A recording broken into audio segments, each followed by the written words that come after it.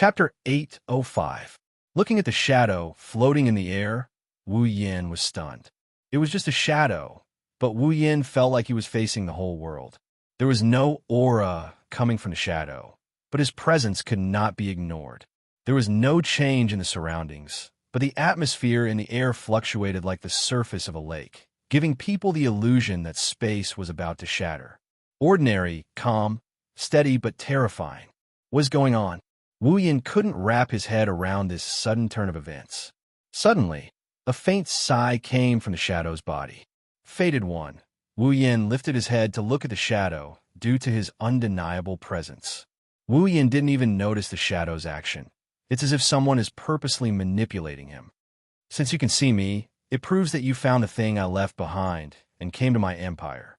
The vicissitude, mysterious, ethereal, and leisurely voice came from an unknown part of the shadow, but it seemed to be transmitted directly into Wu Yan's mind, waking him up from his stupor. Hearing this, Wu Yin roughly understood that the person in front of him was the god-level expert called Ailu. Or rather, it was a projection left behind by him. However, the shadow's words surprised Wu Yin. If possible, I really did not want you to come here. The shadow's voice was filled with indescribable sadness. However, an existence is an existence. No matter how deeply it hides, an existence that hasn't been erased will reveal a corner of its existence in this world sooner or later. Even if it deceives itself and hides, what's the use? In any case, such an existence will not be able to sleep forever. I clearly understand this, but I still did not want you to come here. In the end, I am just one of the people deceiving themselves. The shadow's face did not have a trace of emotion, but when he said those words, it was obvious that he showed a self-deprecating expression. Coupled with that strange speech, Wu Yin was confused. The owner of the voice seemed to have expected Wu Yan's reaction, and the tone suddenly changed. Fated one, I don't know how many years have passed in Silveria by the time you see this projection. I don't know what the current situation is like, but what I'm about to say next will affect the entire world. Wu Yin was shocked. Affect the entire world? Therefore, your best choice is to not listen. If you're afraid, then just destroy this projection right here and now, the shadow said. If you choose to continue listening, then the shadow did not continue speaking, and his body stopped moving, leaving Wu Yin standing there with a rapidly changing expression. Affect the entire world? What the hell is going on here? Wu Yan's expression was uncertain. Of course, he did not think that the shadow was talking nonsense, because there was no need for that. Furthermore, this projection was most likely left behind by AI Lu himself. In that case, the so-called thing that would affect the whole world that he mentioned was definitely something incredible. Phew! Wu Yin exhaled heavily, calming himself down. He raised his head and looked at the projection. He did not destroy it, as the shadow said. They stood there silently, a projection and a figure silently waiting for time to pass. About 10 minutes later, the shadow spoke again. It seems that you did not choose to run away, but it is not praiseworthy because you might regret it. Leaving behind such a vague statement, the ethereal voice began to narrate. Fated person, what you have found are 3 of my favorite rings that I left behind when I was alive. I had once placed a seal on their location, and unless a divine-level expert tried to barge in, it would be impossible for anyone to enter. Hearing this, Wu Yin held his breath. The shadow continued. I know you are conflicted because you did obtain my items, but you cannot be a god-rank powerhouse. After our fall, there should not be another god-rank powerhouse. What does that mean? Are you sure? Wu Yin tilted his head in confusion. The shadow continued. There is no other way to break the seal other than by barging in. If it is broken, it means that a great disaster will befall the Spalier world. What? Wu Yin was stunned, his heart skipping a beat. A disaster that even a god-rank powerhouse would consider a great disaster? What kind of disaster is it? Wu Yin asked subconsciously. He did not consider that the shadow in front of him was just a projection without any consciousness. It was impossible for it to answer his question, but the shadow said so. I know you're confused, but that's all I can say. The shadow's head seemed to move once or twice, as if it was shaking its head. You don't need to know too much about the great disaster. It won't do you any good, but you must remember what I'm going to say next. The ethereal voice suddenly became serious, and even the tone of the voice became a little heavy. Remember, if you want to stop this great disaster, the way is in that black ring, the ring of power. A black ring. Wu Yan's expression froze, and he immediately looked at the black ring in his hand. Looking at this ring, which should be a space tool, his consciousness sank into it, but it was blocked like before, and he could not open it. You don't need to try to open the ring of power. As if it knew what Wu Yan was doing, the shadow said, before the great disaster happens, it's best that the things in the ring don't come out. Otherwise, it will only make the Spalier world chaotic in advance. As soon as its voice fell, the shadow raised a hand and stroked it in the air.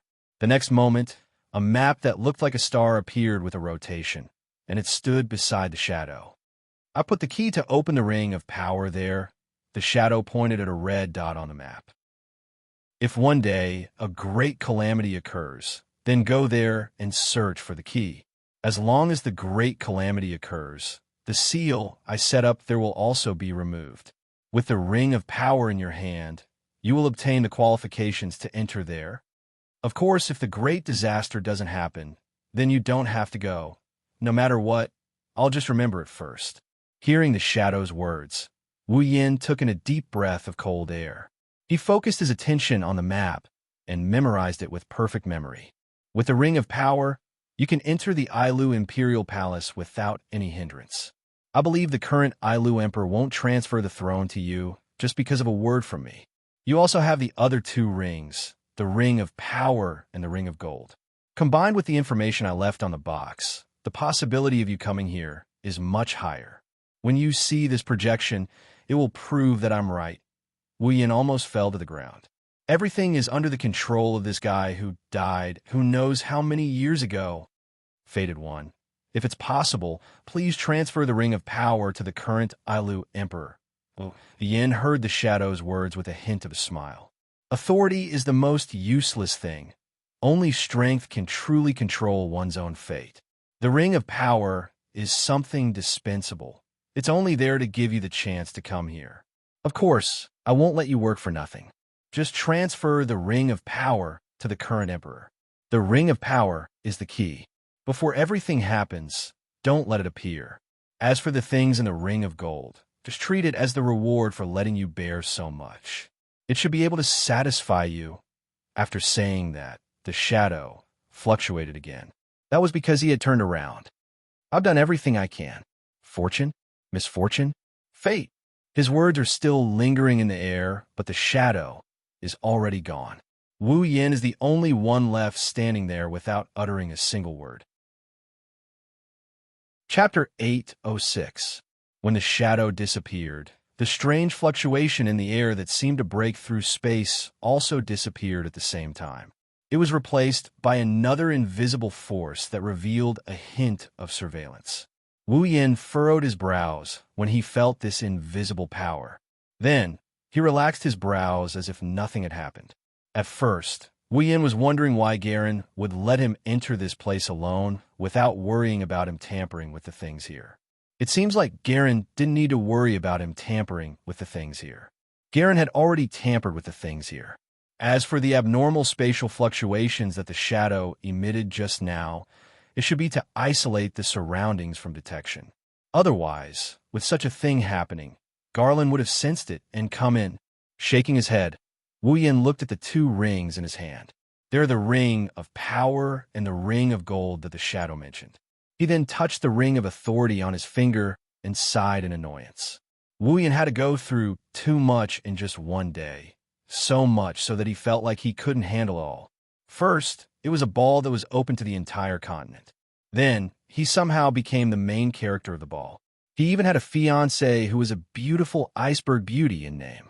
Then, he learned about the secrets of the continent from Kite. The truth of the god-level experts and the secret behind their fall.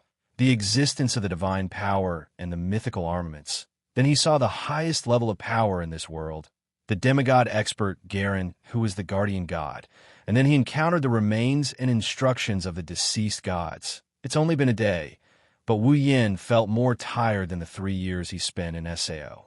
If it wasn't for the 3 rings in his hand and a map in his mind, he would have been dead already. He thought that he was dreaming. I feel like I've been played. Wu Yin pursed his lips. The ring of authority, the ring of gold, and the ring of power all have their own meanings. They were all designed by the fallen god, Ailu. That included Wu Yin coming here and entering the treasury. He entered the treasury, touched the relics he left behind, and received Ailu's instructions. Throughout the entire process, he acted like a bystander. There was no room for him to intervene at all. If it were someone else, they would know that their actions were all part of someone else's plan. They would definitely be unhappy. Moving his hand from the ring of authority to the ring of gold, he could feel the change in the ring. He mumbled to himself, "I hope your compensation is satisfactory. Otherwise, I'll go to the refugee cave and adopt a strong man as a coolie. I'll give him a name, Ailu." After saying that, Wu Yin gradually sank his consciousness into the ring of gold. The obstacles in the past have disappeared without him noticing. There are no longer any obstacles to Wu Yan's consciousness. Wu Yin felt dizzy for a moment. His vision blurred, and he arrived in a different world. He was like a ghost wandering in the sky. The space inside the ring of gold is huge. Even though it can't compare to the boundless space inside the gate of Babylon, you can't see the end of it. One look, and you can tell that this ring of gold is the highest level spatial item in the world of Silveria. Looking around, it's pitch black. There's nothing but some murky air flowing in the space. It's like the bottom of an abyss. There's nothing there. This is natural. Space items have gravity. Items stored inside can't float. Wu Yin cast his gaze to the bottom of the space. When he saw the scene in front of him, Wu Yan's wine-red eyes fluctuated violently. Then he became sluggish. Gold glitter. It's really gold glitter. There's an uncountable amount of gold glitter. Those are all gold coins. No, it's not just gold coins. Amidst the glittering gold, there was an empty space in the center. Things that were completely different from gold coins were scattered all over the place. Among them, there were heavenly treasures and various materials from magical beasts, just like the treasury outside. There was also a large area of magical crystals. There are low-tier magic crystals, the lowest tier 1 magic crystals. There are also high-tier magic crystals, tier 8 and tier 9 magic crystals scattered all over the place. What made Wu Yan's heart beat faster is the 5 magic crystals in the middle of the pile. They are about the size of a palm. Demigod magic crystals. There are many other things, but all of them are priceless treasures. In here, there are no medicines, battle skills, magic, or armaments that can enhance a person's strength. However, treasures with great value and incomparably precious covered the entire ground. The Ring of Gold. No wonder it's named after the word gold. Heavens! Wu Yin was dumbfounded. At this time, the gold coins are still shining brightly. His eyes have been dyed gold by the glittering gold coins on the ground. Although the treasures in the center of the pile are not as important as the gold coins, they're still worth more than the gold coins on the ground. The box containing the ring of gold once said that it contains wealth comparable to the whole world. Wu Yin didn't believe it at first, but now he has no choice but to believe it. The illusory consciousness floating in the air kept swaying. Wu Yin stretched out his hand and pinched his thigh, but there's no pain. Wu Yin looked like he's been played to death. It doesn't hurt. Am I really dreaming? This action, how to put it, is very stupid. How can a body of consciousness feel pain from a pinch? Wu Yin laughed like a machine for a long time. When his consciousness returned to his mind, he didn't know how much time had passed. One can imagine how much shock the endless gold coins and the treasures in the small area gave him, without a doubt. The value of the items here is no less than the treasuries outside. Maybe even more. It's worth it. After a long time, Wu Yin spat out these 2 words. It's really worth it. Magic crystals could be exchanged for ability points. Heavenly treasures and demonic beast torso materials could be exchanged for item points. Although there were no armaments or similar equipment here, The gold coins on the ground could also be used to purchase armaments in exchange for equipment points. With the items in the ring of gold, Wu Yan's equipment points, and ability points will increase to an unimaginable level. He's really out of poverty. It's a pity that there are no life force items or monster eggs. I can't exchange them for summoning points. Although he said it's a pity, Wu Yan's mouth has already turned into a hippopotamus shape. Everyone can see the ecstasy in his heart. The expansion of the 3 types of points had undoubtedly helped him tremendously. At this time, if he still doesn't feel satisfied, he should be struck by lightning. Moreover, items that contain life, energy, and demonic beast eggs that can be exchanged for summoning points can also be bought with gold coins. Although it's hard for him to come across such items, but with gold coins in hand, the world is his. His consciousness has already plunged into the pile of gold coins. Although he can't feel anything, Wu Yin still happily rolled around like a landlord, a big money grubber, and more like a nouveau riche. The idea of going to the refugee cave to adopt a fierce man as a coolie and give him the name AI Lu has now disappeared. If there's anything in Wu Yan's heart, it's that he can't wait to hug AI Lu and kiss him a few times. After showing off a lot of his principles, Wu Yan's consciousness came to the small area.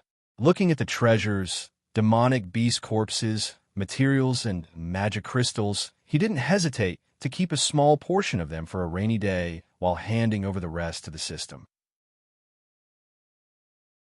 Chapter 807. Beep. The exchange value is too high.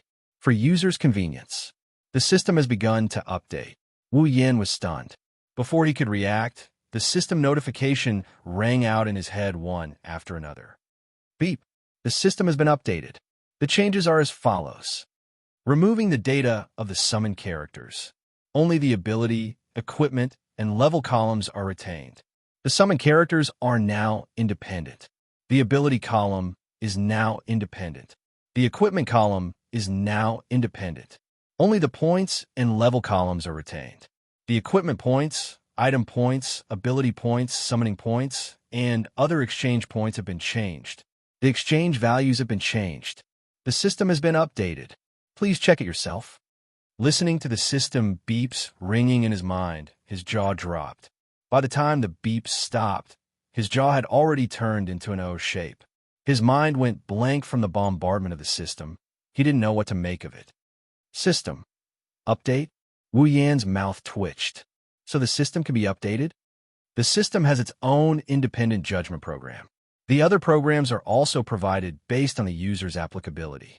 In order for the user to check, the system will make its own judgment and update the values. If the system causes any inconvenience to the user, the system has the final right to explain. The user may inquire at any time. Since the system has the final right to explain, what's the point of asking?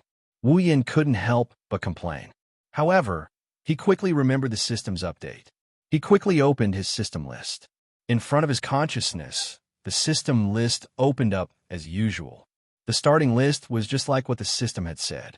There were some slight changes.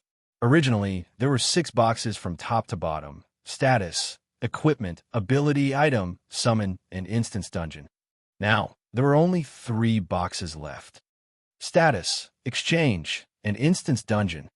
Clicking into the status column, the data that appeared in front of Wu Yin was no longer the same as before. Instead, the names of Wu Yin and a row of girls were displayed. Seeing this, Wu Yin clicked into the option for his name. Character: Wu Yin. Equipment points: 170 item points, 127,000 ability points, 17,000 summoning points, 2,300 level, 79 F***CK. Wu Yin exclaimed and cursed. Why are my points so low? Let's not talk about the points he had obtained from the things he had just handed over to the system. The points that he already had, but still more than that, could have been swallowed by the system. Just as this thought popped up in his head, the system's voice rang out. The values held by the user have been changed, and the values on the exchange list have also been changed. Please confirm. Hearing this, Wu Yin breathed a sigh of relief. As long as it's not gone, it's fine. He looked at his personal status in front of him. Only his name, 4 types of points, and level were displayed. His previous abilities, equipment, and summon character statuses were all gone. No, she couldn't say that she didn't see him. Instead, he had become independent. In the upper right corner of his character status, there were 3 additional options: ability, equipment, and summon character. Clicking on the ability option, a list immediately appeared: abilities, True Ancestor Bloodline, Endless Martial Training, Knight Has Never Died by Bare Hands, Electromancer, LV5. Clicking on the equipment option, the stats of his equipment appeared as well. Equipment, Gate of Wealth, B rank. The summon character option was the same as well. Summons, Misaka Mikoto, Katsura Hinajiku, Ikaros, Astria, Flandra, Scarlet, Shokuho Misaki, Itsuka Kotori, Yatsuka Toka, Tashizaki Komi, Shibano, Kinuhata Sai, Frenda, Takitsubu Riku, Yakumo Misaka's sister, 20,000. The 3 options were now independent. If he wanted to check them out, he would have to select them himself. It wasn't like before where they were all stacked together in a small list. There wasn't much to it, but the summoned characters gave him a headache. As for the personal statuses of the girls, the 4 stats of strength, endurance, agility, and spirit were removed, leaving only ability, equipment, and level. It was a lot simplified, but it didn't affect them too much. After exiting the status tab, Wu Yin clicked on the exchange option. The equipment, ability, item, and summoned options appeared in front of him. It was the same as before, but they were grouped into one category, so it didn't affect him too much. Of course, that's not what he's concerned about. What he's really concerned about is how much the values on the exchange list have changed. Thus, he couldn't wait to check out the items on the exchange list. As time passed, Wu Yin slowly understood the changes in the system. Simply put, the exchange values had changed. There weren't as many zeros as before. For example, the lowest grade common armament, rank D, only required 1 equipment point. Some of the better common armament were more expensive by 1 or 2 equipment points. The cheapest rare armament, rank C, was now 100 equipment points. The value had decreased by a lot. It was the same for items, abilities, and summons. Their values had decreased by quite a bit. His exchange points had shrunk, and the exchange points for these items had also shrunk. As a result, the prices of some items had become more expensive or cheaper. For example, Resplendent Breath used to cost 100,000 item points. Now that it had been reduced by 10 times, it only cost 10,000 item points. However, the price had increased by quite a bit. On the other hand, the Town Return Scroll, which used to cost 10,000 item points, had become 1 item point. Although the price seemed cheaper, it was still the same as before. It was the same for abilities and summoning. Some things had become more precious, while some things had also become cheaper. Compared to the past, where the value system focused on power, the current exchange system also took into account practicality and comprehensiveness. The value system had changed considerably. In short, some items had become cheaper, while others had become more expensive. For example, the Resplendent Breath that had helped Wu Yin a lot. In other words, this system update had both advantages and disadvantages for Wu Yin. However, based on the current situation, the disadvantages outweighed the advantages. Looking at the drastic changes in the exchange list, Wu Yan's eyebrows twitched. His face was flushed red. Thousands of words exploded into a single sentence. System, you tricked me. Unexpectedly, the system replied calmly. User, you're slandering me. You. Wu Yan's lips trembled.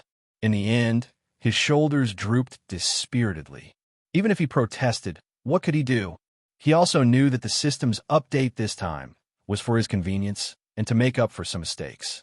For example, a heaven-defying item like Resplendent Breath that could make him invincible for 3 hours would definitely cost more than the previous 100,000 item points.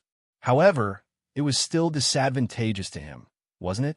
He could only say that the system had become more reasonable, but the victim was himself. It's not all bad. At least the return scroll only costs 1 item point. It's too cheap. Wu Yin forced a smile to comfort himself. However, when he looked at the gold coins and the remaining precious items on the ground, Wu Yan's mood improved a lot. No matter what, he had gained a lot from this trip. Looks like I should exchange for some new abilities and equipment.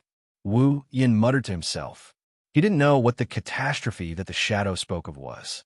He also didn't know what the item in the ring of power that could stop everything was. But at least Wu Yan understood one thing, and that is power comes first.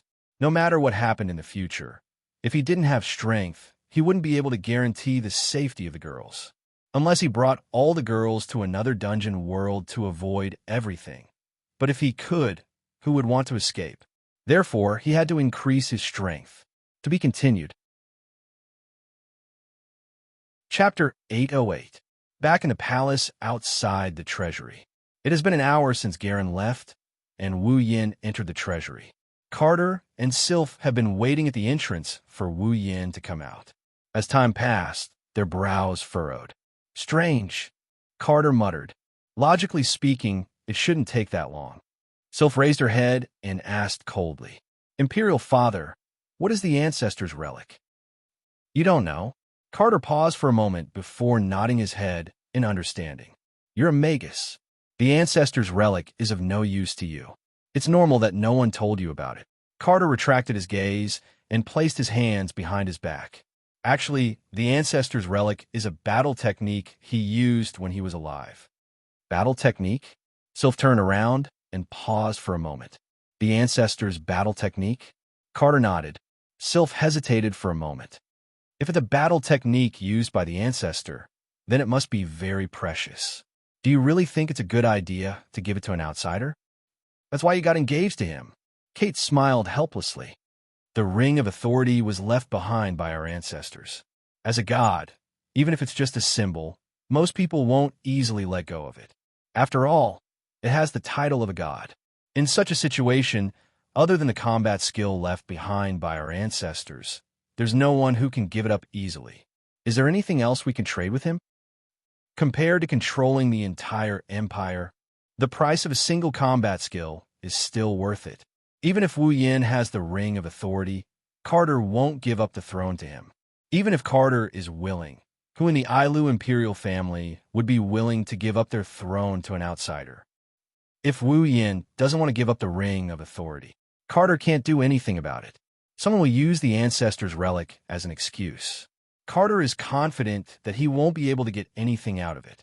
With his strength and status as a Tier 9 powerhouse, he won't give up the throne. However, it will be troublesome. More importantly, the next emperor might not be from his faction. That's why he has to get the ring of authority. Moreover, Wu Yan is no pushover. He has a demigod behind him and 2 Tier 9 powerhouses by his side. If he offended these people for the sake of the ring of authority, he would be in real trouble. Jaren is aware of this as well. That's why he's willing to let Wu Yan have the battle skill. Of course, what they didn't expect is that a god-tier battle skill is of little value to Wu Yan. What they didn't expect is that this time, Wu Yan didn't get a battle skill. He got a secret and a ring of gold that is as valuable as their national treasury. Shaking his head, Kate let go of the complicated thoughts in his mind. Now that Wu Yan has agreed to the deal, things are going well. Unfortunately, because of Jaren's whims, his beloved daughter got engaged to someone else. Engaged. He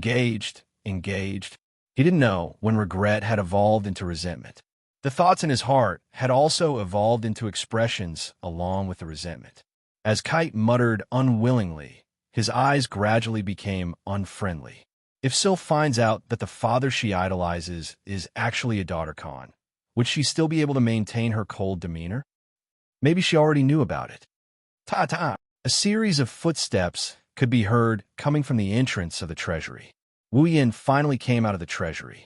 Wu Yan raised his hand to shield his eyes. The blinding light made him feel uncomfortable. When he opened his eyes, Carter and Sylph were already in front of him. What do you think? Carter said with a smile. It's okay. Wu Yan mumbled with a stiff face. Seeing this, Carter is a bit confused, but he didn't ask any questions. It's his fortune to be able to learn it. If he can't, it's his fate. That's what Carter thought. If that's the case. Carter smirked. You should be satisfied with this deal, right? Yes. Wu Yin said in an annoyed tone. Very much so. His tone is full of annoyance, but what he meant is that he's very satisfied with the items inside the ring of gold. The only thing he's not happy about is the sudden interference of a certain damned system. Taking the ring of authority off his finger, Wu Yin raised his hand and made a throwing gesture. Shocked, Kate stepped forward and snatched the pure white ring from Wu Yan's hand. He glared at Wu Yin with eyes full of anger.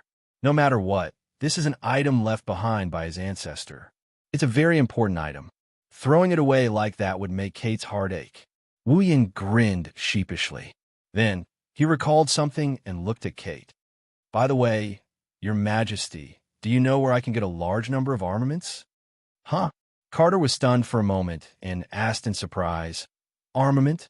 A large number? Why do you need so many armaments? Well, Wu Yin scratched his head. You guys know that I have a special armament that can increase the power of normal armaments. However, it requires a lot of armaments to make up for its damage. Otherwise, it won't be able to increase its power, Carter nodded. He pondered for a moment and said, If you just need a large number of armaments and don't ask for a specific grade, it's not that hard to solve. It doesn't need to be too high grade. Wu Yin quickly said, Rare armaments are enough. Common armaments are fine too. He's going to exchange them for equipment points anyway. If that's the case, then it's much easier. Carter smiled and put the ring of authority on his finger. You've done me a great favor. I can help you with this for the sake of the ring of authority. Of course, it won't be for free. Don't worry. Wu Yin patted his chest generously. Money is not a problem, as long as it's reasonable. All right then. Carter replied. His eyes flashed, and he had a serious expression. He coughed dryly, and he continued in a nonchalant manner. Since we're done here, it's about time to cancel your engagement with Sylph. Wu Yin and Sylph froze for a moment. They didn't know whether to laugh or cry. You're right. Carter smiled happily. However, Sylph said with an expressionless face, There's no need to cancel the engagement for now. Huh? Wu Yin was shocked. No, Carter roared. Since the matter is settled, why not cancel the engagement? Looking at her father's furious expression, Sylph couldn't maintain her cold expression and smiled bitterly. She turned to Wu Yin and spoke as if she was talking about the food she ate today. I said I wanted to spend some time with you.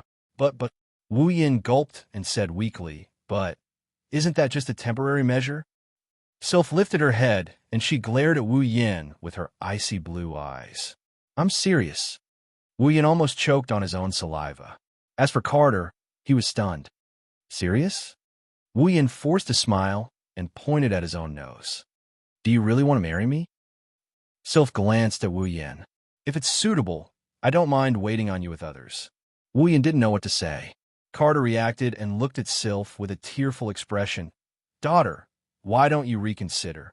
Sylph didn't say anything. She just shook her head. Kate laughed, but soon began to cry again.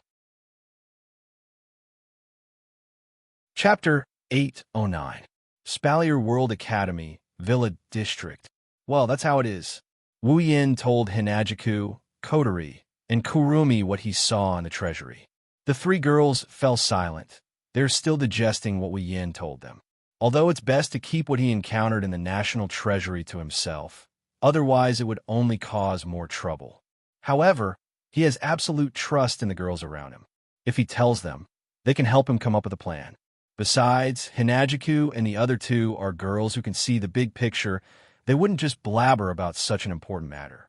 Of course, Astria and the other girls might not be the same. It's not that Wu Yin doesn't trust Astria and the girls. It's just that with their personalities, even if it's something important, it's very likely that they'll use it as a joke after dinner. If that happens, it'll cause a huge commotion and it'll be very troublesome. Wu Yin glanced at Astria and Toka, who were eating not far away. Flander-chan and Yoshino, who were enjoying the show. He sighed and felt a little pressured. If what Alu said was true, would the girls still be as happy as they are now when the great calamity arrives? Will he be able to protect the girls' daily lives and smiles? Even Wu Yin is confused. At this time, he couldn't help but feel a little lost. However, he could only cower in his heart for a moment. He couldn't do it for any longer. Because if even he didn't have confidence, then the girls by his side would also feel the same way. However, Chuju, Kotori, and Kurumi heard Wu Yan sigh. They looked at each other and sighed as well. I didn't think so much would happen in just one day. So many things happened in just one day. Chuju pursed her lips and looked at Wu Yan. The last time you came back from a dungeon world, the Beast King was born. This time, you came back with such a huge scandal. You have a constitution that attracts a lot of attention. It's really not flattering. Wu Yan laughed awkwardly. His lips twitched. Don't talk like I'm an elementary school student. Although, I'm starting to wonder if I have such a constitution. Kwang-san smiled. I don't think it's a bad idea. I won't be bored anymore. Wu Yan couldn't stay calm anymore, and Hinagiku started complaining. Do you think I'm just passing time? This is a major matter that even a god-level expert would treat so seriously. Ma. Kurumi covered her mouth. What's wrong with that? You? All right.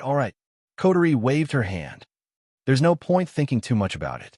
The great calamity might not happen, right?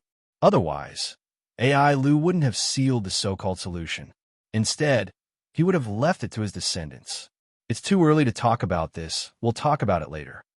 Hinagiku and Kurumi nodded nonchalantly. Wu Yan couldn't help but feel helpless. If anyone in Silveria were to find out about this, they wouldn't be as relaxed as the girls here. It was more important for them to come up with countermeasures beforehand. Of course, there was bound to be panic. There were pros and cons, so it wasn't easy to comment on them. In the end, the Spalier world isn't their world. Their sense of belonging isn't as heavy as the people of this world, so it's not hard to imagine how much they would take this matter to heart. If it wasn't for the fact that he's worried about the safety of the girls, Wu Yan probably wouldn't have paid much attention to this matter. But Kotori was right. This matter hasn't happened yet. There's no need for them to talk about it here. They're only making him more annoyed. It's best to just let it go. While Wu Yan was thinking, Kurumi suddenly smiled strangely. She narrowed her eyes and said to Wu Yan, "By the way, Aotsu-sama, you seem to have a very close relationship with that princess. How enviable." The air froze. Wu Yan froze on the spot. He froze on the spot. Chuju and Kotori looked at him with hostility. They didn't say anything, but their attitude made Wu Yan feel like he's sitting on pins and needles. He could only fake a smile. Hinagiku and Kotori didn't feel any better when they saw the forced smile on Wu Yan's face. The atmosphere didn't ease up either. The two girls looked at Wu Yan with a give me a reasonable explanation look. Wu Yan felt like crying inside. Hinagiku is one thing. She's a jealous person. He didn't think Kotori would act like this as well. Where did the cute little sister who helped her brother chase after the elven girl go? Master. At this time, Ikaros's eyes flashed with a glint of data. You could faintly see a sci-fi-like frame moving back and forth in her eyes. Someone is approaching. Just as Ikaros finished her sentence, someone knocked on the door of the villa. In an instant, the noise in the villa slowly subsided. Wu Yan nodded. Ikaros, open the door. Yes, master. Leaving Wu Yan's side, Ikaros walked to the door and opened it. Everyone's gazes turned towards her. Excuse me, is Wu Yan-sama in? There were 3 men in armor standing at the entrance. 2 of them looked like guards standing behind them. The one in the lead looked more like a knight than a guard. He was also the one who had spoken. When he saw that the person who opened the door was an extremely beautiful young lady, a flash of surprise flashed across the knight's eyes. His expression also became sluggish for a moment, but he quickly reacted and hurriedly lowered his head. This one is a member of the imperial family. His Majesty ordered this one to deliver something to Wu Yan-sama. Deliver something? The girls flinched. Wu Yan's eyes lit up. He stood up and walked to the door. I am Wu Yan. My lord. The knight bowed respectfully and handed a ring to Wu Yan. This is what His Majesty ordered me to deliver to you. Wu Yan eagerly took the ring and sank his consciousness into it. A moment later, a space with a large number of weapons was imprinted in Wu Yan's mind. These are the armaments that Carter promised to help Wu Yan find. Wu Yan's eyes flashed with joy. He smiled at the knight and said, "Thank you for your hard work. This is what I should do." The knight bowed deeply. Then this one will take his leave. The knight stole a glance at Ikaros. He heard that Princess Sylph's fiancé has many beauties around him. He didn't want to believe it first, but now he has no choice but to believe it. The knight looked at Wu Yin with an envious gaze. He saluted Wu Yin again before leaving with his 2 guards. Flandre-chan poked her head out from Wu Yin's side. Is it something fun? Big bro. Wu Yin laughed when he heard this. It's not something fun, it's something useful. Wu Yin turned around and ran up the stairs. He shouted at the girls. I'm going up first. Don't wait for me to eat. Wait. Hinajiku subconsciously urged him to stay, but before she could say anything, Wu Yin disappeared in a flurry of footsteps. Seriously, Hinajiku grumbled. We're not done yet. Kotori looked at the stairs and shook her head. Maybe even he's getting anxious. Chuju fell silent for a moment before she helplessly leaned back in her chair. I wonder how Makoto and the others are doing. Are they doing well in the Behemoth Forest? If Shokuho Misaki is here, she should be able to give us some good ideas. Ah, Allah. Kwang Sen also revealed a devilish smile. I miss her too. Chuju felt even more helpless. Well, Kotori looked at the direction Wu Yin disappeared. I hope it won't be too troublesome. Chapter 8:10. With a bang, Wu Yin closed the door and ran to his bed. He kicked off his shoes and jumped onto the bed. He picked up the armaments that Carter sent over and began to inspect them. The amount of armaments in the space ring was very impressive, but the quality was a bit lacking. Almost 80% of them were common armaments, and the rest were rare armaments. Even though he already knew this, Wu Yin still felt a bit helpless. Well, it didn't cost much anyway. A certain person who recently became rich said, even though Carter sent over a lot of armaments, the cost wasn't even 1/10,000th of the gold coins in the Ring of Gold. If it wasn't for the fact that 20% of them were rare armaments, it probably wouldn't even be 1/10,000th of the gold coins. From this, it could be seen how much gold coins there were in the Ring of Gold. With a flip of his hand, Wu Yin handed over all the armaments in the space ring, including the ring itself, to the system. Ding! Obtained 12,000 equipment points. 12,000 equipment points? Wu Yin scratched his head. The system update made him unable to react to the amount of equipment points he received. According to the current exchange value, the cheapest D-grade common armament was 1 equipment point. The cheapest C-grade rare armament was 100 equipment points, and the cheapest B-grade gold armament was 1,000 equipment points. In other words, 12,000 equipment points could be exchanged for 12 of the cheapest gold armaments. Of course, the cheapest. It should be a lot, right? Wu Yin sighed. Even though the system update made it easier for him to check, Wu Yin still couldn't get used to it. After all, his thought process was still stuck at the time when a rare armament cost more than 100,000 equipment points. Character, Wu Yin equipment points. 12170 item points. 12700 ability points. 17,000 summoning points. 2,300 level. 79 after checking his current points. Other than summoning points, which were still the same as before, the other 3 points had increased by quite a bit. Compared to the previous value, it had increased a lot. It was enough for Wu Yin to squander. At that moment, Wu Yin first clicked on the ability option in the exchange. Then, he hesitated for a moment when he saw the skills, talent, and lineage options that appeared. He clicked on the skills category. The advantage of a skill type ability was that it could be learned. It's your own. It would completely imprint the method of usage into the user's mind, becoming the user's memory. With this memory, even if Wu Yin did not have the system, he would still be able to use it. If he were to return to his previous life as an otaku, he would still be able to use this ability. Therefore, when choosing an ability, Wu Yin would first look for the skills category, then the talent category. As for the lineage category, for him who already had the true ancestor's bloodline, it became the ability option with the lowest requirement. After the system update, the values of the skill type abilities had changed a lot. For example, the complete memory ability that used to require 10,000 ability points now only required 100 ability points. As for the infinite armory that used to require 150,000 ability points, it had depreciated to 1,500 ability points. The various values had decreased by about 100 times. In other words, the total of 17,000 ability points on Wu Yin was roughly equivalent to 1.7 million ability points from before. Realizing this, Wu Yan's spirit was also lifted. This level of ability points was enough for him to squander. One must know that his true ancestor's bloodline, without the discount of lineage immunity, would require a full 500,000 ability points, which was the current 5,000 ability points. With 17,000 ability points, he could be considered to be quite wealthy. And this was the case when the 5 demigod magic crystals had not been exchanged for ability points. Licking the corner of his mouth, Wu Yin thought of the 5 demigod magic crystals in the ring of gold. His heart was slightly heated.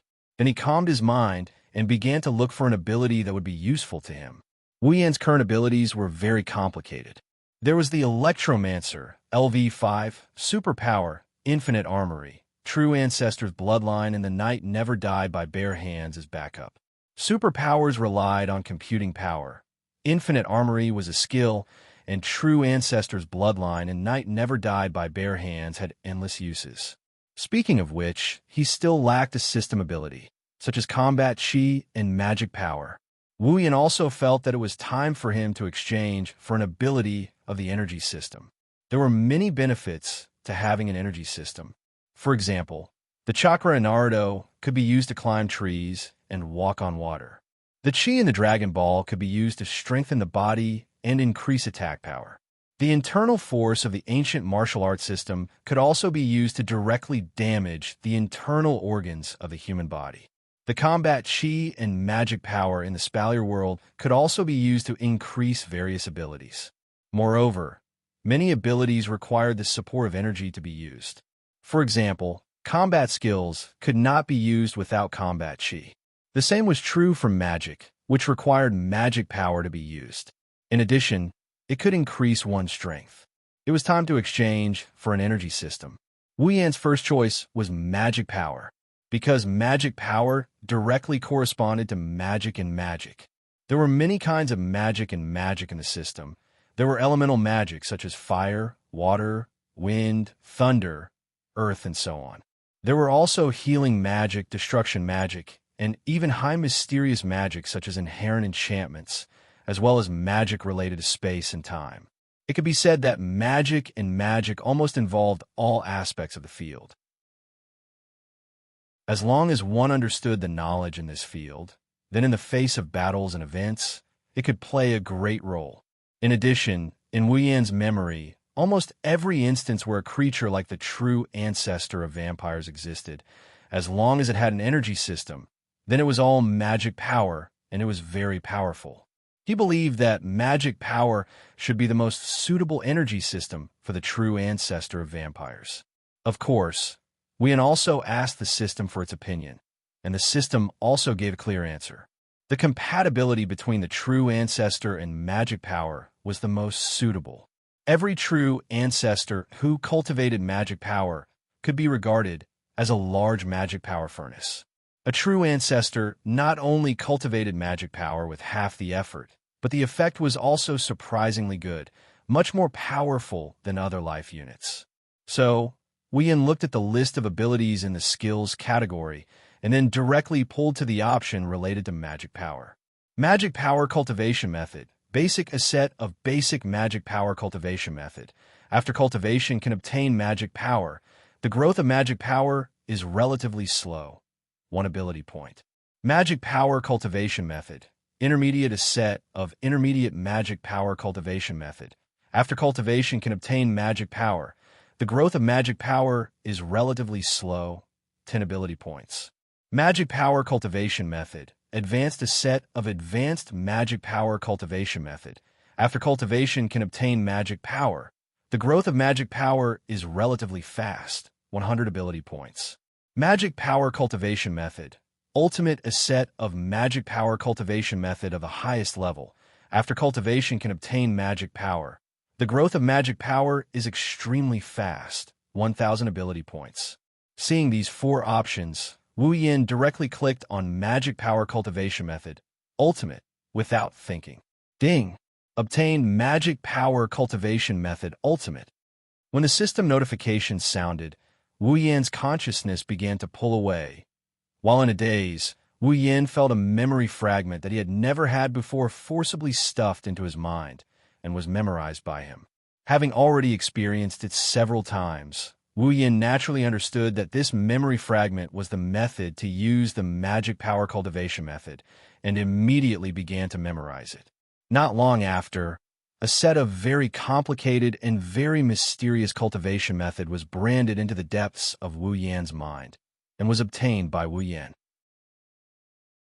His consciousness swept over this set of Magic Power Cultivation Method. Wu Yan held his breath and gently closed his eyes, according to the cultivation method in his memory, began to extract magic power. Similarly, not long after, a faint and somewhat mysterious fluctuation appeared on Wu Yan's body. Visible to the naked eye, a surge of air reverberated on the surface of his body, and with a rapid trend, it gradually grew and did not stop for a long time. Chapter 8:11.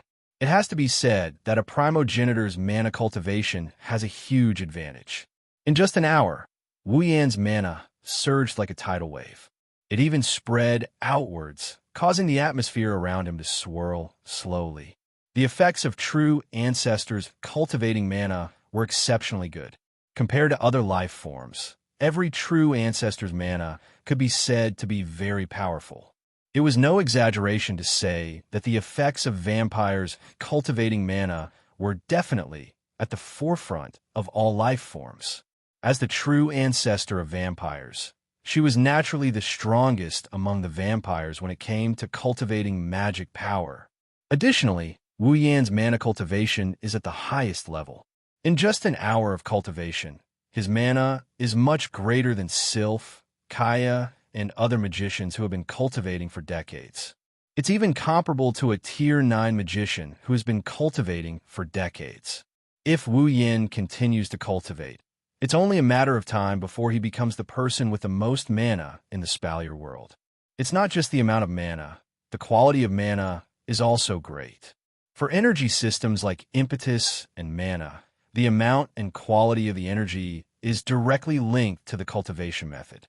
If the cultivation method is of a lower level, not only will the amount of mana increase be slow, the quality of the mana won't be good either.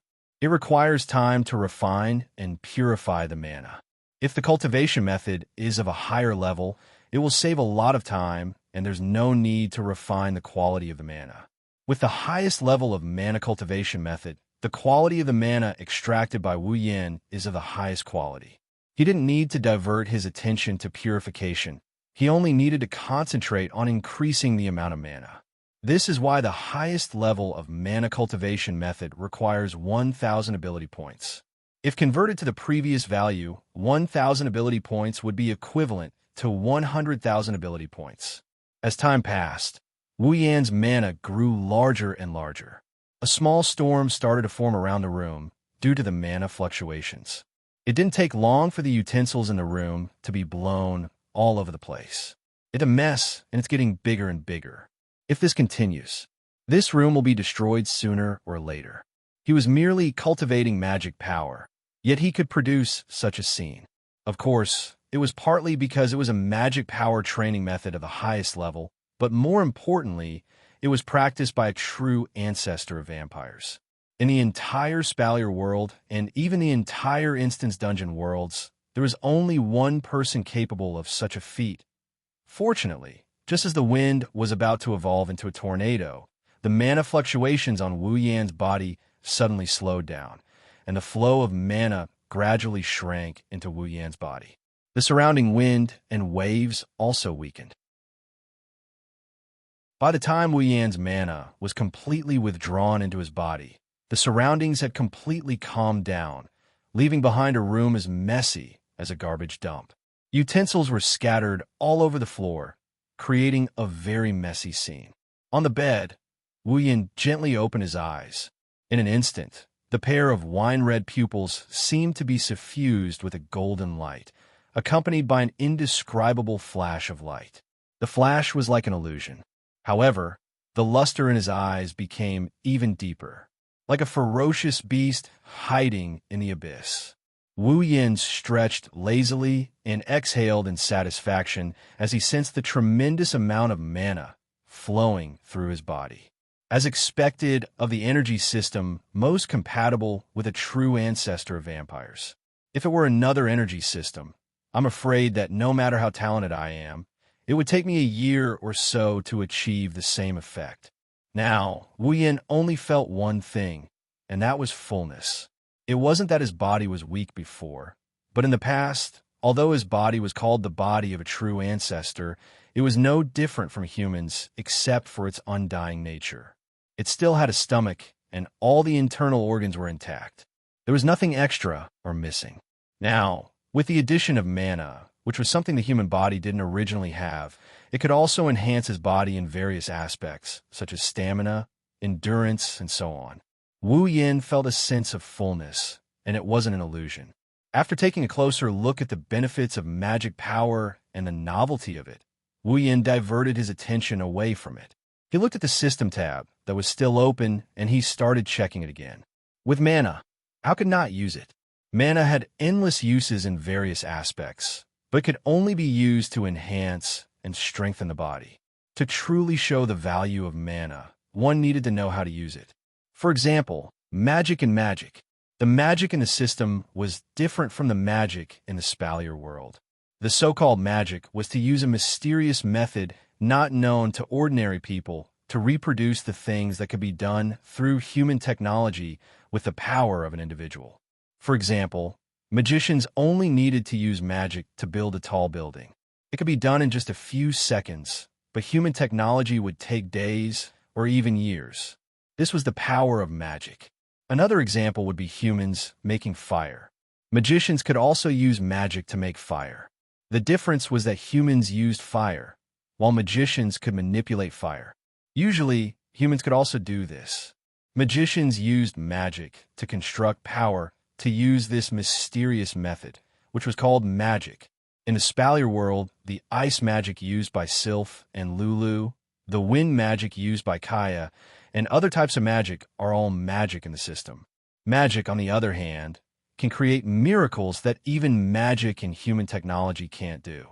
For example, it can interfere with time, or it can bring the dead back to life.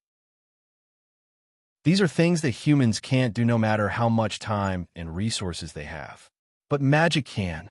This is also the main difference between magic and magic in the system.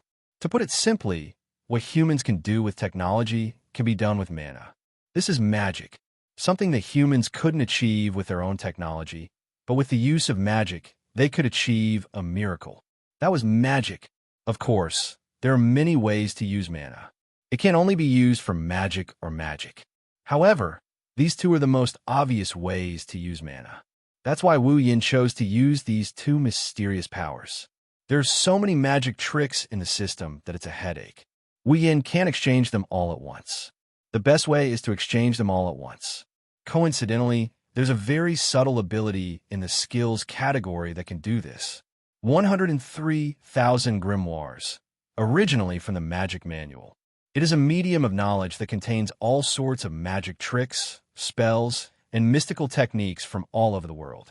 It can be used as a pure form of knowledge. The user can directly access all the relevant knowledge. However, the source of a knowledge has the side effect of corrupting the user's mind. If used as an ability, the user will be immune to this side effect and gain access to all the information recorded in the 103,000 grimoires. Cost: 15,000 ability points. When Wu Yin saw this ability, he had two feelings. One is that it's strange, and the other is that it's expensive. Strange, of course. 103,000 grimoires. Since it's a grimoire, it should be a physical object. It should be more suitable to be categorized as a tool or equipment. As for how expensive it was, he had reduced his remaining 16,000 ability points to 1,000 ability points. How could that not be expensive? Of course, it's expensive, but he won't have to worry about not having any magic tricks to use. 103,000 grimoires contain all the techniques recorded in the Magic Manual. It's not that Wu Yin can use it, it's just that he can't use it. The introduction also says that 103,000 grimoires are pure knowledge. It's understandable that they can be converted into memories and be used by the user.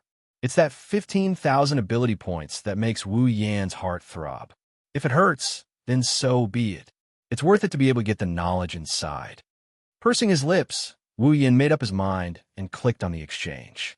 In the next moment, his mind was suddenly filled with fragments of memories. Chapter 8:12. Phew. After an unknown amount of time, Wu Yan finally opened his eyes. While digesting the memories he received, his eyes were filled with unconcealable exhaustion. It wasn't a pleasant feeling to have an imaginary memory forcibly stuffed into one's head, not to mention that it was 103,000 grimoires. Even if the side effect of polluting one's mind was eliminated because it was a skill ability, the amount of knowledge in it was enough to wrap the entire earth into a rice dumpling if one were to put every single word together. With so many memories in his head, it's already good that he didn't go insane, but exhaustion is inevitable. While he's tired, Wu Yan is also excited. His head is filled with all kinds of magic techniques. His body has magical power, and with the support of the infinite martial arts, Wu Yan doesn't even need to practice. He can just use the magic techniques recorded in the 103,000 grimoires. Other people can't learn such a huge amount of magic in their lifetime. Wu Yan can learn it all just by clicking on the system list a few times. This is the advantage of the system.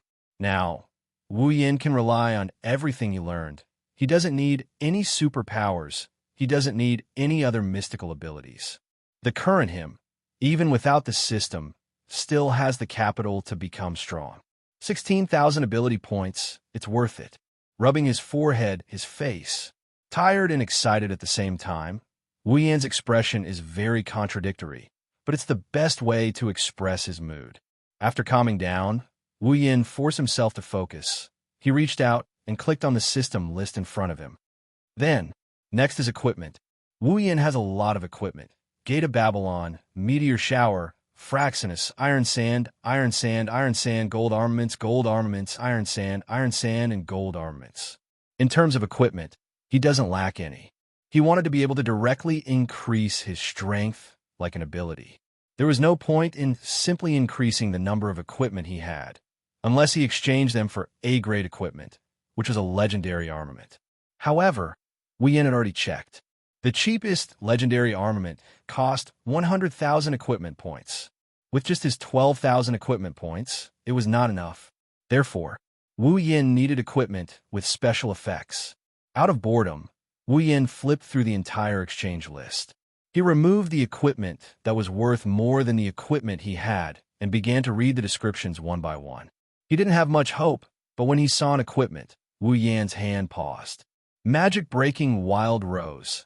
Level B, a relic from Fateful Night. The red spear can nullify the effects of mana. You don't need to release your true name to be effective. Excellent against mana defense. All mana enhancement, defense, and additional abilities will be nullified when they come into contact with the spear. Cost 3,000 equipment points. Magic nullification. Looking at the magic-breaking Wild Rose's effect in the exchange list, Wu Yan frowned and pondered. The magic-breaking Wild Rose's ability to nullify mana nullification was indeed attractive to Wu Yan. If he had it, then when he encountered an opponent who used mana as an energy system, his opponent would definitely be very tragic. But it was limited to this. Wu Yan didn't live in a world that only used mana nullification as an energy system. He had traveled to many worlds. Among them, there were all kinds of unique mysteries unique to each world, such as combat energy, mana nullification, and super abilities.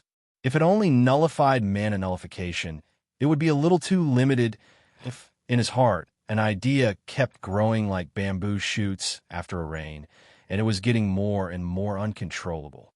After repeatedly verifying this sudden idea, Wu Yan raised his head and spoke. System, is there a way to make the magic-breaking Wild Rose's target transition from mana nullification to all super abilities? His voice echoed in the messy room and even reached Wu Yan's ears. Hearing this sentence, even Wu Yin was a little surprised.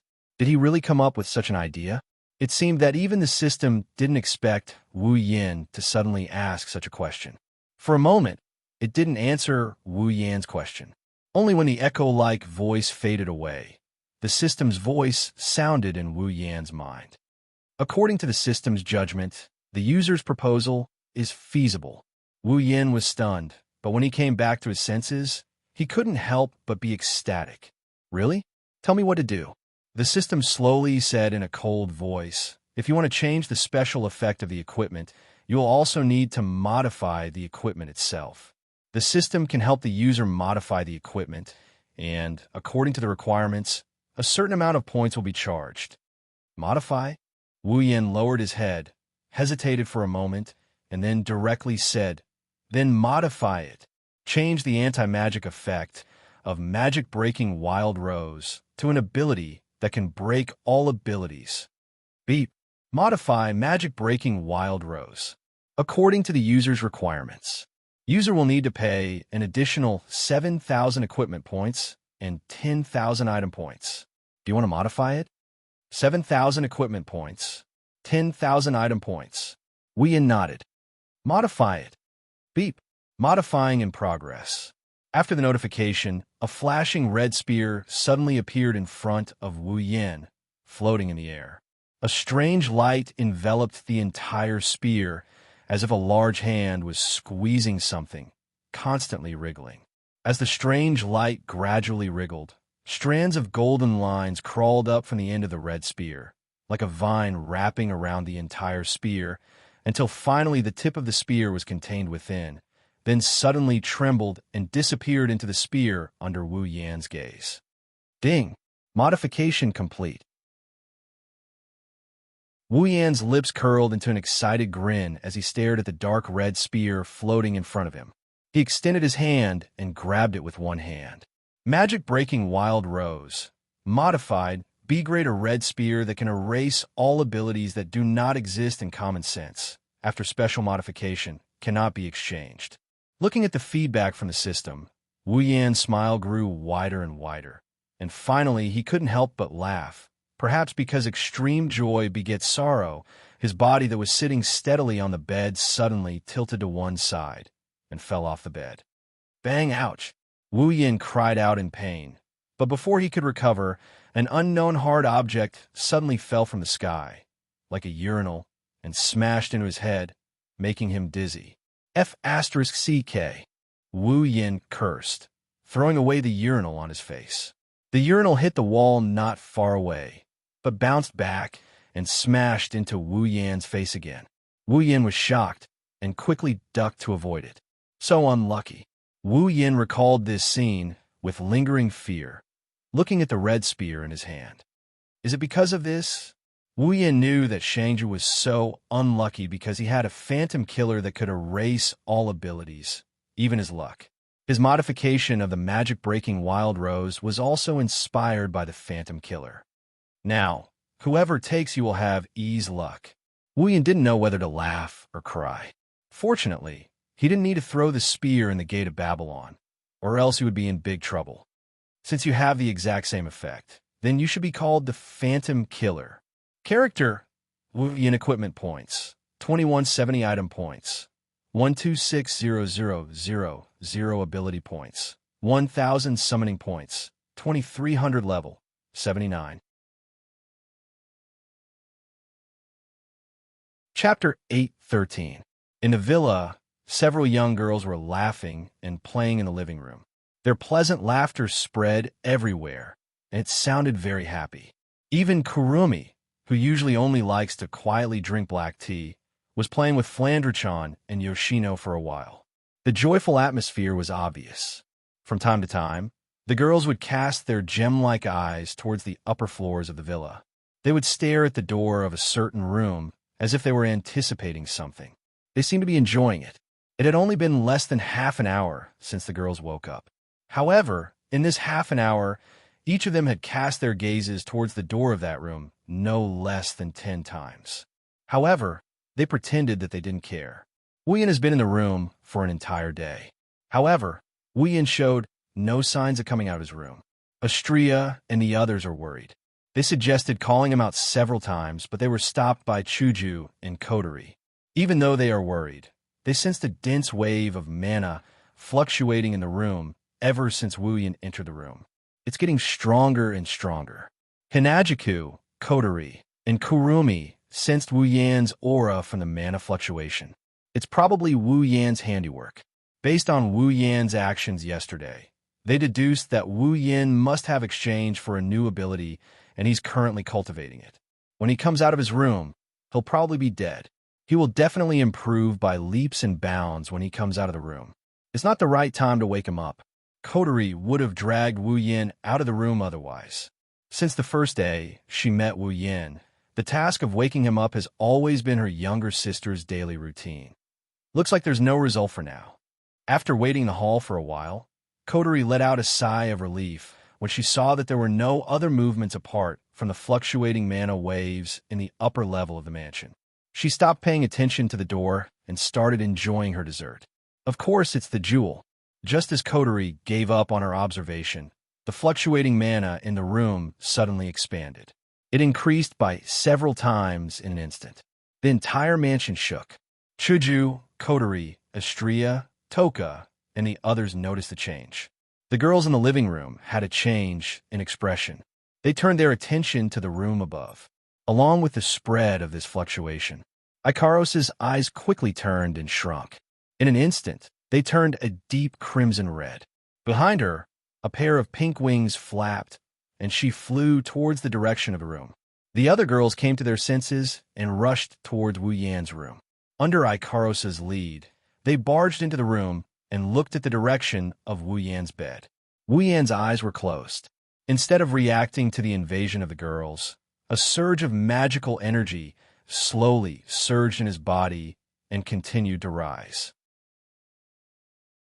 In a very short period of time, it surpassed the previous peak level and continued to rise. They felt Wu Yan's rapidly increasing mana fluctuation. The girls are nervous because they can't tell if this is a good thing or a bad thing. They didn't dare to act rashly. They huddled together as they stared at Wu Yan's figure on the bed. Their bodies tensed up as they stared at Wu Yan's figure. If anything happens, they will rush to Wu Yan's side at the first sign of trouble. The stalemate continued. Wu Yan's mana surged for about 10 minutes. Towards the end, the rate of increase slowed down until it reached a certain peak. Another minute later, the mana stopped expanding and it shrunk back into Wu Yan's body as if it had reached its limit. The mana flow slowly receded back into his body as if it was being sucked in by a ventilator. As the mana flow receded back into his body, Wu Yan's face became redder and redder. By the time the mana flow receded back into his body, Wu Yan's face was as red as if he just soaked in a hot spring. Then, his face returned to normal. His closed eyes trembled. Finally, under the girls' joyful gazes, Wu Yan's eyes slowly opened. Phew! Exhaling, Wu Yan's face glowed red. He could feel the mana in his body growing several times stronger than before. He couldn't hide the joy on his face. He couldn't help but be overjoyed. It doesn't seem like a bad thing. Kurumi pursed her lips and smiled at Wu Yan's joyful face. At this moment, Wu Yan noticed the girls in his room. He was startled. Blinking his eyes, Wu Yan was surprised. Why are you all here? Hearing this, the girls were all annoyed. You made such a big ruckus, and you still have the nerve to ask. Hinajiku rolled her eyes playfully. You really can't stand being lonely. Commotion. Wu Yan scratched his cheek.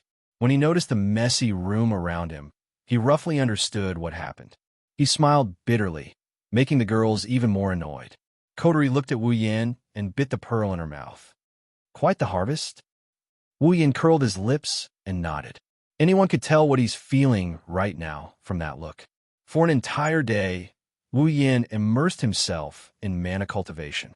He didn't rest for even a second. Naturally, his harvest was great. If at the beginning, Wu Yan's mana was a stream, then now, the mana that filled his entire body could be described as an ocean. Under the effects of the highest level of mana cultivation and the body of a true ancestor, Wu Yan's talent was fully displayed. At this time, He could clearly feel that every corner of his body, every cell, every drop of blood, was transmitting excitement and joy. It was like a glutton who had been starving for a long time suddenly ate a few days' worth of food to fill his stomach. He was satisfied. Now, Wuyin finally understood how much he wasted this body in the past. That's why when he started cultivating his mana, his body seems to have accumulated a lot of power, squeezing out all the time he wasted in the past. In just one day, Wu Yan's gains are unimaginable. But this is a good thing. He can only do it once he unlocked the potential of the true ancestor body. From now on, he will have to take it one step at a time. He won't be able to reach the heavens in a single bound. But even so, Wu Yan is very satisfied. Just the amount of mana in his body alone is unimaginably powerful. In terms of quantity, even some demigod mages can't compare to him. As expected of a true ancestor called a mobile mana furnace by the system. Rolling off the bed, Wu Yan contentedly wriggled his body that had been sitting for an entire day. A burst of crackling, sounds like beans being crushed, rang out. The girls almost thought that Wu Yan's body was made of iron and rusted. Sir, seeing Wu Yan get off the bed, Ikaros immediately stepped forward and handed him a loaf of bread. Thank you. Wu Yan seemed to be hungry as well. He took the bread with a smile and took a bite. He then patted Ikaros on the head. Ikaros revealed a look of enjoyment and rubbed her head against Wu Yan's palm. A happy blush appeared on her face. Swallowing all the bread in his hand into his stomach, he licked his fingers as if he still hasn't had enough. He glanced at the girls who were watching him, and after pondering for a bit, he lifted his head. Since everyone is here, it just so happens that I also have something to discuss with all of you. Hearing this, the girls quickly became serious. Wu Yan couldn't help but nod. I think it's time for us to leave this place. Chapter 8:14. Leave this place? Because it was too sudden, the girls couldn't react in time and were all stunned. Wu Yan nodded and he walked to the window. He sighed as he looked at the scenery of the Villa District and the Arena Tower in the distance. Spalier World Academy might be the strongest academy in the Spalier world, but I don't think there's any reason for us to stay here anymore. Wu Yan turned around and he looked at the girls one by one. When we first came here, our strength couldn't be compared to now. At that time, Kotori, Kurumi, Toka, and Yoshino hadn't come to our side. This was the most famous gathering place of the continent's geniuses. Lulu and the others were also here. We came here with the intention of seeing them and improving our strength. But now, Spalier World Academy can't keep up with our progress. They can't meet our requirements. Wu Yan said helplessly. There's no point in staying here any longer, and leveling up is a big problem. So, I think it's time for us to leave. Leave, huh? The girls looked at each other in silence. It's unknown if they were reluctant to leave this place or if they were lost. Well, not all of them are like that. Ikaros quietly walked to Wu Yan's side and tugged at his sleeve. Ikaros will go wherever it goes. Ikaros's simple and gentle words woke up the girls around her. They looked at each other and smiled. Ikaros-senpai is right. Astria jumped to Wu Yan's side. Opposing Ikaros, she also tugged at Wu Yan's other sleeve. Wherever it goes, Astria goes too. Flan too. Flan too. Flander-chan jumped into Wu Yan's embrace, not wanting to be left out. Oni-chan, you can't leave Flan behind. Why you still have me? Yoshino came over timidly. You guys. Wu Yan shook his head, but he couldn't help but smile. Ora, stop surrounding Shido. Ikaros and the others leaned on Wu Yan intimately. Toka got jealous. She stomped her feet and yelled. I won't leave Shido either. Don't leave me behind, she yelled. Toka pounced on Wu Yan. She overloaded Wu Yan's body. Bam! Both of them fell to the ground. Hinajiku, Kotori, and Kurumi couldn't help but bitterly chuckle. He said he's leaving. Hinajiku stepped forward and helped Flander-chan and the four sisters up. She turned to Wu Yan. Where are we going? Do you have a destination? Wu Yan grinned and waved his hand. Let's go to the Behemoth Forest first. Makoto and the others are still there. What about that Fei-Fei senpai? Coterie tapped her finger. Aren't you close with them? It's not good to leave just like that, right? Well, Wu Yin shrugged. Of course we have to tell them before we leave, so they can't find us. Fei Fei, Senpai is fine, but Lulu is a different story. It won't be a joke if things get out of hand. Thinking about Lulu's personality, Hinajiku felt a headache coming. Do you need us to go with you? No need. Wu Yin shook his head. See if there's anything you guys need to pack. Go prepare some food as well. Get everything ready. The girls nodded in agreement. Wu Yin looked at the girls and nodded with a smile. Mana surged out of his body and enveloped Wu Yin. Under the girls' shocked gazes, a purple magic formation rippled beneath Wu Yan's feet. Then, Wu Yin disappeared from the spot. It had disappeared. Astria and the others gasped. A new ability? Chuju turned to Coterie. Coterie stared at the spot where Wu Yin disappeared. When Wu Yin disappeared, she felt a ripple similar to a spatial quake. However, it was much milder and less violent. A spatial ability? Kurumi licked her lips and smiled wickedly. Interesting. Spalier World Academy, Fatal Forest Headquarters. In a room on the top floor, Fei Fei is sitting on a chair. She's wiping Night Elf with a clean white cloth. She's taking care of her beloved sword. Lulu is lying on the sofa beside her. She's kicking her legs lazily. At a certain moment, Fei Fei, who was wiping her sword, suddenly stopped. Her pupils shrunk, and she stood up abruptly, giving Lulu a big fright. She pointed the night elf in her hand forward and said coldly, "What are you doing?" "Who is it?" Fei Fei said. Space rippled, and a figure appeared. Wu Yin appeared in front of the two girls. "Yo!" Wu Yin waved his hand at the two girls who were still in a daze. "Fei Fei, you have sharp senses." "Yin." Fei Fei put away Night Elf and stared at Wu Yan's face. She said hesitantly, "You just, that." "Oh, that." Wu Yin curled his lips. "That's spatial manipulation magic. I just learned it recently." "Spatial manipulation magic?" "Yes, it's magic." Wu Yin walked over to Lulu and sat down beside her. Lulu finally reacted to the situation, and she exclaimed, "Why are you here? Why did you come all of a sudden?" Wu Yin frowned and grabbed Lulu's face.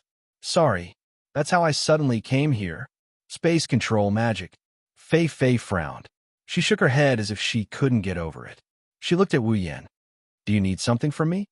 Wu Yin stopped his hand from Lulu and nodded. "I'm leaving." "Leaving?" Fei Fei and Lulu exclaimed at the same time. "Why are you leaving?" Fei Fei's expression turned serious. She stared at Wu Yin. "Did something happen? Did someone bully you?" Lulu was anxious. "If someone bullies you, tell me. I'll teach them a lesson for you." "Ha!" Wu Yin laughed dryly. "Thank you so much. Unfortunately, it's not." "Then why did you leave?" Lulu grabbed Wu Yan's arm and hugged him with all the strength she could muster. "Isn't it good to be here? Did I make you angry? Let me apologize." Seeing Lulu's anxious expression, Wu Yin felt pity for her and rubbed her head. "It's not like that. It's just that we can't improve much in the Spalier World Academy. That's why we want to go out and explore." Then Lulu's eyes were filled with tears. "Then I'll go with you." "This." "All right, Lulu." Fei Fei, who had been silent all this while, raised her head and took Lulu's hand. "You're not strong enough yet. If you go with them, you'll only be a burden." Fei Fei. Lulu looked at Fei Fei and finally couldn't hold back her tears. She threw herself into Fei Fei's arms and sobbed. "Lulu, don't cry." Wu Yin smiled bitterly and comforted her. "It's just leaving the academy. It's not like we'll never see each other again." But, Lulu sobbed and said, "I'll miss you guys so much." Wu Yin was speechless when he heard Lulu's words. Wu Yin sighed and rubbed Lulu's head. "I'll keep in touch with you at all times. If you miss us, come and find us when you become stronger." "Really?" Lulu lifted her tear-stained face from Fei Fei's arms and looked at Wu Yin. "You can't lie to me." "Don't worry." Wu Yin smiled gently. "I won't lie to you." Wu Yin looked at Fei Fei. Fei Fei nodded at Wu Yin. There was no reluctance in her eyes, only understanding. "Be careful." "Okay." Wu Yin clenched his fist. Don't worry.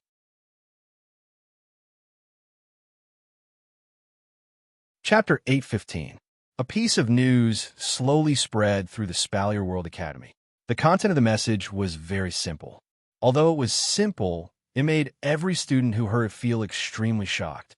The strongest student right now, Wu Yin, along with a group of girls beside him, applied for graduation. Graduation, this word wasn't unfamiliar. In the Spalier World Academy, there were students who graduated every year. There was a rule in the academy. Students above the age of 25 were not allowed to stay in the academy. Students above the age of 25 were required to take the graduation test. If they passed, they would graduate. If they failed, they would be expelled. Regardless of whether it was the students who participated in the graduation test before reaching the age of 25, or those who were still unable to pass the graduation test at the age of 25, these two types of people were born every year in the academy. However, there was no one who took the initiative to apply for graduation and participate in the graduation test before reaching the age of 25. This was to be expected. Silveria World Institute was the only institute in the world. It was a joint venture between the 3 empires and the 9 great houses. Here, resources from all over the world could be found. There was nothing you couldn't think of, but nothing you couldn't find. With the support of these resources, the students of Silveria World Institute would grow much faster than if they were training in other places. It's not wrong to call the institute the cradle of the strong. Many students covet the rare resources here. Even if they're strong enough, they would still choose to stay here. That's because this is where growth is the fastest. Never graduate before the age of 25 in the academy. This was already an unspoken rule, and now Wu Yin and the others had silently broken this rule before anyone knew about it. Countless students looked at each other. They couldn't help but speculate in their hearts. This group of people, he's really doing something that surprises people all the time, huh? As for the final result of the graduation test, there was no need to look at it. In the academy, according to the level of the students, the difficulty of the graduation test also varied, but the difficulty was relatively fixed. Ordinary students, as long as they had the strength of the 6th rank, passing the graduation test wasn't a problem. Elite students, as long as they had the strength of the 7th rank, passing the graduation test wasn't a problem either. The graduation test for special students was of the highest difficulty. However, one only needed to have the strength of the upper 7th step. In that case, passing the graduation test was just a matter of time. In Wu Yan's group, everyone's strength was at least at the 8th level, and the 2 of them would usually only run around the academy. He hadn't seen how they cultivated, but the strength of these beautiful little girls had once shocked all the students. With that level of strength, it shouldn't be a problem for them to participate in the graduation test. Of course, the leaders of the factions who already knew Flanderchan's true strength were an exception. They could only grumble in their hearts. I hope the examiners who helped Flanderchan don't get scared out of their wits. The final result was just as everyone had expected. Wu Yan's group of 9 had all passed the graduation test. For the past few months, Silveria World Institute has been in chaos. Today, the student who broke the rules officially announced his graduation. Countless students heaved a sigh of relief, but at the same time, they also felt an indescribable sense of emptiness. This was because they knew that without this group of people, the excitement in the academy would be reduced by a lot. They would also return to a few months ago, their normal daily life in the academy. Everyone has passed the graduation test. Jaffer, who hadn't seen in a while, looked at the report placed in front of him. He clenched his bear-like paws and stared straight at it. A trace of unwillingness flashed through his eyes. His battle with Wu Yin during the tournament ended in a draw, but anyone with a discerning eye could tell that he was the one who lost. After losing to Wu Yin, Jaffer had been cultivating like crazy, all for the sake of one day defeating Wu Yin with his own hands and taking back everything he'd lost. But now, the man he'd set as his goal was about to leave this place. The gap between him and Wu Yin didn't decrease in the slightest. In fact, it was getting bigger and bigger. Even the head of the Lori family, Lar, admitted that he wasn't confident he could beat Wu Yin if he went up against him. Jaffer couldn't accept this. He couldn't accept it. Although he'd improved recently, it was nothing compared to Wu Yin. Plus, he had a feeling he and Wu Yin were no longer in the same dimension. Bam! Jaffer smashed the table in front of him into pieces. His eyes were bloodshot, and he was panting heavily. He screamed in his heart, "No, I haven't seen his true strength with my own eyes. I won't admit it."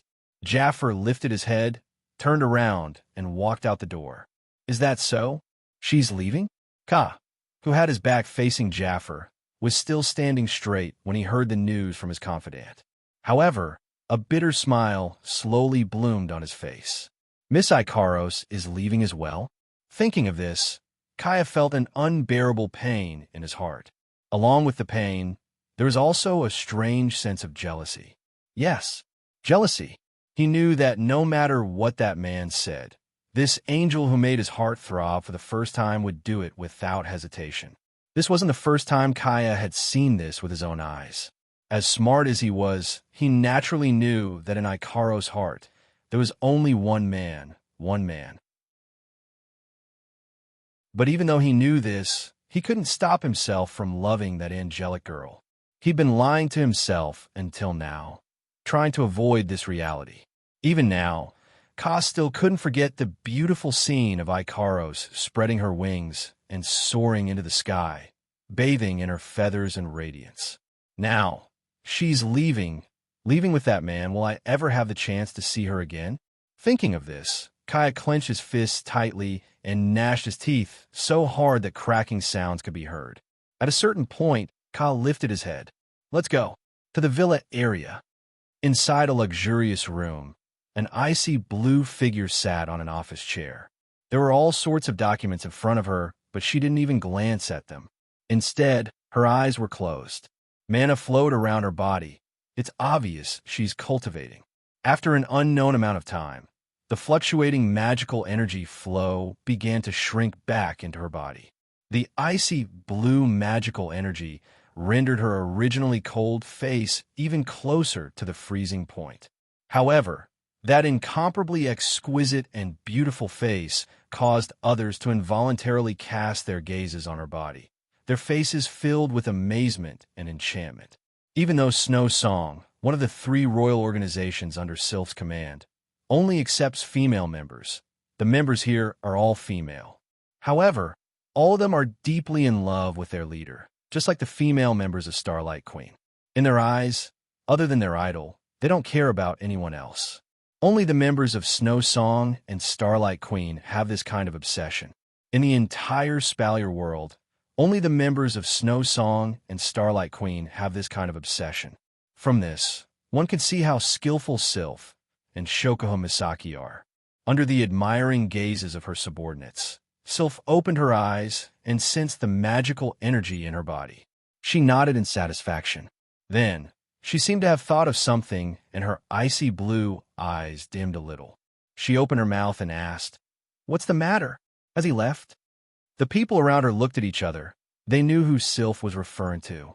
Their eyes flashed with anger, but they still stepped forward. "If it's Lord Wu Yin, he's probably preparing to leave." Sylph's eyes flashed, and she fell silent. Nobody knows what she's thinking about. After a while, she stood up and walked outside. The other members of Snow Song quickly followed after her. At the same time, the various major powers within the academy also moved towards the Villa District due to their own thoughts. Chapter 816. Wu Yin and a group of girls stood in front of a mansion. Fei Fei and Lulu were standing opposite them. They were here to send them off. "You." Lulu wiped her snot and tears off her face. Big drops of tears flowed down her face like they were worthless. She has been in this state for half an hour. Lulu cried for half an hour, but she was still energetically wiping her tears away. The others around her felt powerless. It was as if they were the ones who used up all the energy in Lulu's crying. Everyone's face was as pale as a tomato. Just how sad must this girl be to cry like this? Coterie didn't even have the strength to bite the pearl. Her lips twitched as she looked at Lulu. Although she had heard about Lulu's deeds before, she didn't expect it to be like this when she actually faced it with her own eyes. She finally understood why, when people mentioned Lulu, their faces would be filled with a mixture of love and hate. I don't hate this type. Kurumi touched her chin with her finger and added another sentence. But isn't she crying a little too long? Yeah, she's right. Lulu kept crying, so they had to stay here and comfort her. If they couldn't comfort her, they wouldn't be able to leave. That's not the most important thing. The most important thing is you. Wah, Astria, and Toka hugged Lulu and cried their hearts out. Everyone felt their energy dissipating faster. Astria-chan, Taika-chan. Chuju's eyebrows twitched. She forced a smile and said, "Why are you crying so hard?" Huh? Astria and Toka looked at Hinajiku in confusion. There were still 2 streaks of tears on her face. While sobbing, she pouted and said an answer that made people fall head first to the ground. "I don't know. No, I don't know," Kotori said calmly. "You don't even know why you're crying. Why are you crying so hard?" Ugh. Astria and Toka bit on a handkerchief. She wiped her cheeks and looked at Lulu in front of her. "We don't know why, but we feel like crying when we see Lulu crying." Lulu nodded in agreement with tears on her face. The 3 girls looked at each other and burst into tears again. Wah! They hugged each other tightly. It felt like they would be best friends for life.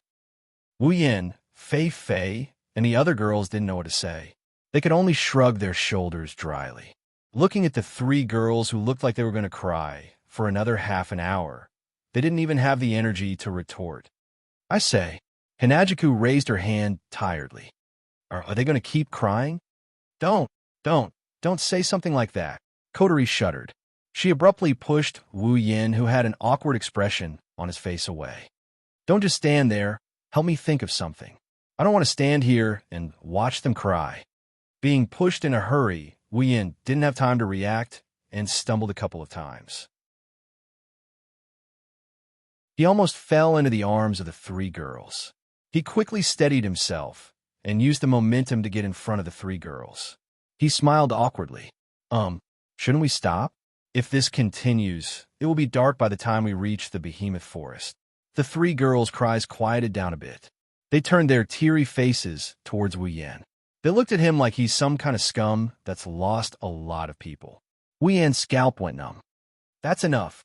Fei Fei couldn't stand it anymore. She walked up and pulled Lulu away from Astria and Toka.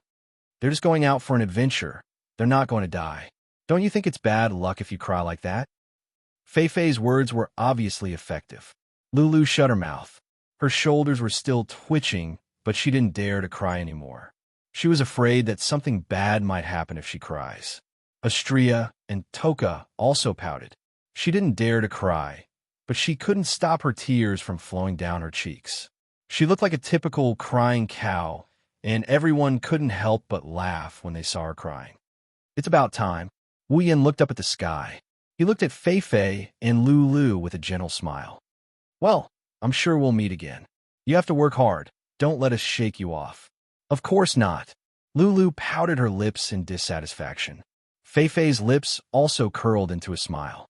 "I know you guys are improving at an alarming rate. I don't dare to say I can surpass you, but it won't be that easy to shake me off."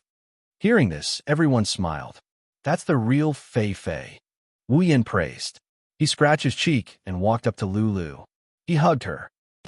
Lulu's eyes widened, and a strong masculine scent wafted from the tip of her nose, making her little face blush instantly. "You're not young anymore. Don't give Fei Fei trouble." Wu Yin patted Lulu's head and smiled. Of course not." Lulu said the same thing, but this time, her tone was very soft. Wu Yin shook his head and laughed. He let go of Lulu and looked at Fei Fei. He opened his arms and smiled. "Fei Fei, don't you want to give me a goodbye hug, too?" Fei Fei blushed. She pursed her lips and said helplessly, "Yes." Despite her helpless words, Fei Fei hesitated for a bit before she walked up to Wu Yin with a blushing face. She hugged him lightly, Wu Yin giggled, and the girls behind him curled their lips in annoyance. Then, Wu Yin let go of Fei Fei and stepped in front of the girls. See you next time. Okay. Fei Fei and Lulu nodded. Just as Wu Yin was about to summon Fraxinus, a voice rang out and stopped him. Wait! Outside the villa area, a group of students in various uniforms surrounded a group of leaders with an extraordinary aura. In an instant, the entire villa was surrounded. What's going on? Fei Fei and Lulu were shocked. Wu Yin and the rest frowned. Behind him, some students are still rushing over, filling up the encirclement with people. The students surrounding the villa parted ways, and a few leaders came out to stand in front of Wu Yin. They're the leaders of the 12 factions. Sylph, Kaya, and Jaffer stood at the front. What are you guys doing? Fei Fei could not help but pull a long face. Wu Yin narrowed his eyes and shrugged. Such a big fuss. Could it be that they're here to send us off? Wu Yin. Jaffer was the first to step out. He stared at Wu Yin with a pair of bare eyes and spoke with a thunderous voice. I know you're planning to graduate and leave. I'm afraid it'll be difficult for us to meet again. That's why I want to challenge you. Jaffer yelled with a terrifying aura. I won't let you leave until you defeat me for real. What? Fei Fei and Lulu cried out in shock. The students around them also started a commotion. They didn't expect something like this to happen. Count me in as well. Ka walked up to Jaffer, and he bitterly smiled at Wu Yin. He glanced at Ikaros, who was standing behind him. Based on the outcome of today's battle, I will have to make some decisions. Kaya said as he stared at Wu Yin. Can you make me give up? Wu Yin got the gist of what these two are thinking. He looked at the two princes standing side by side, and he closed his eyes. The surroundings were silent. What a bunch of stubborn fellows. Wu Yin sighed and looked up. Fine, I accept.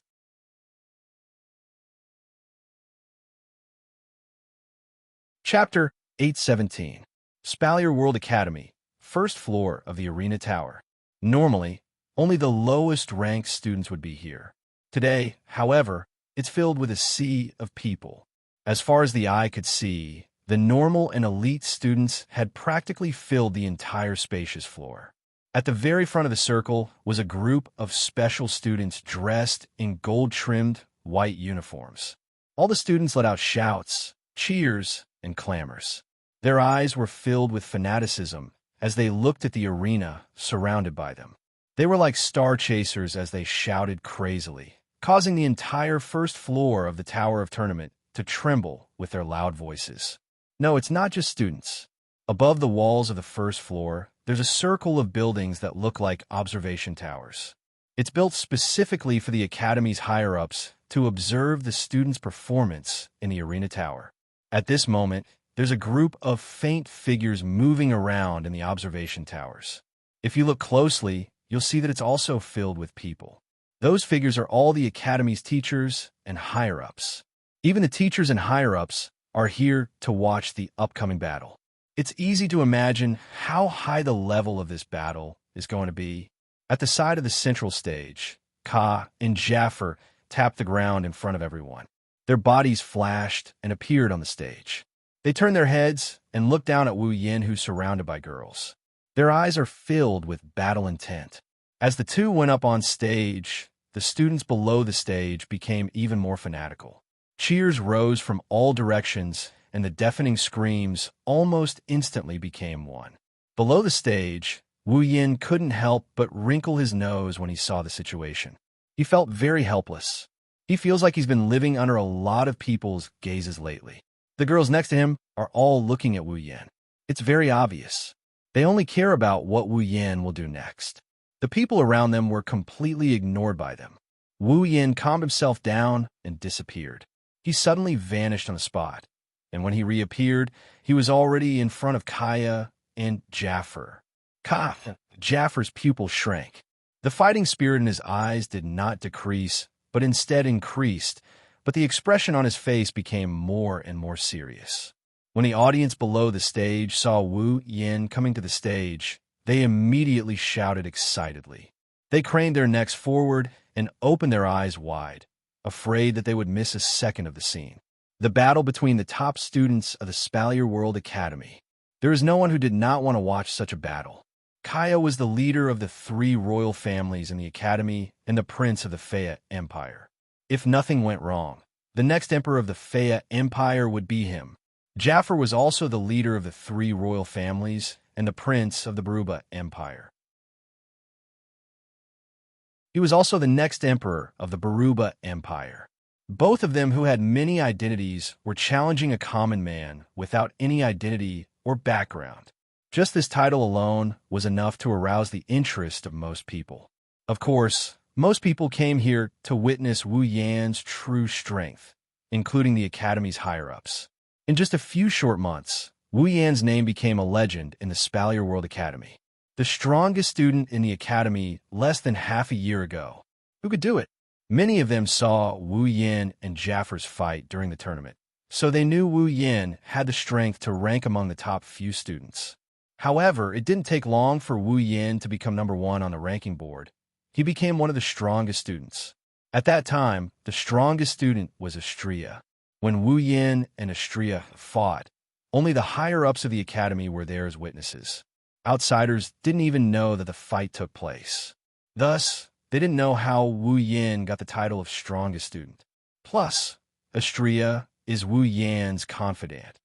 If it wasn't for the fact that the changes in the rankings are approved by the referees of the academy, they would have suspected Wu Yan of using some sort of method to cheat. Now that Wu Yan is fighting against Kaya and Jafar, it's a chance for everyone to see Wu Yan's true strength. Looking at the crowd below the stage, Wu Yan couldn't help but shake his head. Isn't this commotion a bit too big? On the other hand, Kaya and Jafar didn't share the same sentiment as Wu Yan. They came here to cause a ruckus. I've always wanted to spar with you, but I never had the chance. Kaya narrowed his eyes. His lips curled into an eager smile. Today, I can finally make up for that regret. Is that so? Wu Yan raised an eyebrow. I hope you won't regret it later. Losing in front of so many people will damage your reputation. Reputation? Kaya smiled bitterly. Your reputation is much greater than mine. It'll damage your reputation if you lose. After saying that, Kaya turned to Jafar. I'll go first. No. Jafar puffed out his chest. I'll go first. Let me go first. It was rare for Kaya to show his aggressive side, contrary to his usual modesty. I have a personal grudge with him that needs to be resolved. Jafar looked straight at Ka and said in a deep voice, I have a personal grudge with him.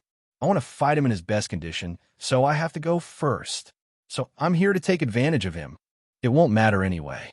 You should go first. You're the one who should go first. No, it's you. You've already fought him once. That's two different things. Don't talk about it like that. Are you going to go first or not? No way. The crowd's voices gradually died down. The crowd was speechless. Kaya and Jafar were bickering like children on the stage. Everyone's jaws dropped to the floor. They're fighting over the right to go first. Are they still the humble and polite Prince Kaya and the domineering Prince Jafar? Hinajiku couldn't help but laugh. These two people are surprisingly cute. The girls nodded in unison. Even Fei Fei and Lulu had the same look in their eyes. Wu Yan couldn't stay calm either. It looks like the two of them are going to start a fight before fighting him. He rubbed his forehead and reached out his hand. Stop fighting. Let's fight together. The air froze. Kaya and Jafar narrowed their eyes. Their gazes toward Wu Yan turned hostile. Wu Yan shrugged helplessly. Don't look at me like that. I'm not looking down on you. Wu Yan crossed his arms and sighed. I'm sure you know better than anyone else that you don't stand much of a chance against me in a one-on-one fight. I don't think you want to lose too soon, right? In order to achieve the fundamental purpose of this battle in your hearts, don't you think that joining hands is the best way? Kaya and Jafar were stunned by Wu Yan's words. They fell silent. No matter how unwilling they are, they have to admit that it's the best way to go. The two looked at each other and saw the strange look in each other's eyes. They turned to look at Wu Yan and said something in a low voice. Don't regret it, regret? Wu Yan grinned. He grinned so hard his eyes squinted. He lifted his leg and stomped on the ground. Ding! A clear and melodious bell rang. A red magic formation spun out from under Wu Yan's feet. In the blink of an eye, it enveloped Wu Yan's body. At the same time, a thick flame rose from the void. It slowly rose like a wall of fire. It covered the entire space behind Wu Yan. It floated there, emitting a terrifying heat and pressure. Under everyone's shocked gazes, Wu Yan's eyes flashed with a bright light. I hope you don't regret it.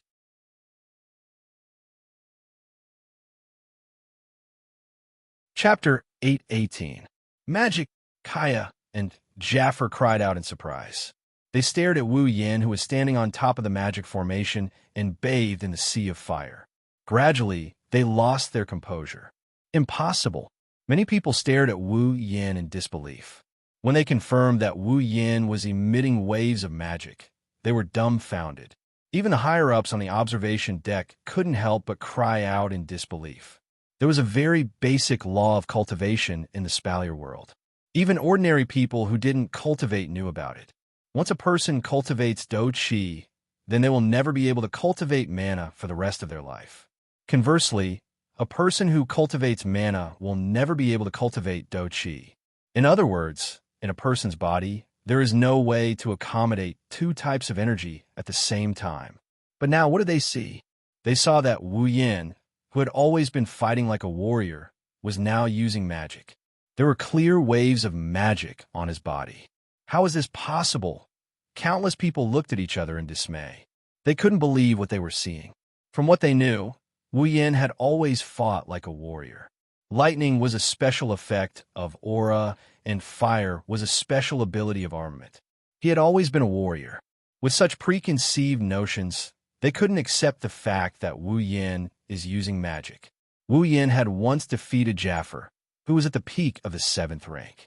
Although this was shocking, it wasn't to the point of being horrifying. Challenging someone of a higher rank was difficult, but it wasn't impossible either. Cultivating both aura and mana at the same time was something that was publicly acknowledged to be absolutely impossible. Could it be? The most basic law of cultivation in the Spalier world was about to be broken? When they realized this, everyone felt dizzy. Their worldview was severely damaged. Seeing this, Wu Yan shook his head.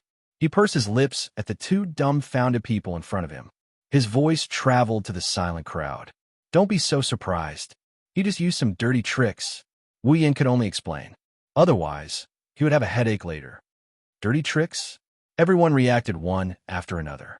They tilted their heads in confusion, as if they were trying to figure out what the so-called shameful means was. That's why it was so effective.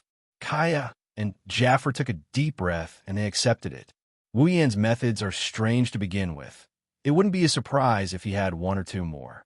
As long as he doesn't break the law of Duki and mana, it's fine as long as he doesn't break the law. Now, the most important thing. How should they deal with this battle? Kaya glanced at Jaffer.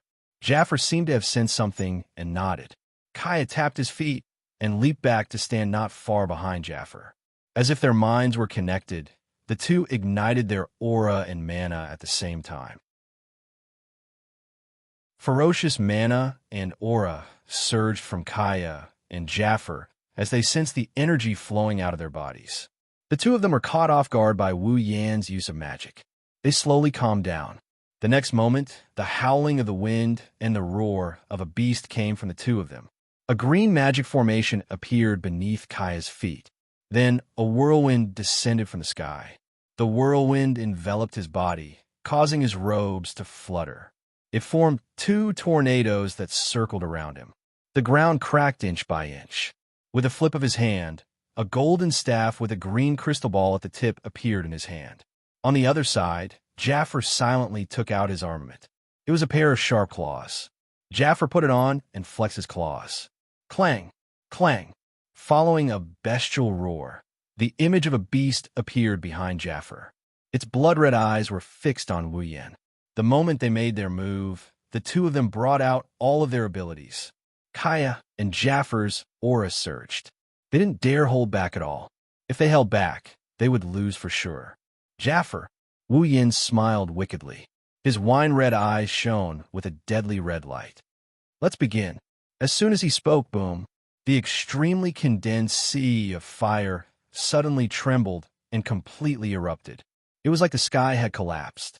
The huge sea of fire was like a huge palm. It fiercely fell down and slapped toward the two figures on the opposite side. The sea of flames that descended from the sky almost covered the entire arena. Looking at this scene, Kaya and Jaffer's expressions became extremely grave. In the back, Kaya stared at the curtain of fire and took a deep breath. Then, with a sudden roar, cyan mana surged out, wrapping around his body and flowing towards the staff in his hand. The armament in Kaya's hand was a rare armament, but with the support of a large amount of mana, its power was infinitely close to a gold armament. It suddenly flashed, and its entire body shook. The crystal ball at the top actually emitted a woo sound, as if it was calling for something. Then, a small tornado flew out from the staff's body. Boom! With a loud explosion, the small tornado suddenly expanded. Like a whirlpool, it quickly engulfed Ka and Jaffer's figures.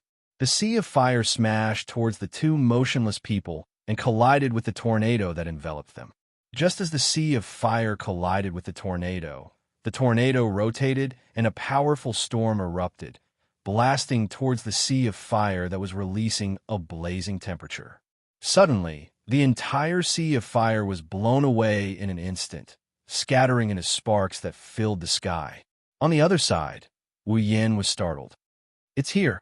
Below the stage, Fei-Fei's eyes narrowed. Prince Kaya's signature spell, Wind of Disintegration. It can dissolve all energy attacks. Only the direct descendants of the Fei imperial family can learn this legacy spell. Kaya smiled at the surprised Wuyan. Don't be surprised. Jaffer has a beast battle technique. If I don't have a trump card, how can I surpass him in the rankings? With a wave of his magic staff, the violent winds that filled the sky twisted strangely and intertwined with each other, forming a cyan energy. Then, with another spin, it condensed into a cyan spear that shone with a cold light and was wrapped in a whirlwind. And it could be used like this. Kaya's smile disappeared, and he shook his staff. A green wind spear shot out like a bolt of lightning, tearing through the air with a sharp gust of wind. The sparks in its path dissipated like they didn't exist in the first place. Then, the wind spear shot towards Wuyan like it didn't exist in the first place. Wuyan also realized what was going on. His eyes narrowed. If it was as Fei-Fei said, that wind of disintegration could dissolve all energy attacks, then he couldn't use magic to block it. He raised his hand, clenched it into a fist, and swung it forward. Instantly, the air in front of him was compressed into an invisible air cannon. It covered Wuyan's fist and collided with the green spear of wind. Boom! There was a deep explosion. Shock waves spread rapidly, causing space to tremble slightly.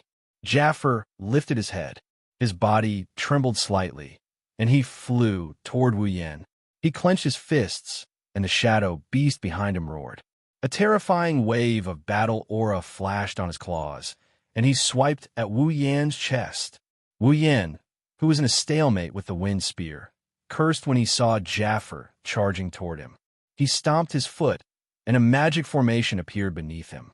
Then, 3 stone snakes as thick as an arm shot out from the ground. They opened their mouths and lunged at Jaffer's face. The rock snake instantly shot forward and arrived in front of Sa-Fa. Sa-Fa's expression became a little grave when he sensed the sinister cold glint in the former's mouth. However, he did not choose to withdraw. Instead, he slowly extended his sharp claws and roared at the rock snake that was shooting over.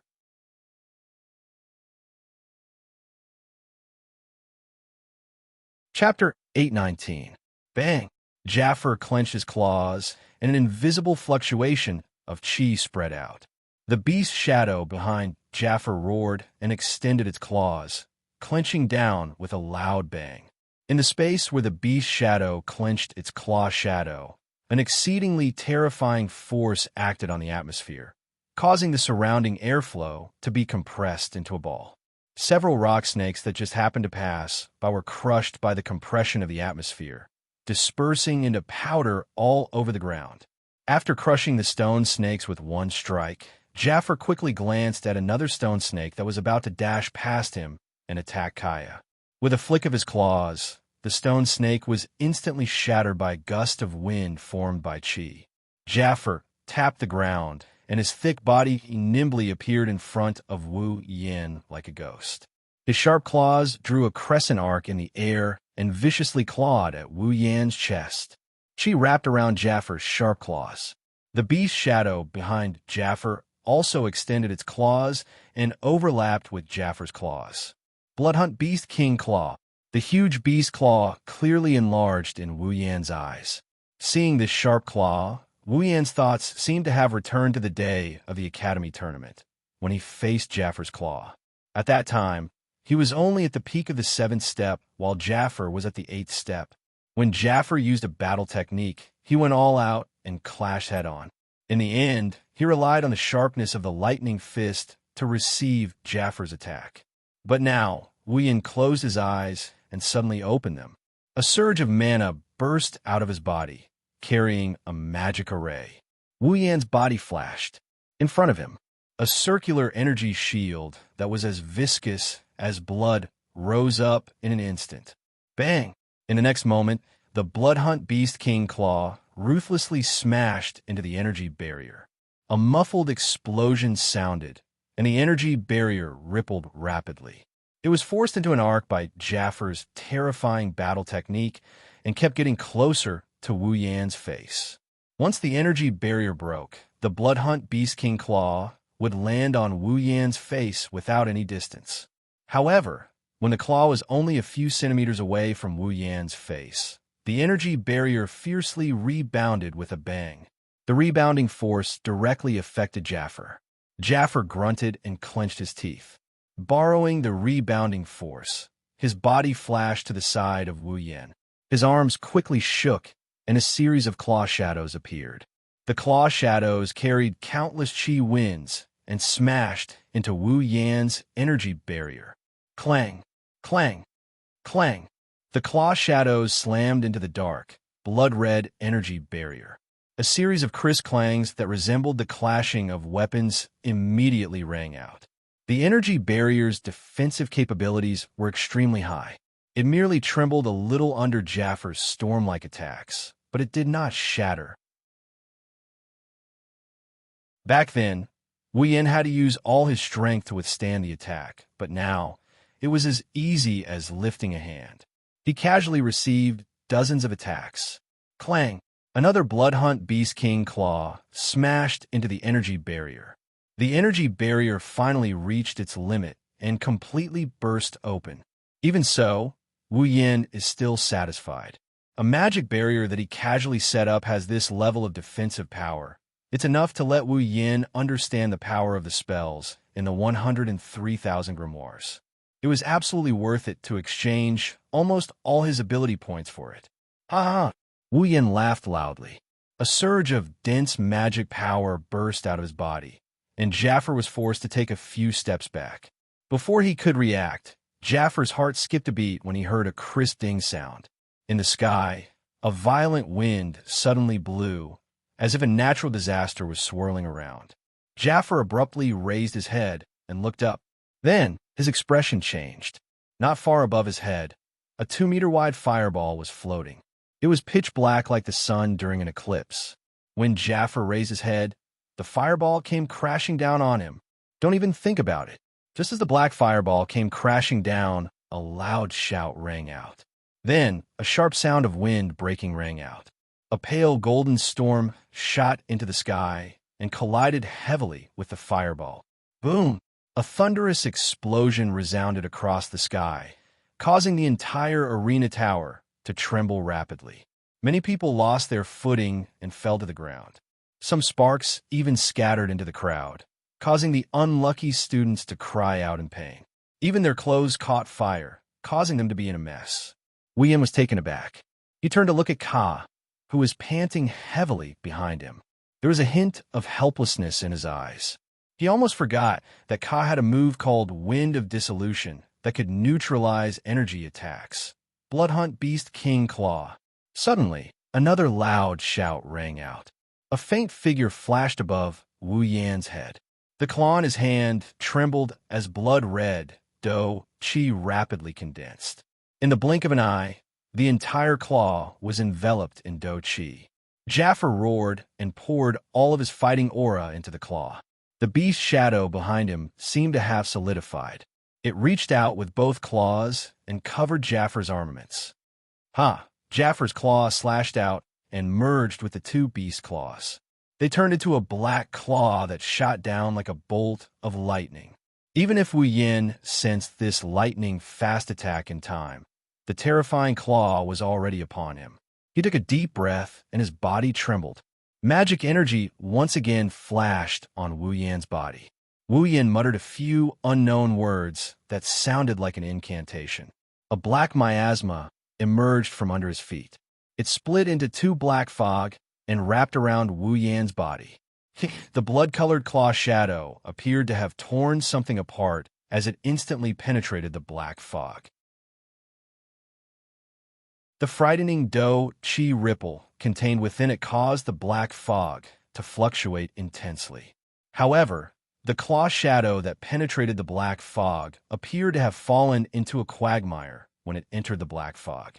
It suddenly became sluggish. Jaffer's expression changed. Whoosh! As Jaffer's expression changed, the sound of wind breaking came from the black fog. Before Jaffer could react, a corner of the black fog wriggled and turned into a black stream of light. It suddenly shot out and slammed into Jaffer. Poochie! The black mist hit Jaffer's body like a heavy hammer. Jaffer spat out a mouthful of blood, and his body fell down in an instant. Jaffer! Kai's expression changed. Cyan mana surged as he raised his staff. Countless arrows condensed from wind appeared behind him, and with a wave of Kai's hand, they rapidly pierced forward. The fierce wind arrows pierced through the black fog, turning it into a beehive. However, there was nothing within the black fog.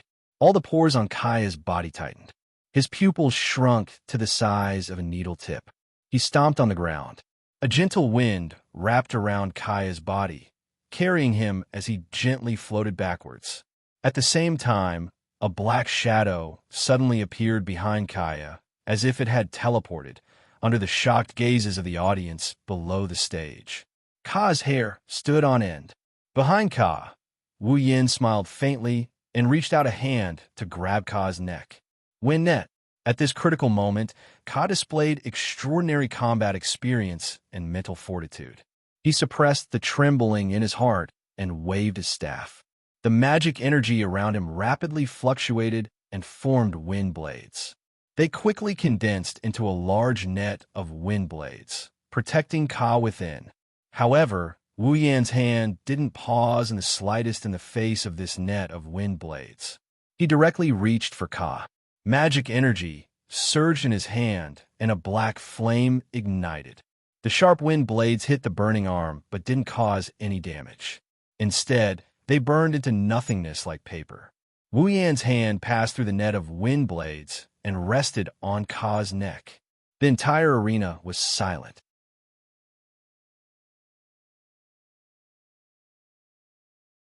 Chapter 820. Under the speechless gazes of the audience, the black flames on Wu Yan's arms slowly dissipated, leaving only a small hand on Kaya's neck. But no one dared to underestimate this hand. Everyone here knows that other than magic, Wu Yan is also good at close combat. Feeling the warmth and coldness of the hand on his neck, Kaya's expression rapidly changed. He tightened his grip on the magic staff in his hand. In the end, he lowered his hand. Kaya smiled. His smile was rather bleak and dispirited. Jaffer, who was struggling to get up, stared blankly at this scene. A bitter smile appeared on his face. Then, as if he had completely given up, he let his body fall heavily to the ground and didn't get up again. We lost. Ka and Jaffer didn't know how to describe their current feelings. Were they unwilling? However, he had clearly used all his strength to fight, and the other party had also defeated him fair and square. What was there to be unsatisfied about? Were they sincerely convinced? But where did this unbearable pain in his heart come from? Where did it come from? Should they fight again? When they thought of this, the two of them laughed bitterly. They already gave it their all, but Wu Yin didn't even use his best fighting technique. He didn't even use his armament. It's obvious that he didn't even use his full strength. In a situation where they did not use their full strength, the two of them together could not even cause a trace of injury to him. What was the use of continuing to fight? Finally, please tell me, Ka raised his head. His dim eyes stared at the figure in front of him. How did you suddenly appear behind me? Wu Yin paused. He smiled. Why do you ask? Can't I use pure speed to suppress you?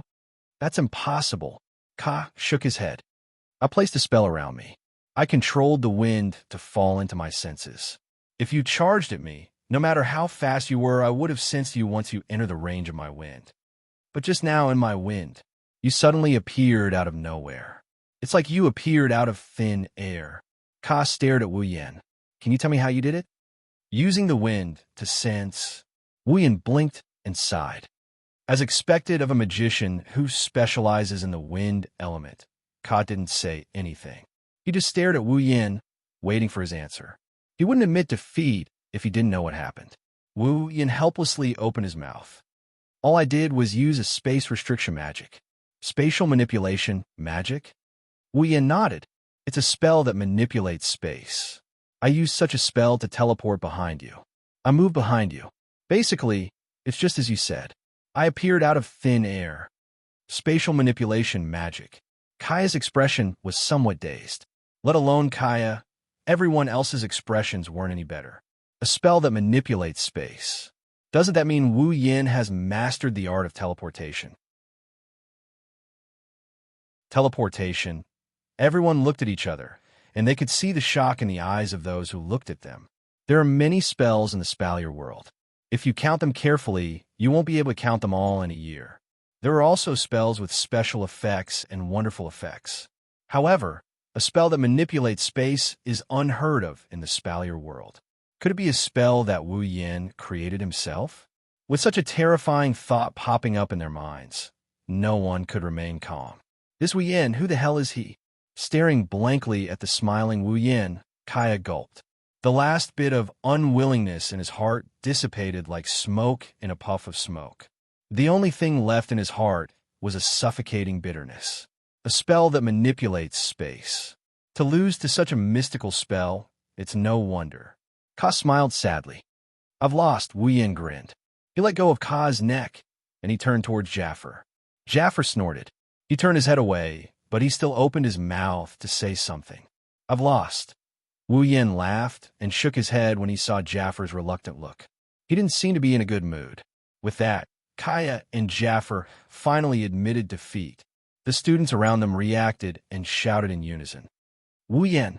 Wu Yin! Wu Yin! Wu Yin! Below the stage, Kurumi covered her mouth with her hand and smiled seductively. How Sama's popularity has increased again. That guy. Hinajika smiled, but her eyes were gentle. He's still as low-key as ever. Well, Kotori nibbled on the pearl in her hand and grinned. As the end of the curtains, it can be considered a good ending. Yay! Yay! Astria, Toka, Flandrachan, and Lulu cheered along with the crowd. Even the most cowardly Yoshino raised her hands with an excited smile. Fei Fei scanned the first floor of the arena tower. She looked at the excited crowd around her before she turned to Wu Yin. Her eyes rippled with emotions. In the end, you left behind a legend. Ka helped Jaffer up and slowly walked down the stage. When he passed by Wu Yin, he glanced at Ikaros, who didn't look away from Wu Yin. He clenched his teeth and felt pain in his heart. I hope you can give her happiness. Wu Yin flinched for a second before he smiled. You don't have to worry about that. Me, her, and the rest of them can't leave one another. Ka looked at Wu Yin with a serious expression. He closed his eyes and walked down the stage. When he was about to leave the arena, Wu Yin's voice rang in his ears. Let's fight again if there's a chance. I will be waiting for you at the front. Ka stopped abruptly. Jaffer also raised his head. The two looked at each other and smiled. They walked out of the arena under the protection of the two royals. Both of them raised their hands to signal something to Wu Yin. Wu Yin stretched his back and grinned contentedly. Perfect endings and whatnot really make people feel good. Wu Yin walked down the stage, but he quickly stopped in his tracks. When are you coming back? A cold voice rang out. Wu Yin could easily guess the owner's current expression from the voice. He couldn't help but smile and turned around. What's wrong? Could it be that your highness misses me?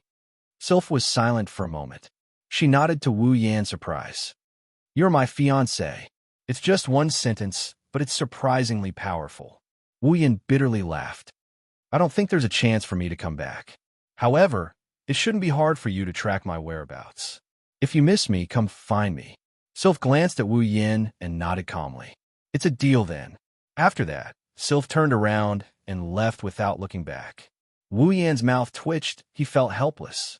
He really didn't know which part of this ice princess's words was true and which part was false. It felt more like she was joking with him. Are you ready? Outside the Spalier World Academy, Wu Yin looked at the girls. When they nodded, he waved his hand and summoned Fraxinus. Take care, Fei shouted as she looked at the huge airship. You must miss me. Lulu waved her hands. She didn't cry this time. Her expression was firm. She seemed to have matured a lot after this parting. They stood in the command center of Fraxinus and looked at the Spalier World Academy on the screen. They memorized its appearance. The airship slowly flew into the distance.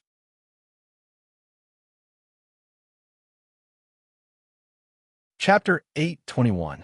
Behemoth Forest. The current Behemoth Forest is very different from before. It's not that its shape has changed or the terrain has changed. It's just that no one dared to treat the Behemoth Forest as a hunting ground anymore. The incident with the Behemoth King has come to an end. There have been no more demonic beast attacks. However, the Behemoth King is still alive. He was injured by Yukari and is currently hiding in a corner, licking his wounds. Once he recovers, another wave of demonic beast attacks will come. No one knows where the Behemoth King is hiding, but one thing is for sure, he is still in the Behemoth Forest. Even though they know the Behemoth King is in the Behemoth Forest, no one knows what to do. Search? The Behemoth Forest is larger than a single empire. Add to that the complex terrain and tens of thousands of demonic beasts. Who would dare to search for the Behemoth King? What about a secret search? It's not that it's impossible, but the number of people needed to search for the Behemoth King is limited. It's going to take a lot of luck to find the Behemoth King. What was certain was that the giant beast forest wasn't suitable for other people to go in and hunt. After the Behemoth King went into hiding, the Ailu Empire, Baruba Empire, and Fea Empire set up a camp between their supply towns and the Behemoth Forest. With the combined strength of the three great clans, they set up a powerful garrison. The three camps have a mission. Other than preventing demonic beast attacks from happening again, they also have to monitor the Behemoth Forest, search for the Behemoth King's tracks, hunt demonic beasts for the Empire's needs, and so on. They also have to guard the path to the Behemoth Forest and prevent outsiders from entering. Because of this, the Spalier world is facing a serious challenge. The Behemoth Forest is a natural treasure trove. Humans can't live without the resources inside. Now that the resources are under control, it's easy to imagine how big of an impact it will bring. Fortunately, the camp had also been organized, allowing some teams to enter the Behemoth Forest every day to hunt and provide resources. Otherwise, the entire Spalier world would be in chaos. However, it was undeniable that hunting in the Behemoth Forest was no longer as easy as it used to be. The responsibilities of the three camps within the borders of the three empires were extremely heavy. Before the Beast King was taken care of, the three camps had to continue to exist in order to ensure the normal operation of the Spalier world. Therefore, the moment the three camps were established, they instantly became second only to the three great clans in the various empires, or even above them, with status. Naturally, power was indispensable, and with power, disputes were inevitable. The various forces seemed to have realized the great significance of the camp and realized its importance. Although they didn't know how long this camp could exist, they would definitely bring a lot of benefits if they had a stable position here. In addition, the camp was the base that controlled all the resources that flowed out of the Behemoth Forest. The benefits were unimaginable. Every faction started to get restless. For the sake of fighting for benefits, The people who belonged to the various factions and were stationed here gradually began to have conflicts. Right now, Mikoto, Shokuho Misaki, and the others were also in conflict. They were caught in a conflict. In the center of the camp, Mikoto, Shokuho Misaki, Kinohita Sai, Frenda, and Takitsubu Riku were standing in front of a group of Misaka sisters. However, they didn't seem to be in good mood. In front of them, there was a large team led by 3 middle-aged men. In terms of numbers, this team was no less than the 20,000 Misaka sisters. In terms of strength, the Misaka sisters were all at the pinnacle of Tier 6. On the other hand, the other party's strength was uneven. There were Tier 5, Tier 6, and of course, Tier 7. The 3 middle-aged men in the lead were even Tier 8. There were many other people surrounding the 2 opposing teams. They were all sent by other factions to guard the camp. Mikoto's team should have come out by now. They were from the 3 great families of Ailu Empire, the Lori family, the Saito family, and the Ladine family. Perhaps Shokuho Misaki was annoyed by this, so she ran her fingers through her long hair. Her elegant posture made many young men widen their eyes, and they couldn't help but feel a sense of possessiveness. "What do you want?" Shokuho Misaki glanced at the 3 middle-aged men. "Blocking people in the middle of the road? Is this how the 3 great families treat outsiders? You know very well what we want. There's no need to show off." Towards Shokuho Misaki's graceful posture, the 3 middle-aged men were stunned for a moment, but they weren't as bad as the young men. One of them stepped forward and sneered coldly at Shokuho Misaki. "There are some things that we should be clear about so that we can get along in the future." "Get along?" Shokuho Misaki couldn't help but laugh mockingly. "Are you all standing in front of us in such a manner because you want to get along with us? Shokuho-san, you should know that we have no other choice." The one who spoke was another middle-aged man. He looked the most weathered out of the 3. He sighed and said helplessly to Shokuho Misaki, "Your Misaka Legion is one of the strongest in the entire camp, but you guys refuse to listen to our orders. This is making things difficult for us. Why do we have to obey your orders?" Mikoto clenched her fists. Her brown eyes were filled with hostility. "We are not from the Empire, nor do we belong to any family. We have no obligation to listen to your orders," Mikoto said loudly. "Since you are here, you have to listen to our orders." The man with the gloomy face shouted back, "Our camp is responsible for maintaining the operations of the entire world. Our responsibilities are heavy. Everyone here is working for the Empire's benefit. You're the only ones who act alone. Not only do you not listen to our orders, you don't even hand over the resources you hunt. You are blaspheming this sacred camp." That's right. This is the beginning of the conflict. Due to the importance of this camp, many families have extended their hands into this territory in an attempt to gain some benefits. Among them, the most important ones are the members of the 3 great families. The resources obtained from the Behemoth Forest are used to maintain the Empire's operations, but there is still some left over. Who would want to gain more? With this thought in mind, the hunting teams that entered the giant beast forest would exceed their quota every day. Moreover, they would swallow the extra resources and transport them back to their families. In addition, there would also be some leftover resources that would be handed over to the giant beast forest. These leftover resources would become a delicious cake that countless people would want to take a bite out of. The 3 great clans were the strongest in Ailu Empire. Naturally, they got the most share of the spoils. But now, there's a large hunting party that is comparable to the 3 great families hunting in the Behemoth Forest every day. Not only did they get more resources than any other family, but because they aren't affiliated with the Empire, they have no obligation to hand over the loot. They could take it all for themselves. Who wouldn't want such a delicious piece of meat? Thus, the 3 great families joined forces and came here. They wanted to use the Empire as pawns to force Mikoto and Shokuho Misaki to submit.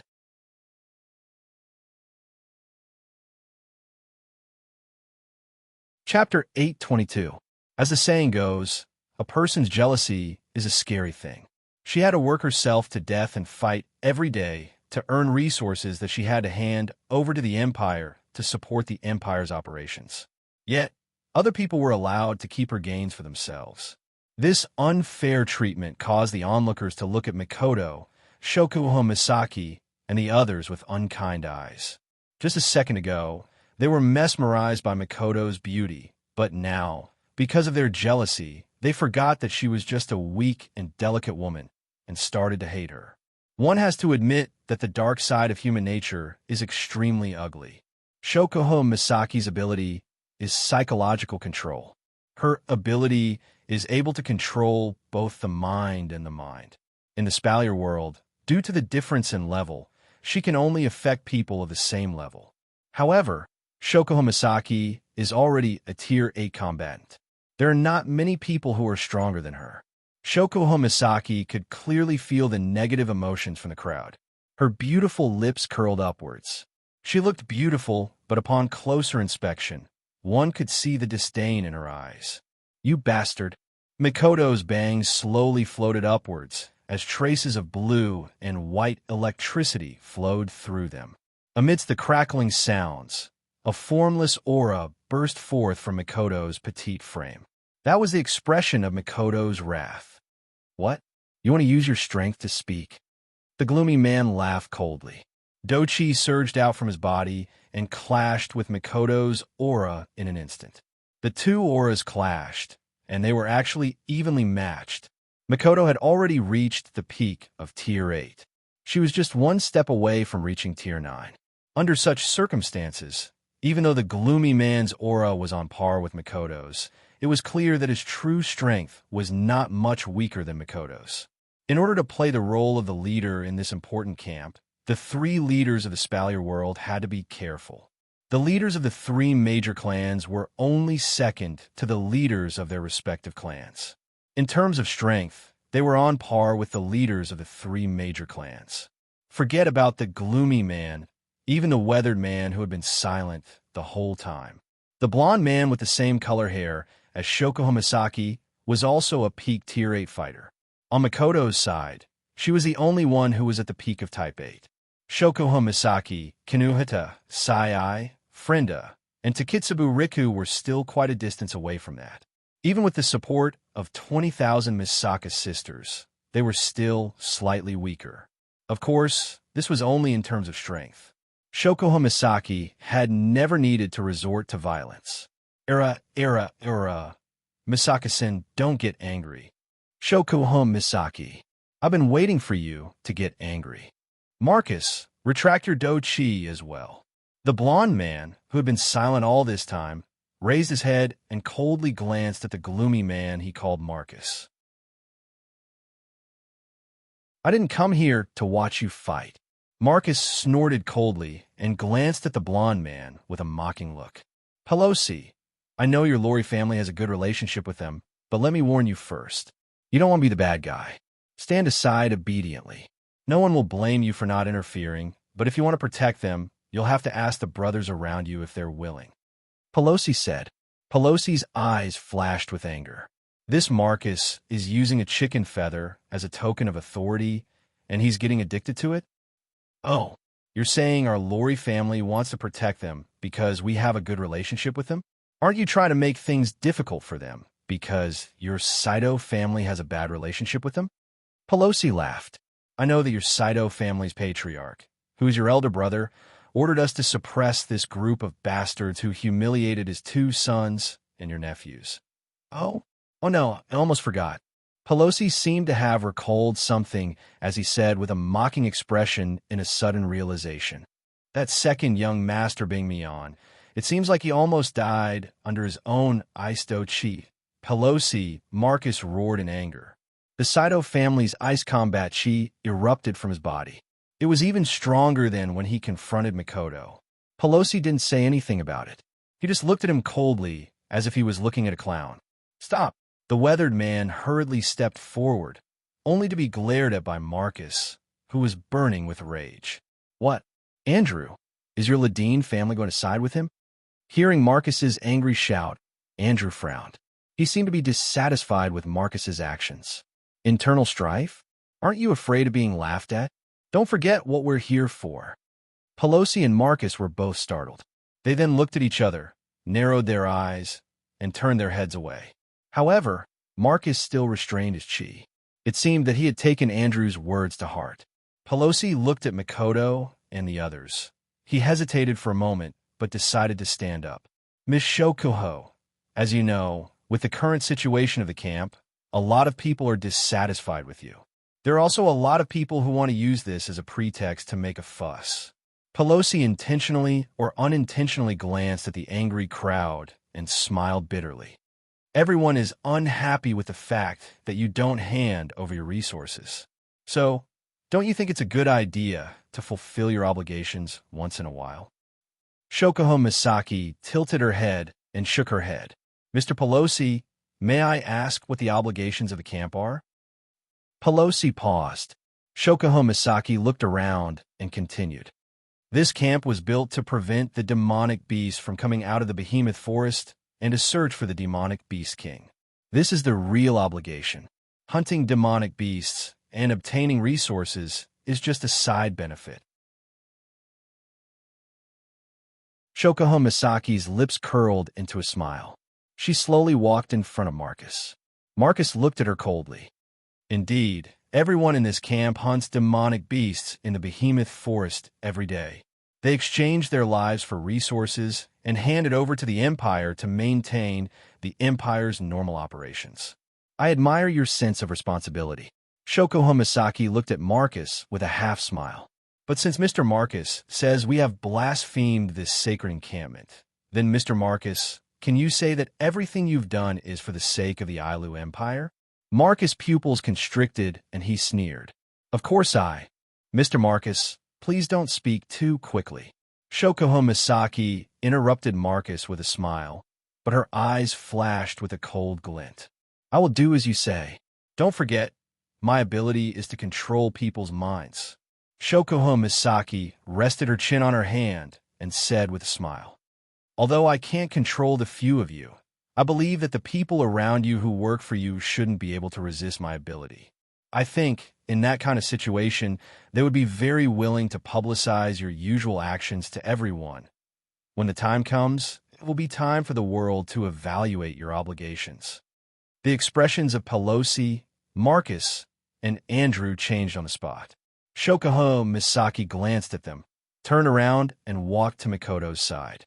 Gentlemen, we all have our own goals. We are not in charge of you, so it's best if you don't stick your nose in our business. Otherwise, the ones who will suffer. Shokuho Misaki smiled. Definitely not us.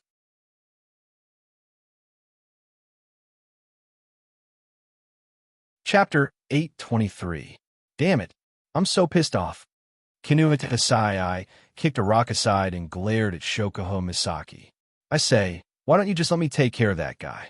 But don't you dare do anything stupid. Friendo was shocked.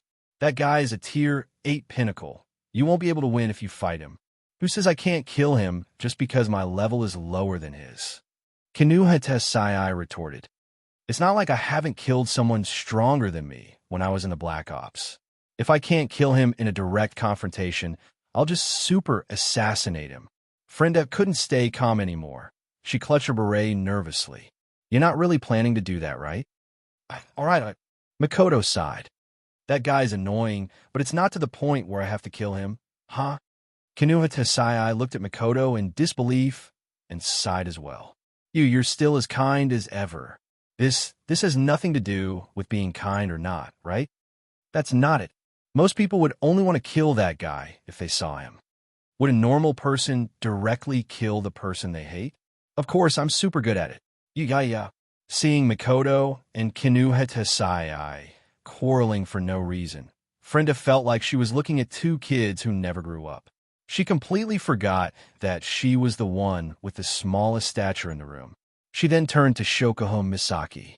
Luckily, Shokuho was here, otherwise we would have to fight them. I made the right decision when I asked you to stay. Well, in a base like this, it's only a matter of time before something like this happens. Shokuho Misaki tucked her hair behind her ear. She narrowed her eyes.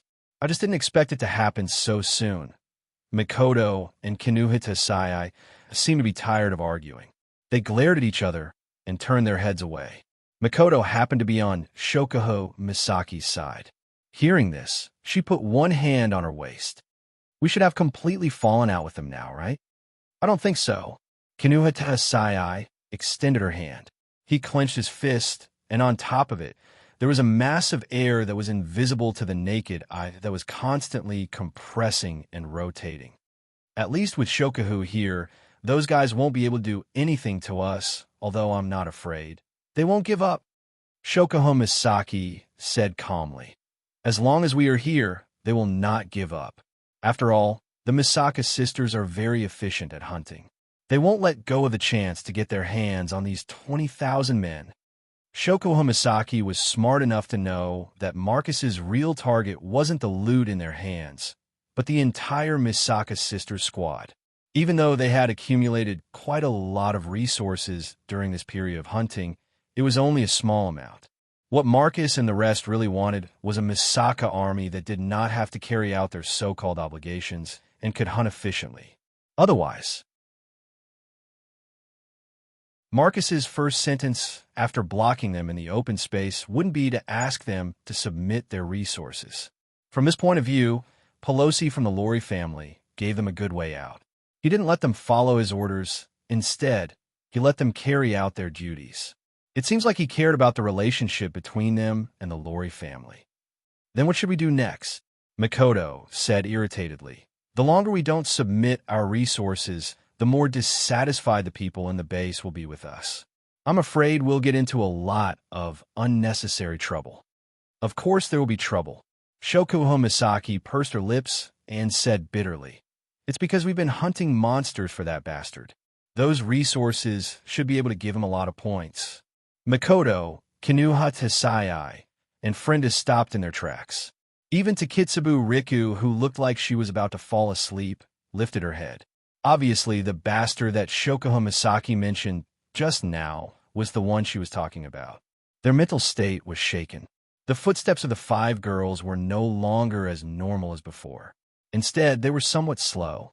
Although the expression on their faces was still as thoughtful as before, this time, they were no longer thinking about the matters in the camp. Instead, they were thinking about the detestable fellow they spoke of.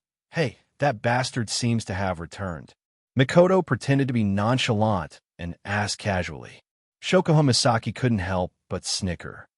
Misaka-san, you should know better than I do, right? Every time I talk to Chuju and the others, they always ask about you. I was just doing it in passing. Makoto's voice got softer and softer as her face got redder and redder, attracting the giggling gazes of Kinuhata Sai and Frenda. Just like that bastard said, Misaka-san is at Sundara. And now he's Sundara. He's Sundara. Don't talk about Sundara all the time. Makoto yelled in exasperation. I'm not Sundara. Takitsubu Riku glanced at the 3 girls and gave up on asking. She walked up to Shokuho Misaki and asked in a soft voice, "Is he in the academy now?" Shokuho Misaki shook her head helplessly and looked up at the sky. 2 days ago, when I contacted an Ajiku, I heard that he seemed to have obtained a new ability and is currently cultivating it. He should be almost done with it by now.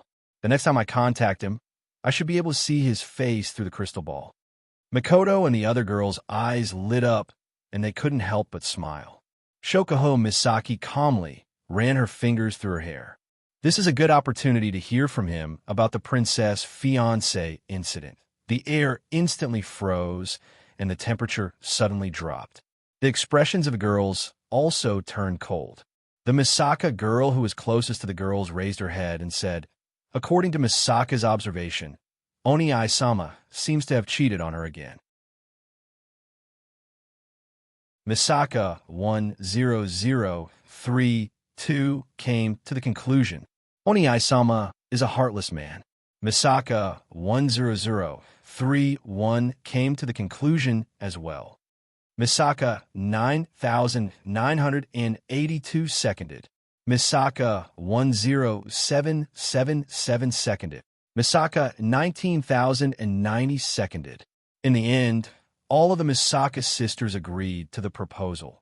Hearing the girls whispering behind them, Makoto, Shokuho Misaki, Kinuhata Sai, Frenda, and Takitsubu Rika looked at each other and couldn't help but burst out laughing. However, it didn't take long before Mikoto and Takitsubu Riku's laughter came to an abrupt halt. The laughter on their faces slowly turned into surprise. This feeling is Mikoto's forehead flashed with electricity. Takitsubu Riku's pupils constricted and she started trembling. What's wrong? Shokuha Misaki, Kinuhata Sayai, and Frenda surrounded the two girls. Did something happen? Well, I don't know if it's a good thing or a bad thing. Mikoto couldn't stop smiling. Before Shokuha Misaki and the others could ask, she raised her head and looked at the sky. It's here. Almost at the same time as Mikoto's words, a gigantic airship slowly appeared in the sky, accompanied by a whistling whirlwind. It stopped right above the girls. That's Fraxinus. Shokuha Misaki's expression changed drastically. Then a helpless smile appeared on her face. I didn't expect it to come without a word. That guy is here. Kinuhata Sayai and Frenda exclaimed, and they started laughing excitedly.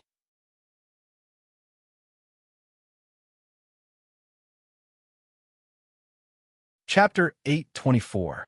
Looking at the figures appearing in the teleportation light, Mikoto and the rest could not help but feel excited. Even Shokuha Misaki had a look of joy in her eyes.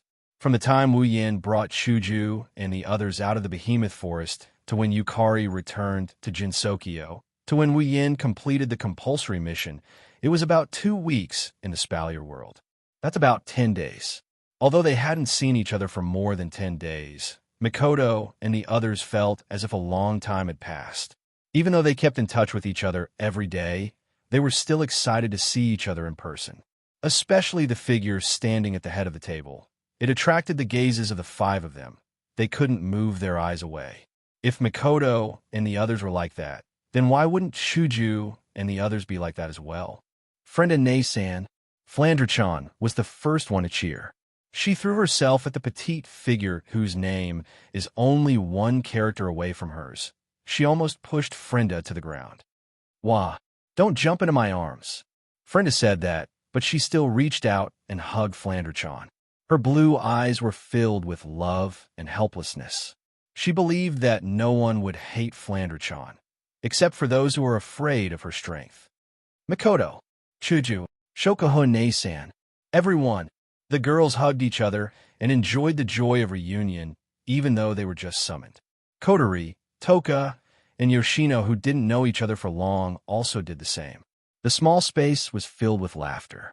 It seems that while Wu Yin wasn't around, they were separated from each other, but their relationship seemed to be developing well. Of course, there are exceptions. Tokazuki-san, long time no see. Shokuha Misaki covered her mouth and smiled at Kurumi.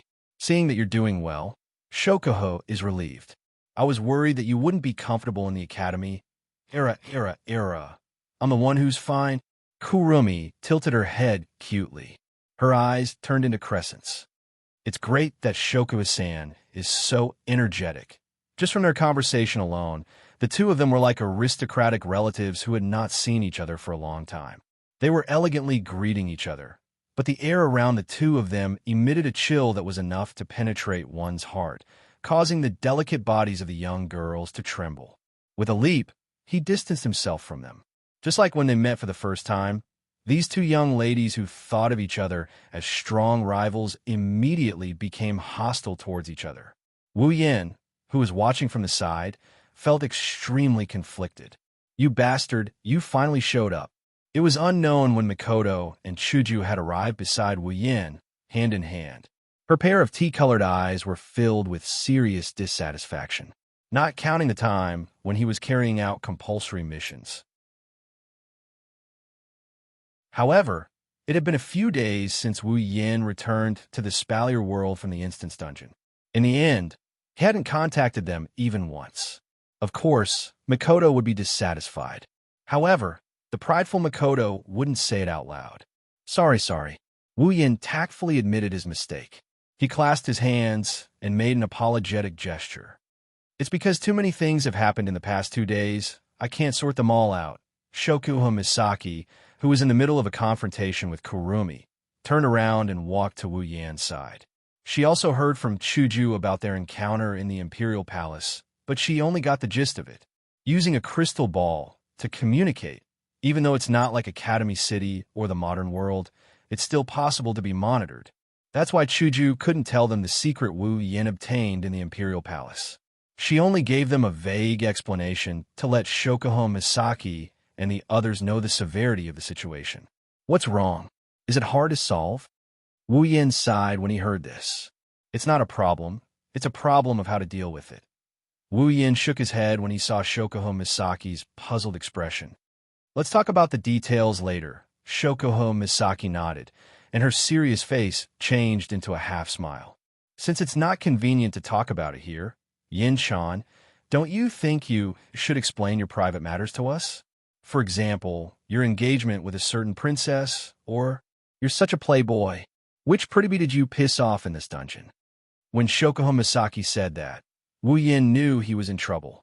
As expected, as soon as she said that, several cold gazes and 20,000 disdainful gazes landed on him. Wu Yan's back was drenched in sweat. Feeling the pressure, Wu Yin stiffened and looked at Shokuho Misaki, who was still smiling. He tried to speak weakly. Jusama, I don't think it's appropriate to talk about private matters here. Is that so? Shokuho Misaki smiled seductively. She reached out and stroked Wu Yan's chest. She then moved her lips closer to Wu Yan's ear. Then, let's talk about it in private. Dear, love, gulp. Hearing Shokuho Misaki's seductive voice, Wu Yin felt a chill down his spine. He gulped, and the girls around him snickered at him. Wu Yin could only sigh in despair. It seems like he'll have a lot of work to do in the coming days if he wants to appease these jealous girls. How nice would it be if pushing her down could comfort the girl? Behemoth Forest Camp, inside a large tent. What? You guys graduated? Makoto exclaimed. Yeah. Chuju smiled at Makoto. Apparently, staying at Spalier World Academy no longer has much meaning for us, so we applied to graduate. Then why didn't you guys tell us? Kinuhata Sai, who was sitting on the other side of Makoto, was dissatisfied. Don't tell me you don't plan to care about us anymore. It's just that we didn't have time to inform you. Chuju smiled bitterly. After all, we almost couldn't get out. Isn't that a pity? Shokuho Misaki looked at Kurumi with raised eyebrows. You just entered the academy and you're applying to graduate? You must be tired. I don't mind. Kurumi placed a finger on her lips and said to herself, as long as Outsa-sama is here, it's fine. On the other hand, Shokuho-san, I heard you spent a lot of effort to raise Starlight Queen. How can you just abandon her like that? Don't worry about it. It's fine. Shokuho Misaki waved her hand. Sometimes, power is more practical than people. All you need to do is say a word or two. Tokazaki-san, you don't have to worry too much. That's a pity. Kurumi and Shokuho Misaki looked at each other. Both of them had a noble smile on their faces. However, the way they looked at each other made the onlookers feel dizzy. They couldn't wait to teach these two girls a lesson. Wu Yin slapped his forehead and looked at Shokuho Misaki helplessly. The academy isn't a big problem since you're just students in name. Whenever you get in touch with Grandpa Lei, he'll just let you graduate. Wu Yin turned serious after he said that. Masaki-san, what do you think I should do with the information I got from the Ailu Empire's treasury? You don't have to do anything with that information. Wu Yin, Hinajuku, and the others were baffled by Shokuho Misaki's words. She didn't even hesitate to call them worthless. Everyone was stunned. Shokuho Misaki blinked and smiled as she looked at the stunned crowd. They have already arranged a way to deal with it. What are we still worried about? Hearing Shokuho Misaki's words, everyone looked at each other and laughed. As expected of Shokuho Misaki, she hit the nail on the head.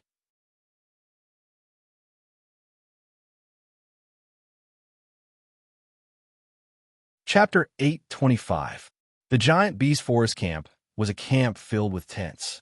The people stationed here would be assigned different sizes of tents according to their status.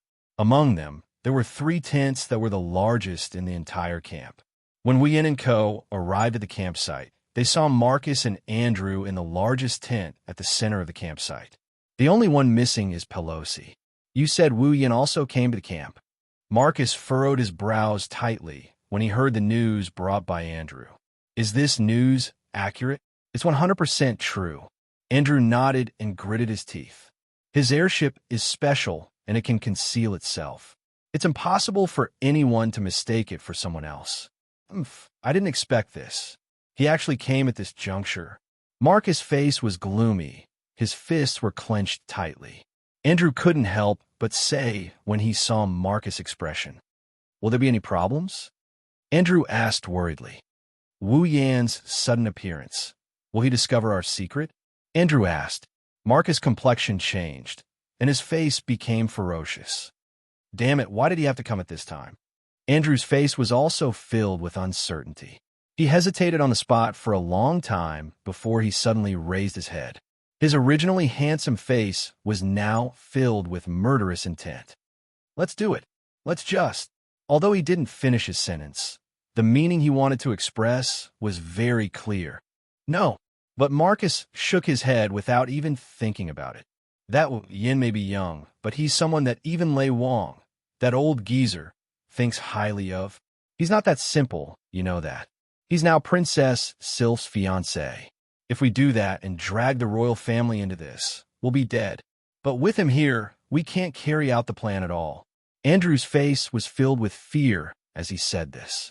You know, if we can't complete the mission, the consequences. Upon hearing Andrew's words, Marcus' ferocious face became fearful as if he had seen something terrifying. He shook his head in panic. No, we have to carry out the plan.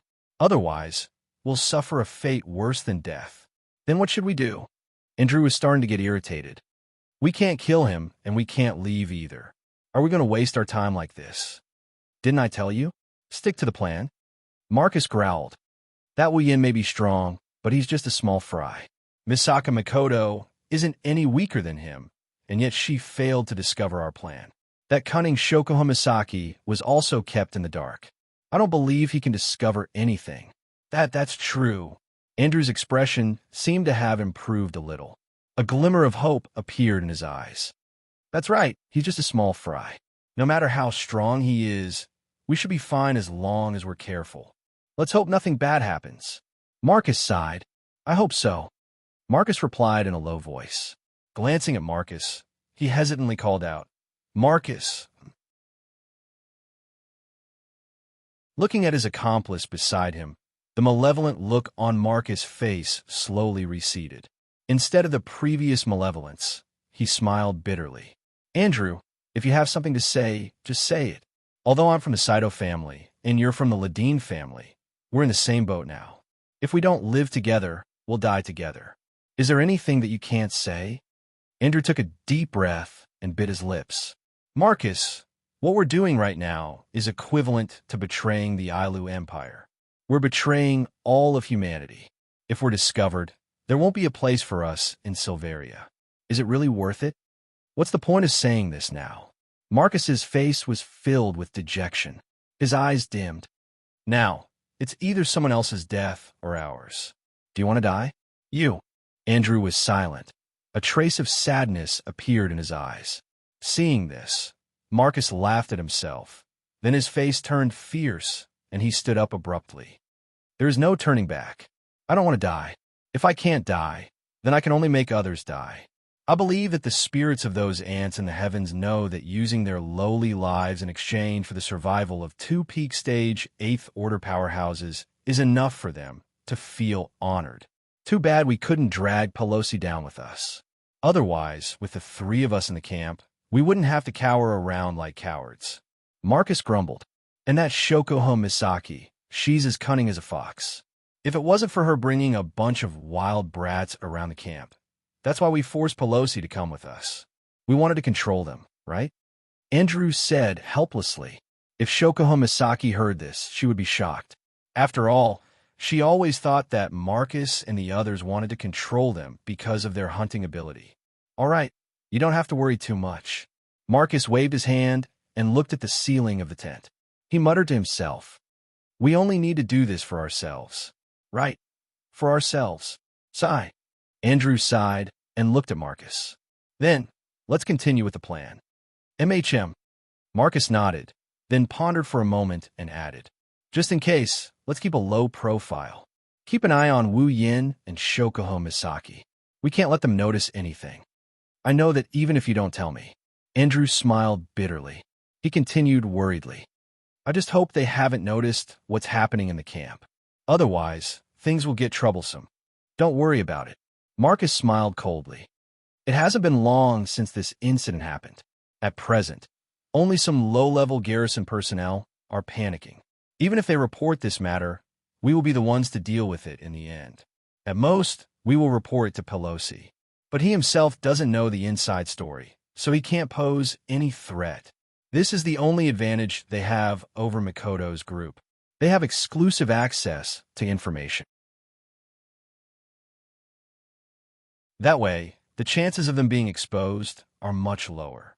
And Andrew nodded with a heavy expression.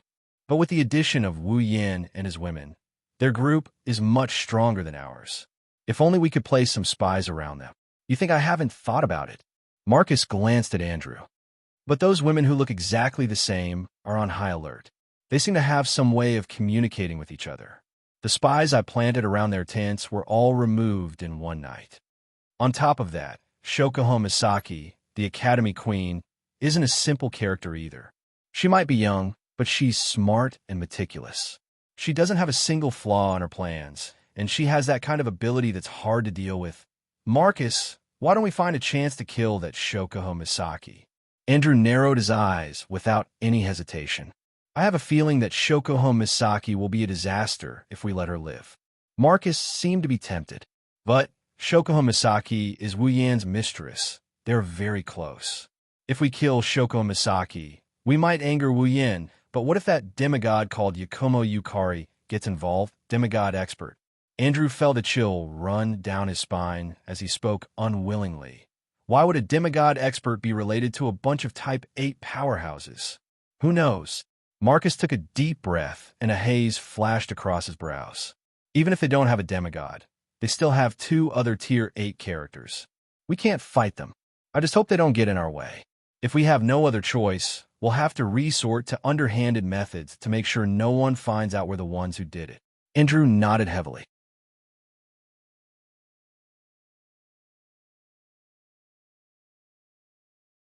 Chapter 826. While Marcus and Andrew were vexed, Wu Yan was also vexed. He wanted to bring Makoto, Shokuho Misaki, Kinuhata Sai, Frenda, and Takitsubu Rika with him when he arrived at the Behemoth Forest Camp. However, when he arrived at the Behemoth Forest Camp, Wu Yan discovered a serious problem. What about the sisters? The Beast King is still hiding in the Behemoth Forest, and the mutated monsters haven't been completely eradicated. The entire Behemoth Forest is like a ticking time bomb that could explode at any moment. If he brings all the girls with him and leaves this place, the sisters' safety could be threatened at any moment. Under such circumstances, Wu Yan can't bring all the girls with him. Conservatively speaking, he'll have to leave them behind for a while unless all the sisters reach Tier 7 or 8. Otherwise, they won't be able to leave this place without worry. Forget about Wu Yan. Makoto won't leave her 20,000 sisters behind. Maintain the status quo. However, Wu Yan's group has already left the Spalier World Academy. They'll have to travel across the entire Spalier World. If they maintain the status quo, he'll have to be separated from the girls and won't be able to see them for a while. Wu Yan spent more than 3 years in the Sword and Blade MT world. That's quite a long time to be away from the girls. However, that's only if the time here is shorter.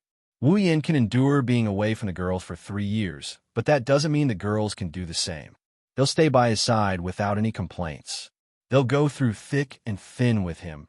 Their lives are intertwined with his. It's fine when he entered this world, since the time here is shorter compared to the Spalier world. He can't bear to let the girls experience the pain of being separated from him. Maybe he can bring 20,000 sisters with him? But that's 20,000 people. It's not a war. How can he bring an army like that around the Spalier world? Could it be that he would place his sisters in the biological containment device like before? This was also a good idea, only if it was possible. Wu Yan really didn't want to do that. His sisters were finally able to live a normal life in the Spalier world. If he placed them in the biocontainment device, how would he be any different from Alistair? Of course, using his brain had always been Wu Yan's weakness. It's not that he's an idiot, it's just that by the time he comes up with a solution, Shoko Homisaki would already be sitting on the sofa drinking tea.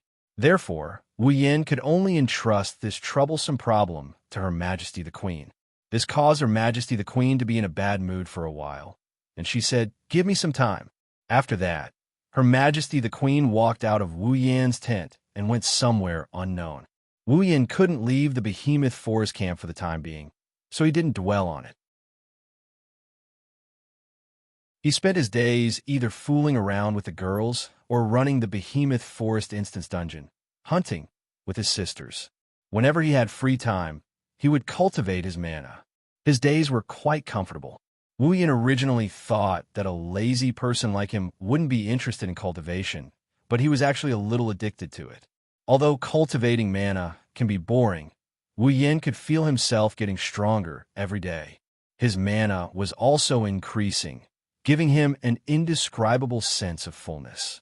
With these two factors added together, even though it's not to the extent where he's so focused on training that he forgets to eat and sleep, it's still enough for him to spend his free time on training his mana. He's not that hardworking, but he's definitely not lazy. Such a result also gave others the impression that Wu Yan, a super genius who graduated from the Spalier World Academy, was a hardworking person. This caused many people to change their view of Wu Yan. Some of them even faintly began to look forward to him. This caused Wu Yan to blush with shame and caused the girls to despise him. Only the girls knew that Wu Yan usually cultivated during the day, and only when he had free time would he cultivate. As for the time at night, it was naturally his happiest time of the day, because at this time, Wu Yan can just grab one or two of the girls who are about to go to sleep. Then, amidst their screams, he can drag them into his tent and toss them onto his bed like a hoodlum boss. Then, he can live a shameless life under the night sky. Say that Wu Yan is hardworking? He's probably the happiest person in the entire Behemoth Forest camp. Just like that, a month passed in the blink of an eye. Shoko Homisaki was sitting inside a tent, drinking black tea while tidying up her beautiful blonde hair. Beside her, Kinuhata Sai, Frenda, and Takitsubu Riku were counting the spoils of war that their sisters hunted in the Behemoth Forest. After spending quite a bit of time together, the three girls who came from Academy cities, Umbu got along quite well with Shoko Misaki. Normally, if one could see Shoko Misaki, one would be able to see the three girls behind her, and their relationship seemed to be quite good.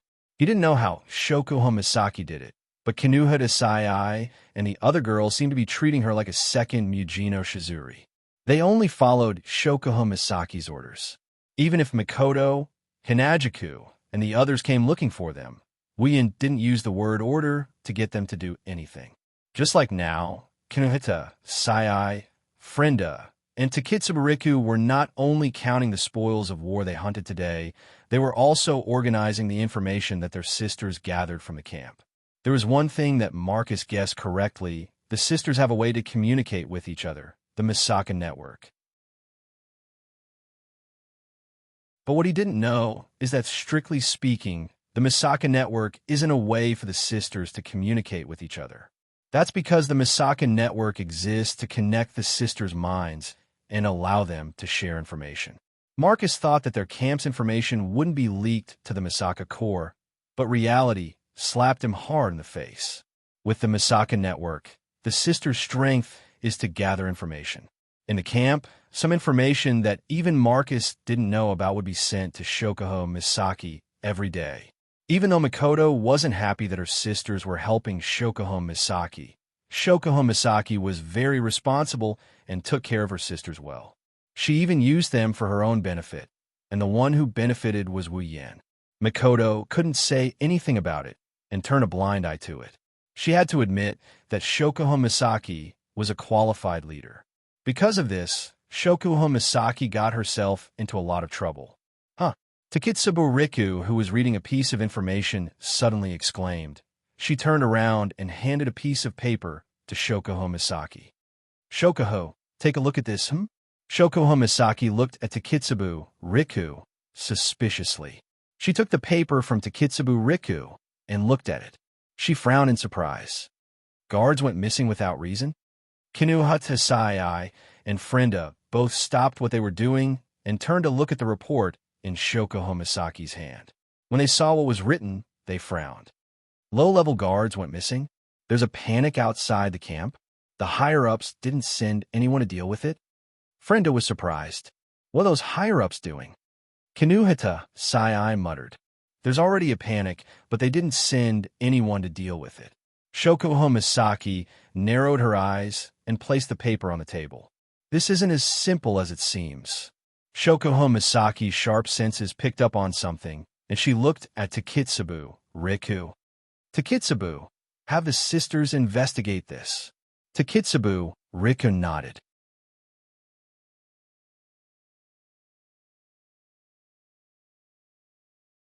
Chapter 827. In the center of the giant beast forest camp, inside a large tent, Pelosi, Marcus, and Andrew are sitting opposite each other. It's as if they're having a meeting, discussing something, looking at Marcus and Andrew, who were unperturbed and completely indifferent. Pelosi's brows furrowed. Are you listening or not? Pelosi's tone was slightly angry. If you don't want to get involved, then I'll go. Why are you stopping me from sending people to investigate the missing persons case? Stop. Pelosi, you're making a fuss out of nothing. Marcus glanced at Pelosi indifferently. It's just a few low-level people going missing. How many? Pelosi laughed out of anger. He slammed a piece of paper on the table. Look at the number of missing people reported by the higher-ups. How many of them are there? How many a day? And in the past month, more than 100 low-level personnel have been declared missing.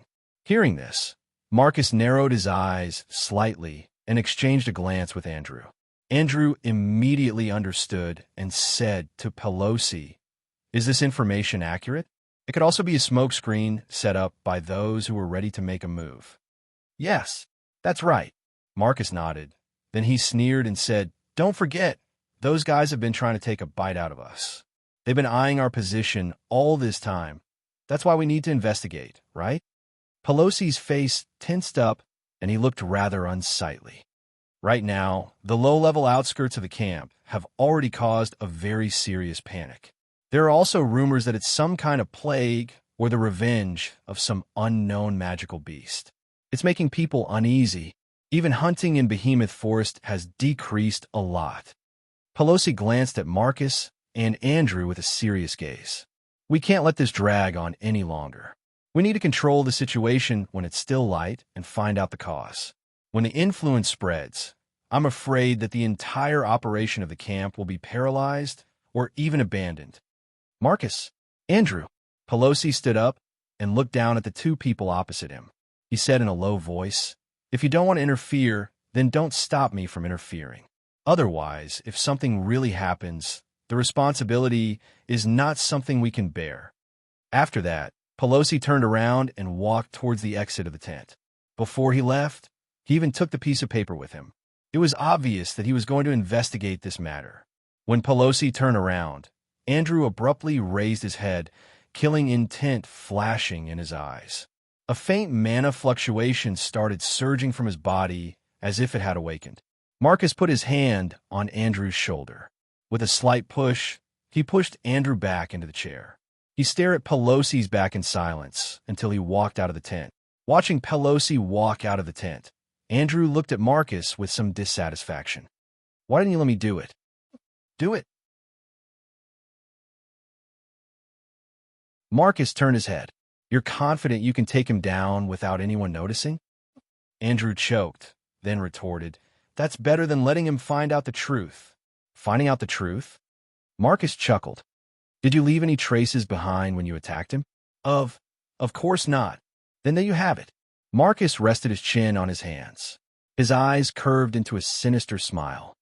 "With our strength, it won't take us much effort to take down a few low-level personnel. Pelosi won't be able to find out the truth if we didn't leave any clues behind. If you attack him now, you'll only cause more trouble. It's the same as admitting your guilt." Marcus' words were like an alarm bell that rang in Andrew's heart. He was shocked. Cold sweat dripped down his back. I almost ruined everything." Seeing Andrew's expression, Marcus knew that he had calmed down and patted him on the shoulder. Now, we can't even take a single wrong step. Once we do, we'll be doomed eternally. You're under too much pressure and made a mistake in your judgment. This isn't your fault, but don't make the same mistake again. Andrew looked at Marcus gratefully. He wiped the sweat off his forehead. Thank you, Marcus. I've been too impulsive recently. Marcus smiled, but his heart was bitter. Just like Andrew, he was under a lot of pressure. However, he was different from Andrew. Andrew was a little crazy under the pressure. On the other hand, he was calmer and calmer. This was because he knew that he had to deal with things calmly. It's too early to celebrate. Marcus sighed. Although we're confident Pelosi won't be able to find out anything, it'll be bad if something unexpected happens. We can't afford to make any mistakes. It's best if we restrain ourselves. Are we still going to restrain ourselves? Andrew frowned. Last time, because of Wu Yan's arrival, we already restrained ourselves a lot. We didn't get enough. Master wasn't happy about it. If we restrain ourselves this time, there's nothing wrong with being careful. Marcus knocked on the table. Master might be unhappy, but he has a use for us. He won't do anything to us. Marcus' voice was full of uncertainty. Andrew could hear this and opened his mouth. Just as he was about to say something, a flame suddenly flew in from the entrance of the tent and shot into Andrew's forehead. In the next moment, Andrew's face changed. His expression became unsightly. What's wrong? Marcus' face sank subconsciously. Andrew took a deep breath and said with a gloomy face, "Just now, the detection spell I set up around the campsite sent back an image. The Misaka women seem to be investigating the disappearance of the girls. Wah." Marcus's face gradually turned unsightly. With a bang, he slammed the table. Shokoha Misaki must have found something. No way. Andrew turned pale with fright. Didn't you say that we wouldn't be able to find the truth if we didn't leave any clues behind? If Shokoha Misaki had found out the truth, she wouldn't have sent people to investigate this matter, and we wouldn't be sitting here. Marcus sneered. She must have gotten wind of the disappearance and sent people to investigate. That meddlesome woman. Andrew heaved a sigh of relief. Thank goodness she didn't find anything. That might not be the case. Marcus' eyes flashed with a sharp light. Don't forget that woman's ability is to control people's minds. She's all-pervasive. If she continues to investigate, she might really discover something. Then, what should we do? Andrew had completely lost his sense of propriety, which made Marcus despise him. After all, he was the second most powerful person in the Ladine family, other than the patriarch. Marcus did not expect him to behave like this when something happened. Although he was disappointed, Marcus still said with a grin on his face, "Now that things have come to this, let's be careful and kill Shokoha Misaki. Is there no problem?" Andrew couldn't help but ask. Marcus only sneered at him. Although that woman's ability is very special, her strength is very weak. It won't be a problem for us to assassinate her. At this point, Marcus turned around and added, "As long as we don't get discovered." Andrew's expression changed rapidly, and there was a slight struggle on his face. But in the end, he leaned toward Marcus' choice and nodded firmly. "All right, let me do it." Andrew took the initiative to accept this assassination mission. Your Saito family's Aisto Chi is too eye-catching. If we make a mistake, we'll be found out. I'll kill Shokoha Misaki myself. Marcus pondered for a moment, then nodded and exhorted, "Don't let anyone discover it, and don't leave any clues behind. It must be clean."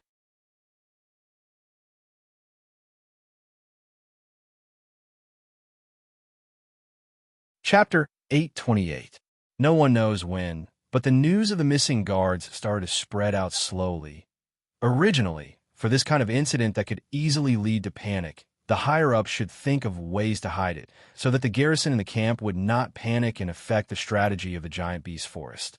However, Pelosi did the opposite.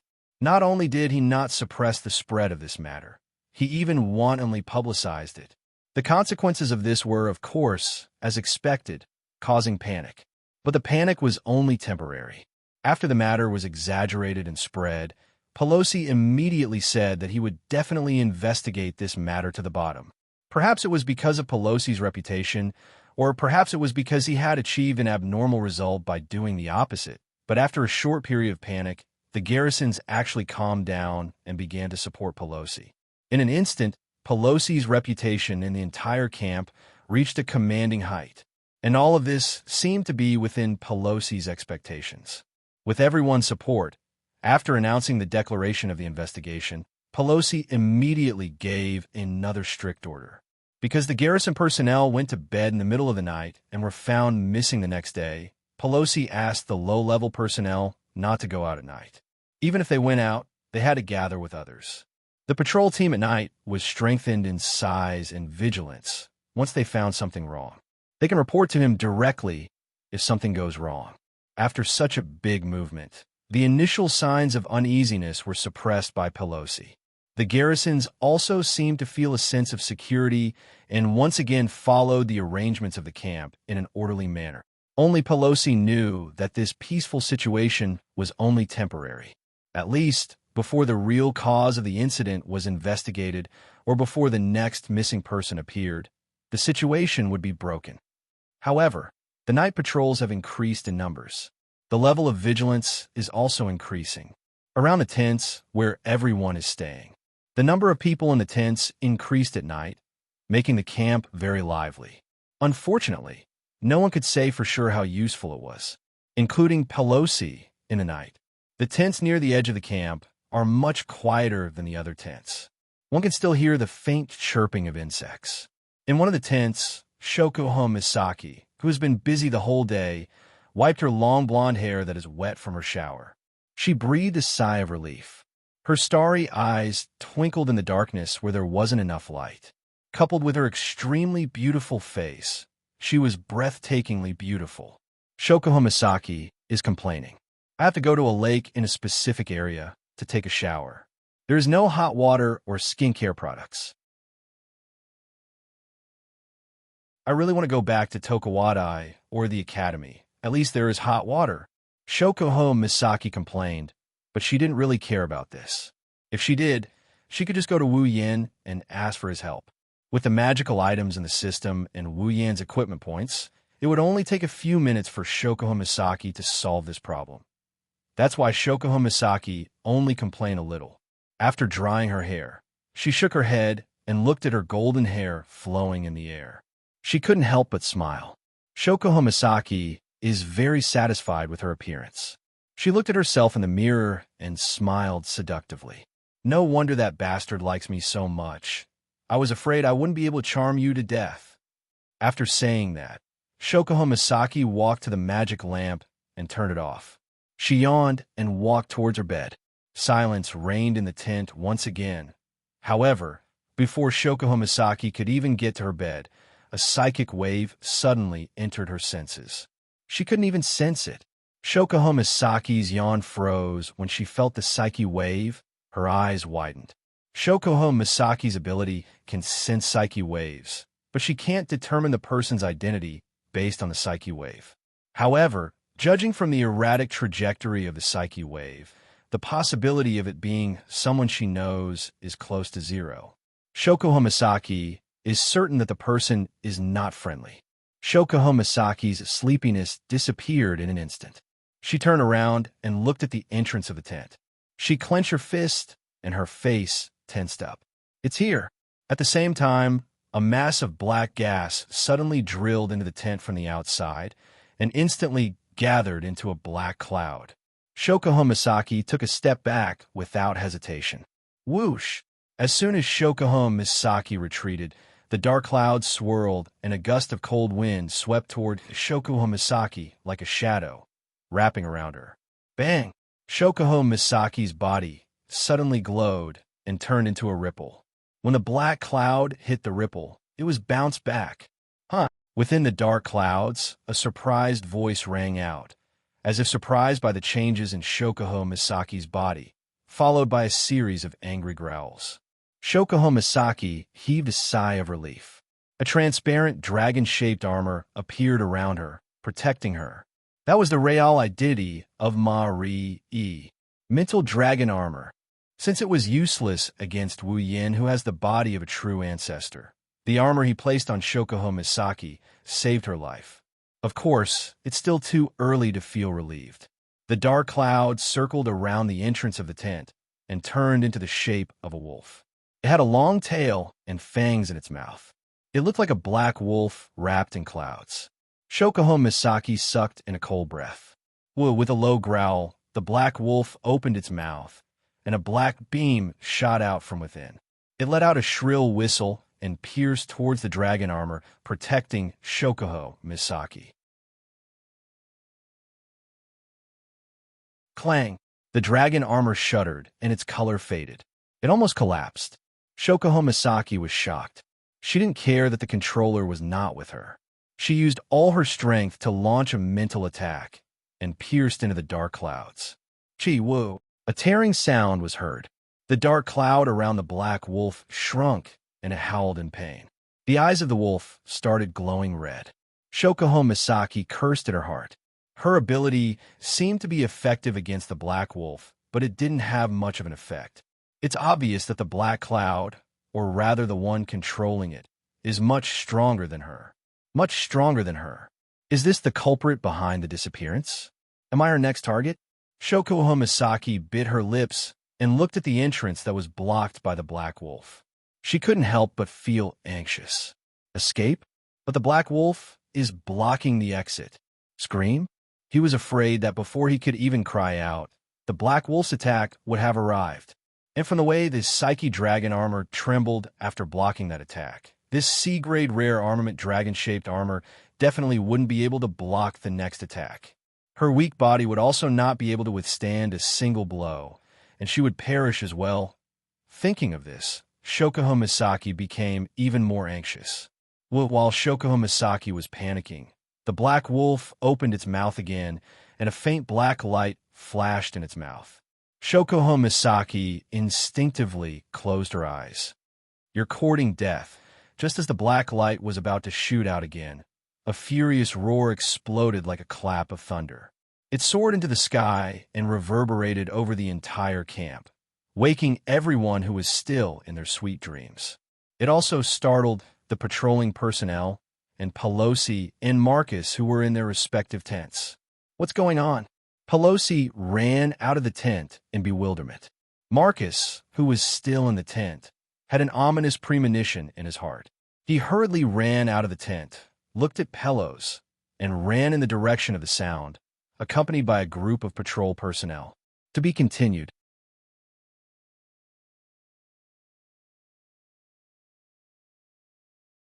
Chapter 829. Using his secret magic to hide his tracks, he snuck into Shokuho Misaki's tent as fast as he could, assassinated her, and escaped with her body, pretending that she had gone missing. This was the entirety of Andrew's plan, a simple and clear one. Unfortunately, he'd miscalculated. He'd miscalculated from the very beginning. Andrew thought that Shokuho Misaki's ability was to control people's minds, but that was only a small part of her ability. He did not expect her to be able to detect his presence through mental waves. That was how she discovered him from the start. Fortunately, Shokuho Misaki may be able to detect other people's mental waves, but she can't use them to identify the person. As long as Andrew kills Shokuho Misaki as fast as he can, his plan will still work. No matter what, he was still a Type 8 Divine Warrior, while Shokuho Misaki was only in the lower middle of the Type 8 Divine Warriors. Her ability was a godly skill against those weaker than her, but against those stronger than her, even if it wasn't useless, it wouldn't have much of an effect. However, Andrew had miscalculated again. The existence of a dragon armor bought Shokuho Misaki a little bit of time, and that little bit of time was enough to push Andrew to the brink of death. Bang! The black wolf formed by the dark clouds was sent flying as if it had been hit by a heavy hammer. It smashed into the top of the tent, which had been reinforced by magic and was harder than the walls. Soon after, it fell down and heavily smashed into the ground. A suppressed howl of pain was emitted from the black wolf's body, proving just how heavy the blow was. What's going on? Andrew, who was hiding in the black wolf, was hit so hard that his brain short-circuited. He couldn't react in time. By the time he reacted and controlled the black wolf to spring up from the ground, he finally realized it. Originally, there was only him and Shokuho Misaki in the tent, but now there was an additional figure. Impossible. That was the first thought that came to Andrew's mind when he saw the figure. The exit was clearly blocked behind him, but this person in front of him, how did this person appear beside Shokuho Misaki? Of course, not long after this thought arose, a gaze that was infinitely close to freezing point enveloped him, causing Andrew's heart to tremble violently. A fatal chill emerged from the bottom of his spine, instantly covering his entire back. He looked up. In front of him, the figure was holding Shokuho Misaki in his arms. A pair of wine-red eyes stared at Andrew. Inside those eyes, there was a murderous aura that was like a volcano erupting. Andrew couldn't help but take a step back because of that murderous aura. Little Yin, she felt the familiar embrace. Shokuho Misaki let out a sigh of relief. Her tense nerves finally calmed down. Her face paled as she clutched Wu Yan's shirt tightly. She didn't want to let go of his shirt. Little Chi. Seeing Shokuho Misaki's pale face, Wu Yan was enraged. Even though he gave the dragon armor to Shokuho Misaki, it was still his noble phantasm. If something happened to his noble phantasm, Wu Yan would be able to sense it. What's more, Wu Yan set up a telepathic spell on the girls. If the girls are in danger, Wu Yan would be able to sense it at the first instance. When Wu Yan sensed that Shokuho Misaki was in danger, he used a teleportation spell to get here. The Black Wolf was about to deal the final blow to Shokuho Misaki. If he came half a second later, Wu Yan's pupils started trembling when he thought of this. He couldn't suppress the fear that rose from the bottom of his heart. Along with it came a towering rage that could shake the heavens and earth. Misaki-chan. Wu Yan lowered his head. His demonic voice came from the depths of hell. Wu Yan couldn't see his expression. Take a step back.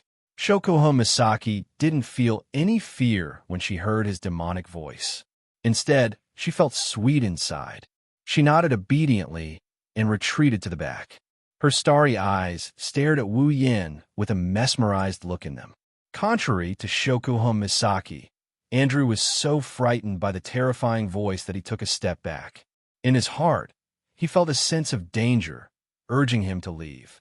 Sensing that sense of crisis, Andrew could not help but shout out in his heart, "Impossible! That brat is so young. It's already a miracle that he could reach the Type 8 realm at such a young age. How could he, a peak Type 8 warrior, feel threatened?" However, the next moment, Wu Yan raised his head. When Andrew saw his face, he sucked in a breath of cold air. In the other party's eyes, the pair of wine-red eyes had turned golden. Carrying an extremely cold gaze, he stared at him closely, like a ferocious beast staring at its prey. Today, Wu Yan's voice was the coldest it had ever been in his life.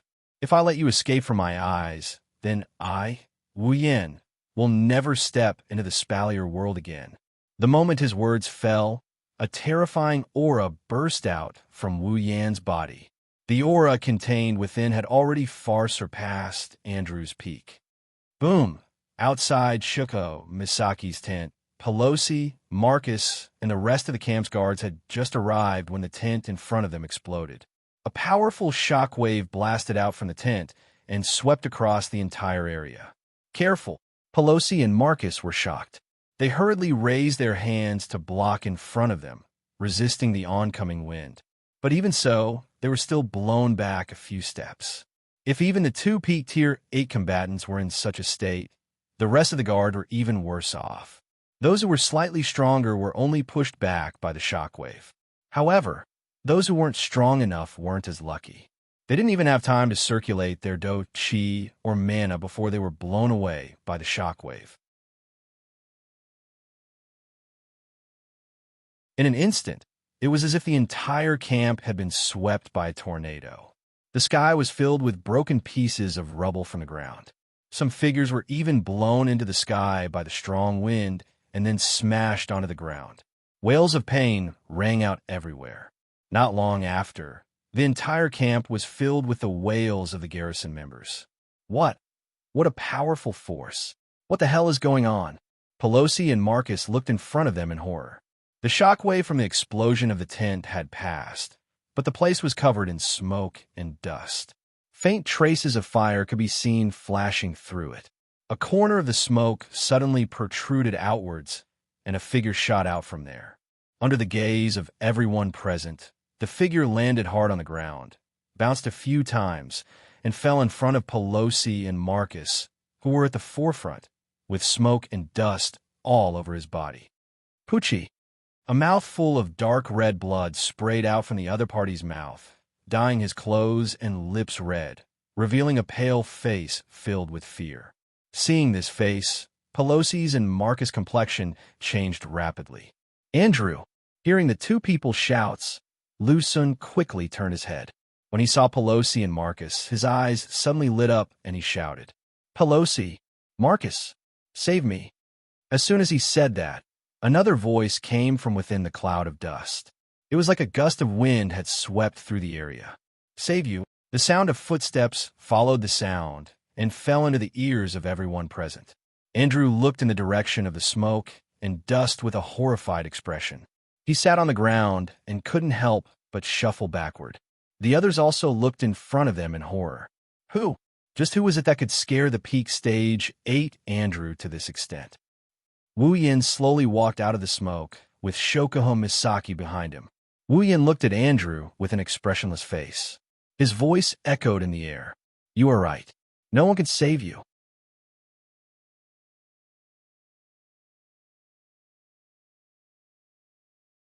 Chapter 830. Looking at the figure that walked out of the smoke and dust and stepped on the collapsed ground, Pelosi and Marcus' pupils slowly shrank. Wu Yin. The entire place was silent. The word, Wu Yin, reverberated in the ears of all the guards present. Their expressions turned sluggish as they stared at the figure in front of them with their mouths agape. Could it be that the person who scared the peak tier 8 Andrew to the point where he coughed up blood is the same Wu Yin who just graduated from Silveria World Institute? Silence ensued. No one dared to make even the slightest sound. Only Wu Yin's footsteps could be heard in this space. His footsteps were rhythmic and gave off an illusory feeling. If it wasn't for the painful wails coming from their bodies due to the shock waves, they would have thought that they were dreaming. In the back, Shokuho Misaki watched all of this quietly. She didn't react until she heard a few shouts behind her. Shokuho, Hinajiku, Mikoto, and the other girls all rushed to Shokuho Misaki's side. "What's wrong?" Mikoto asked. "What happened?" "Yeah." Chuju looked at Wu Yin with a strange glint in her eyes. "What the hell is going on? I've never seen Yin like that before." Shokuho Misaki smiled lightly.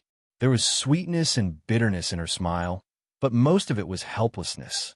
She slowly shook her head and explained the entire matter to the many young ladies in a simple manner. When the girls heard this, their expressions changed as well. They looked at Andrew in front of them with cold light and anger in their eyes. Don't come any closer." As Wu Yin got closer and closer, Andrew's expression became more and more fearful. His collapsed body kept shuffling backwards. It was as if something terrifying was approaching. That unbearable appearance made it hard for many to believe that he was actually a powerhouse at the peak of the 8th step. This also proved how much of an impact Wu Yin had on him.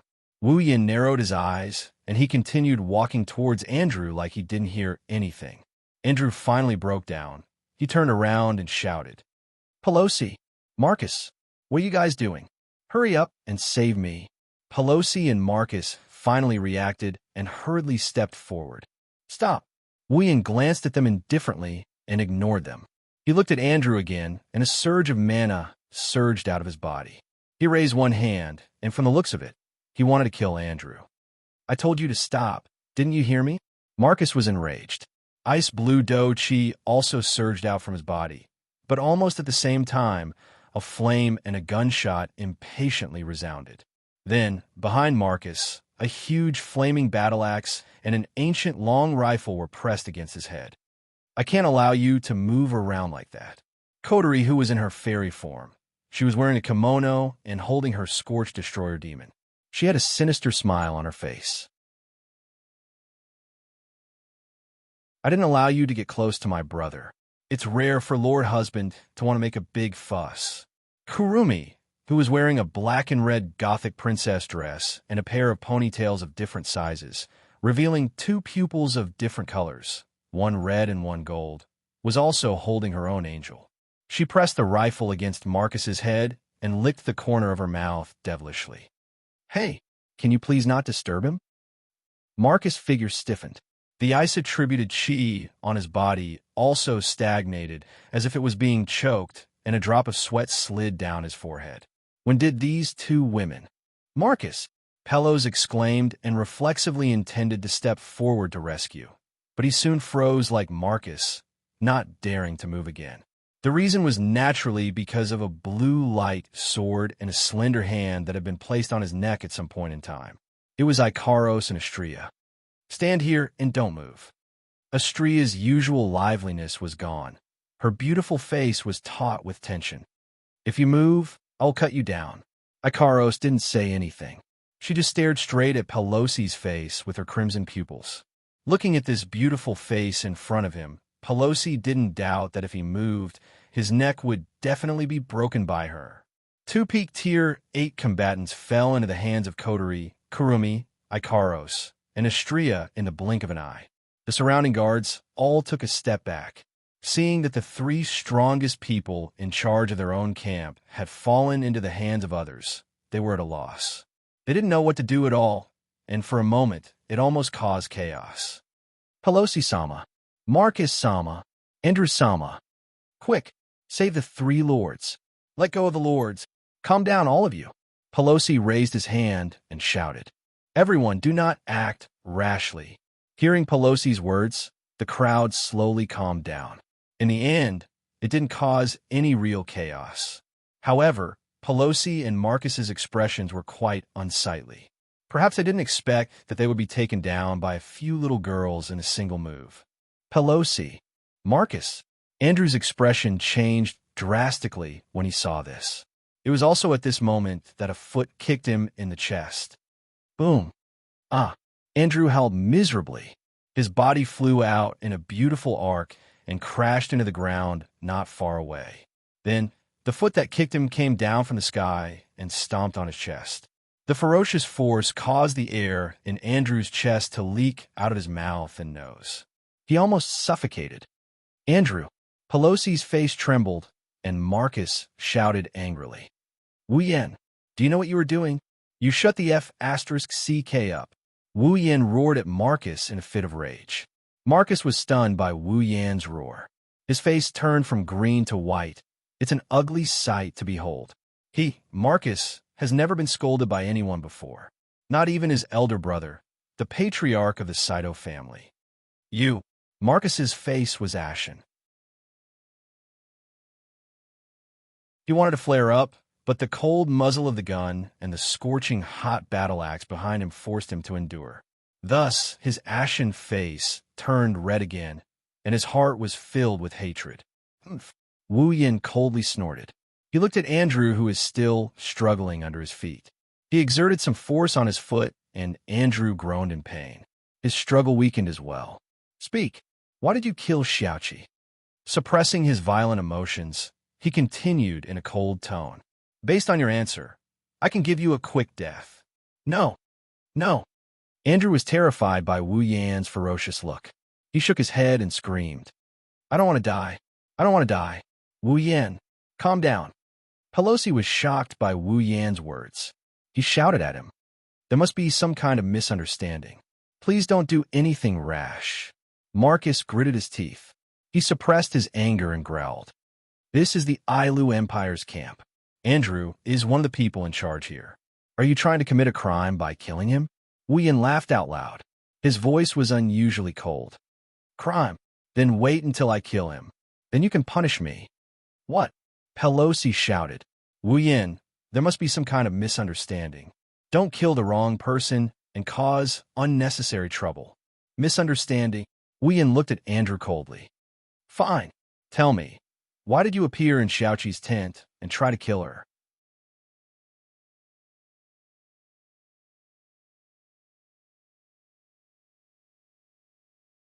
Chapter 8:31.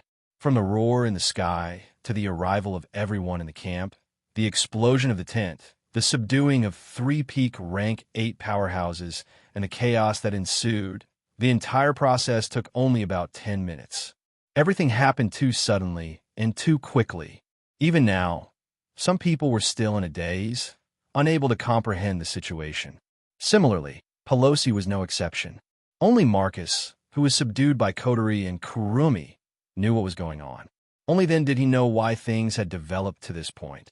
Either Andrew didn't do his job well, or he was discovered in the middle of the attack. In the end, not only did Shokuho Misaki not die, but she also ended up like this. Things couldn't be worse than this situation right now. Marcus acted like he didn't know what happened, but inside, he was worried sick.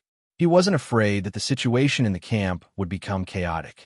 What he was truly afraid of was that if something really happened to Andrew, then it was very likely that everything behind this would be exposed.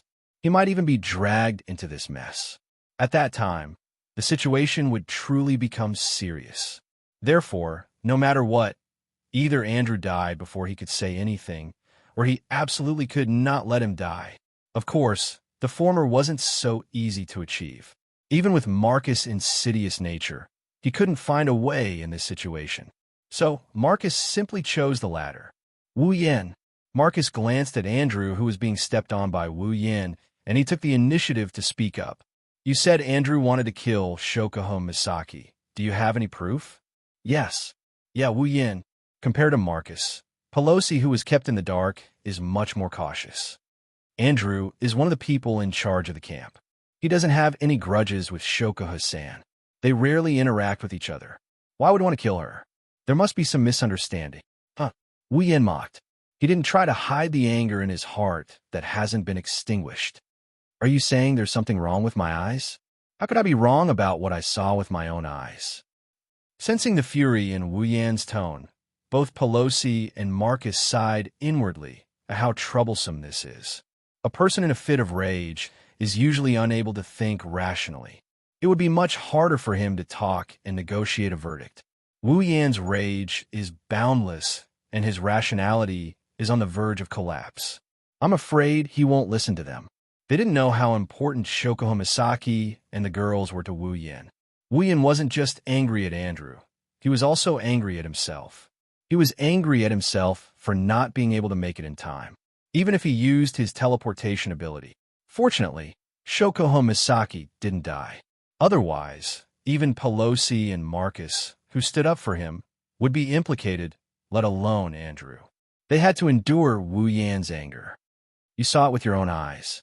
It won't be convincing to others. Marcus looked at Wu Yan's face. Unless there's someone who can testify. Wu Yan's expression turned cold.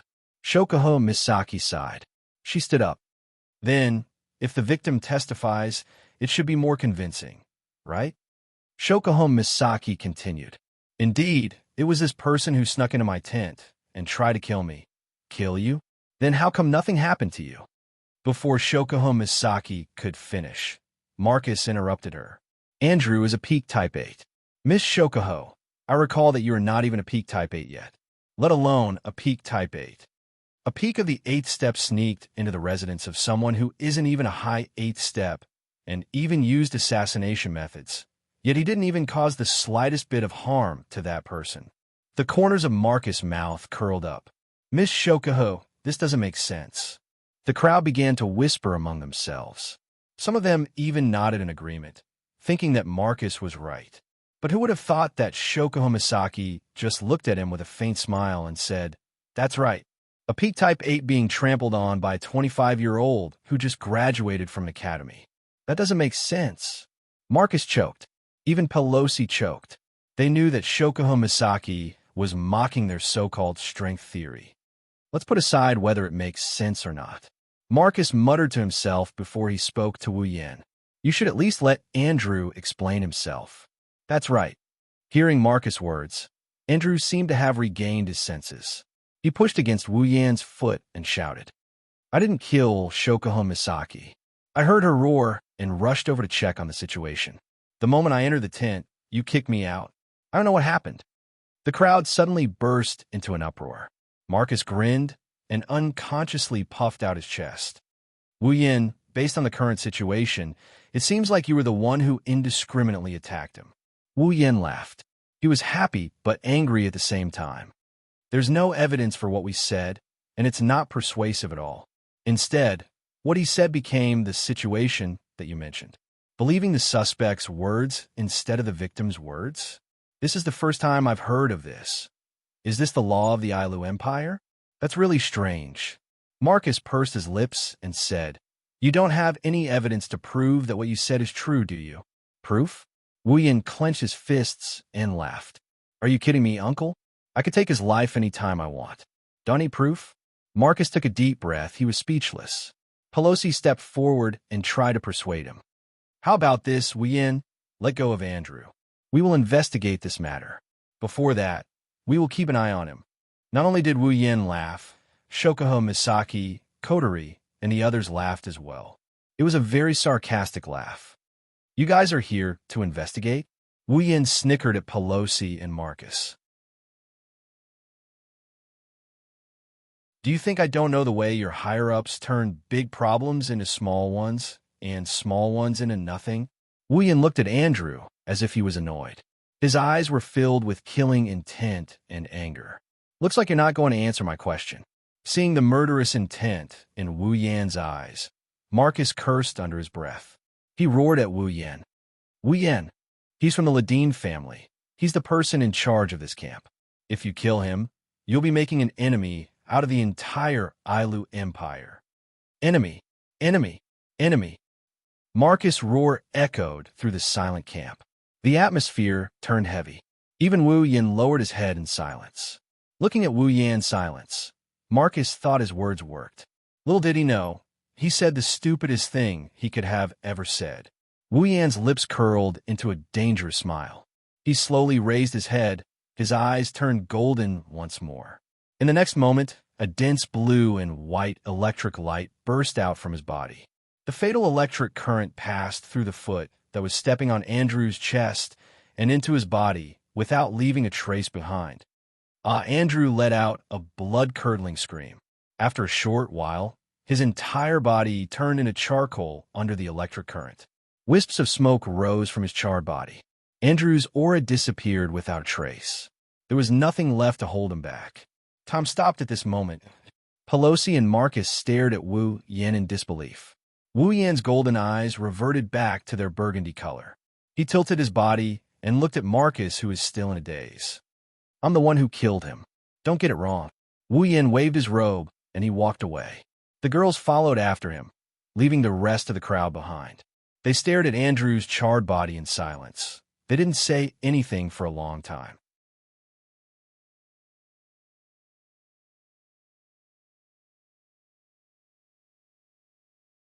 Chapter 832. Bastard. Bang. Marcus slammed the table in front of him into smithereens. His eyes were bloodshot as he panted heavily. The hatred in his heart didn't lessen at all. He wanted to destroy everything in his tent. Those who know Marcus know that he has a bad temper, a very bad one. Once his temper flared up, even a mosquito flying in front of him would become the source of his anger. Usually, at this time, the servants in charge of taking care of Marcus' daily life would suffer because they would become Marcus punching bags and might even lose their lives. If it wasn't for the fact that Marcus was the second in command of the Saito family, and if it wasn't for the fact that he was a peak stage 8th Order warrior, he would have offended a lot of people already. But no matter how bad Marcus's temper was, the number of times he lost his temper was second only to the number of times he lost his temper during meal times.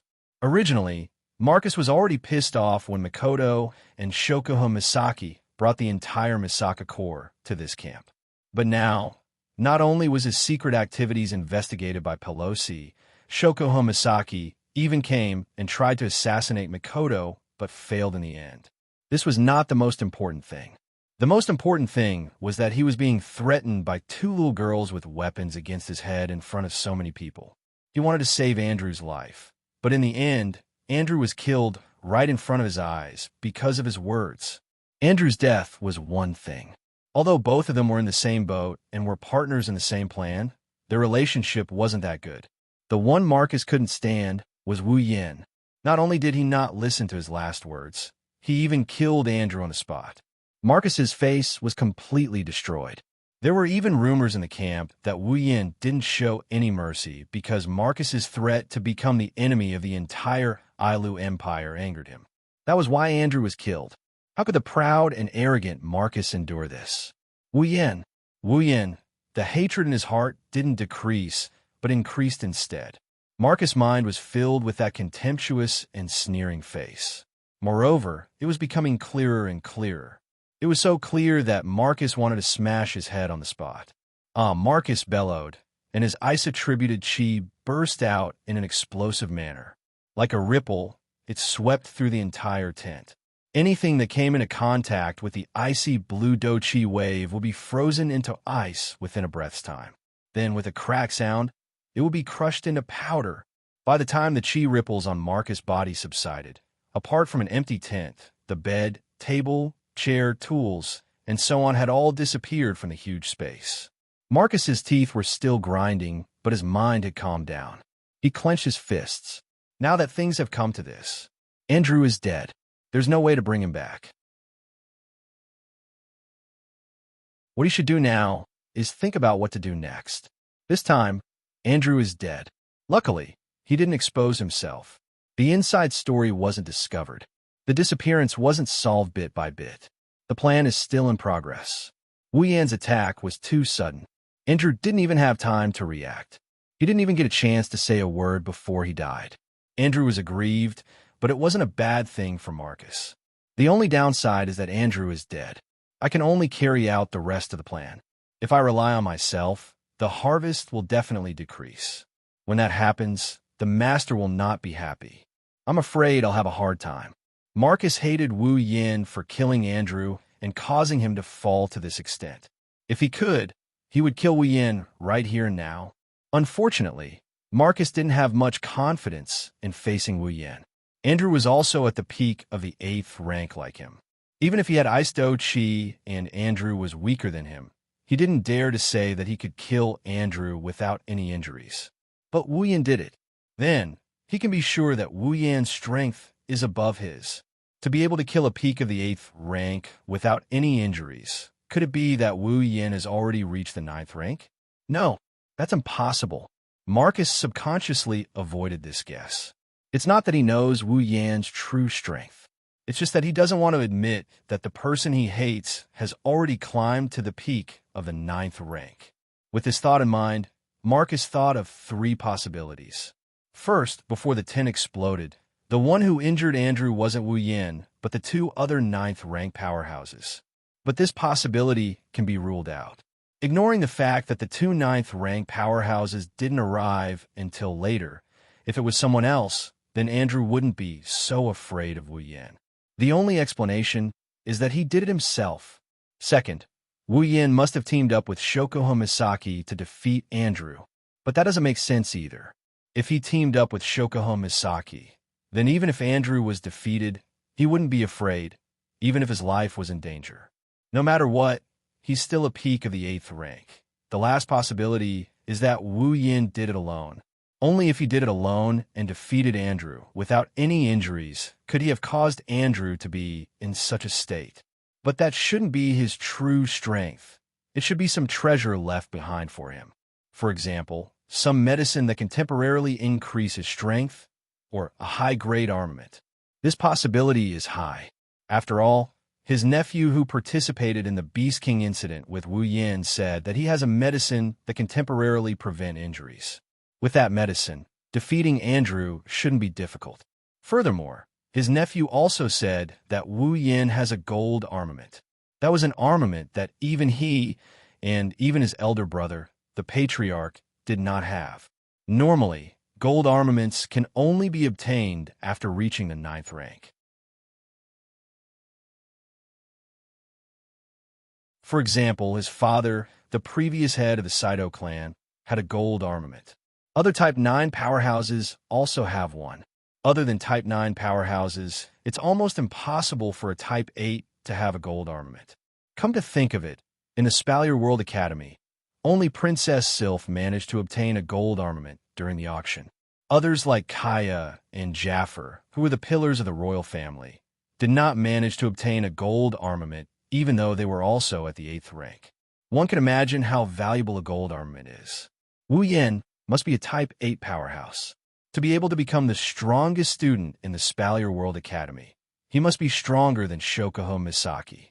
Shokuho Misaki was a mid-Type 8, while Wu Yin should be a high Type 8 powerhouse, or even a peak Type 8. A high rank 8 warrior with a gold armament would be able to defeat a peak rank 8 warrior without a gold armament without a single injury. That would not be impossible. There are 3 possibilities, but Marcus didn't consider them. Wu Yin has been using his true strength since the beginning. To defeat a peak Type 8 powerhouse without any injuries, Wu Yin doesn't need to reach the 9th rank. With endless martial arts and the true ancestor's bloodline, he could already challenge those of a higher rank when he was still at the peak of the 7th rank. Now that he has mana and an endless supply of spells, if he still can't defeat someone of the same rank, he'll be dead. Marcus took a deep breath and calmed his heart. Then, he turned around and walked out of the tent.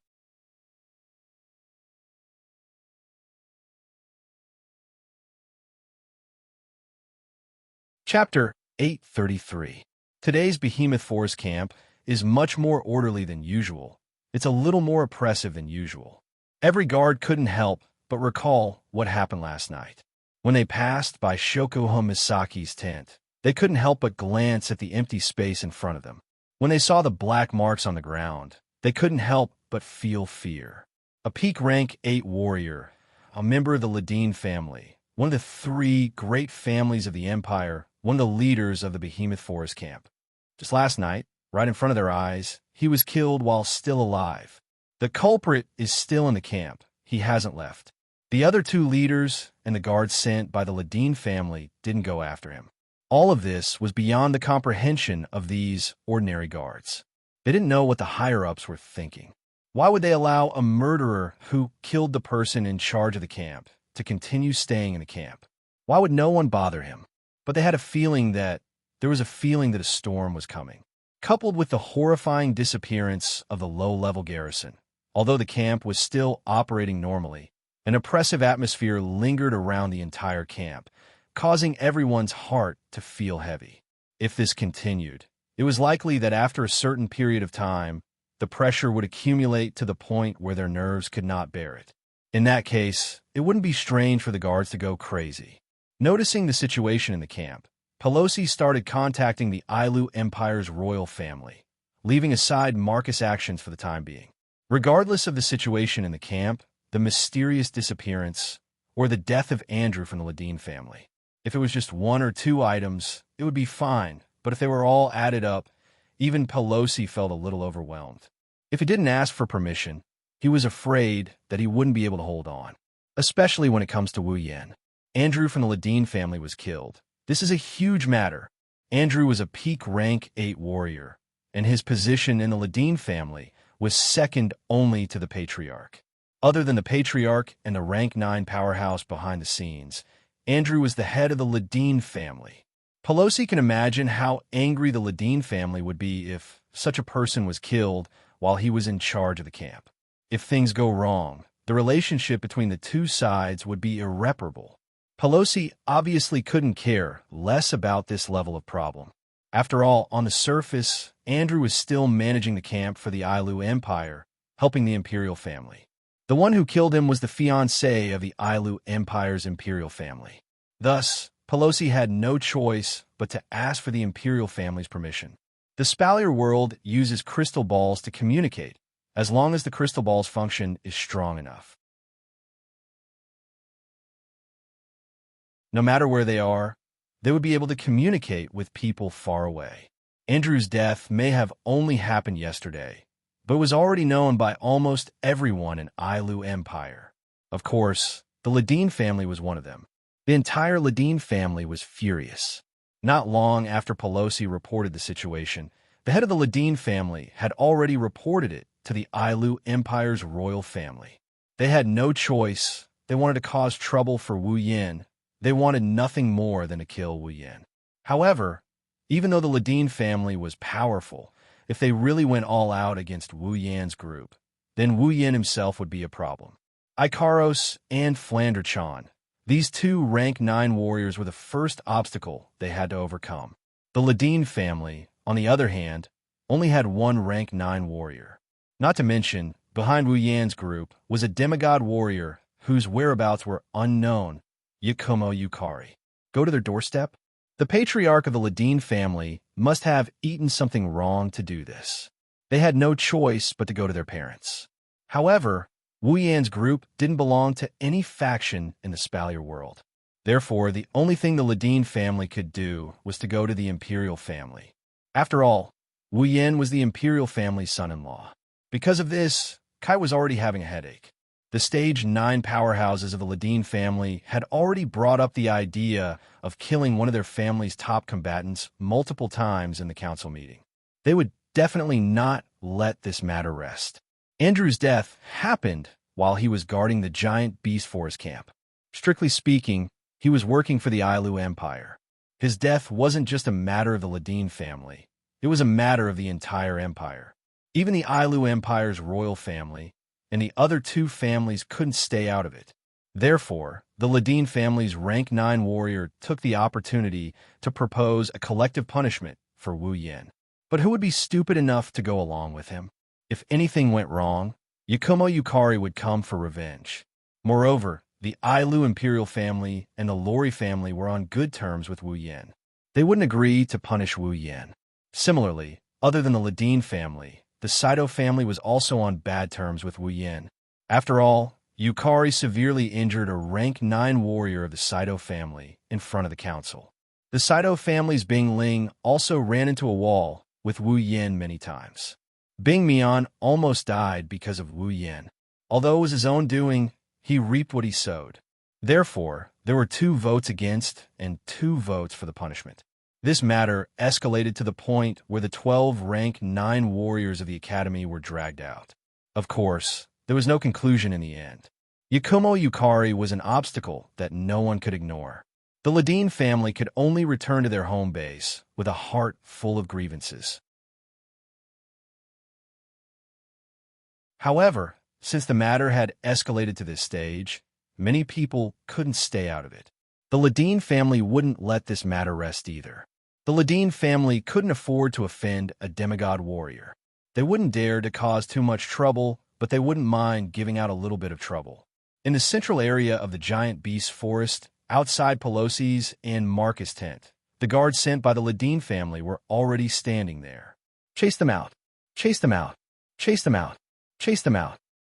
The members of the Ladin family were all gathered in the campsite, and they raised their armors while shouting at the 2 people in charge who were standing at the entrance of the tent. The surroundings were filled with people who had come to watch the show, and many of them could roughly guess what was going on. Pelosi and Marcus glanced at each other, shook their heads, and sighed. Pelosi had a troubled look in his eyes, while Marcus was completely gloating. "Be quiet." Pelosi frowned and shouted coldly. "What do you think this place is? Is it downtown?" Pelosi's scolding had some effect. The crowd gradually quieted down, but they didn't leave. It was obvious that they weren't going to let this matter rest. Not long after, one of the leaders walked out. "Sir Pelosi, Sir Marcus." He bowed to the 2 people in charge of the camp, but his tone wasn't polite at all. "We know that our actions have caused trouble for you, my lords. But please understand that we really cannot stay in the same place with a group of criminals who do not obey the camp's management, act alone, and do things without any scruples. Therefore, please drive these outsiders out of the camp, my lords.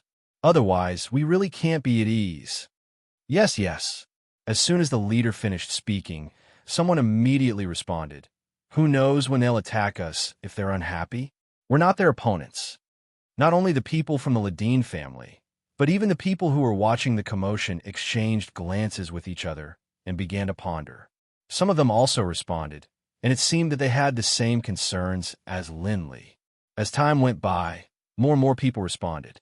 At this point, there were so many voices that they couldn't be separated. If this continued, everyone in the camp would participate in this matter. Things were getting serious.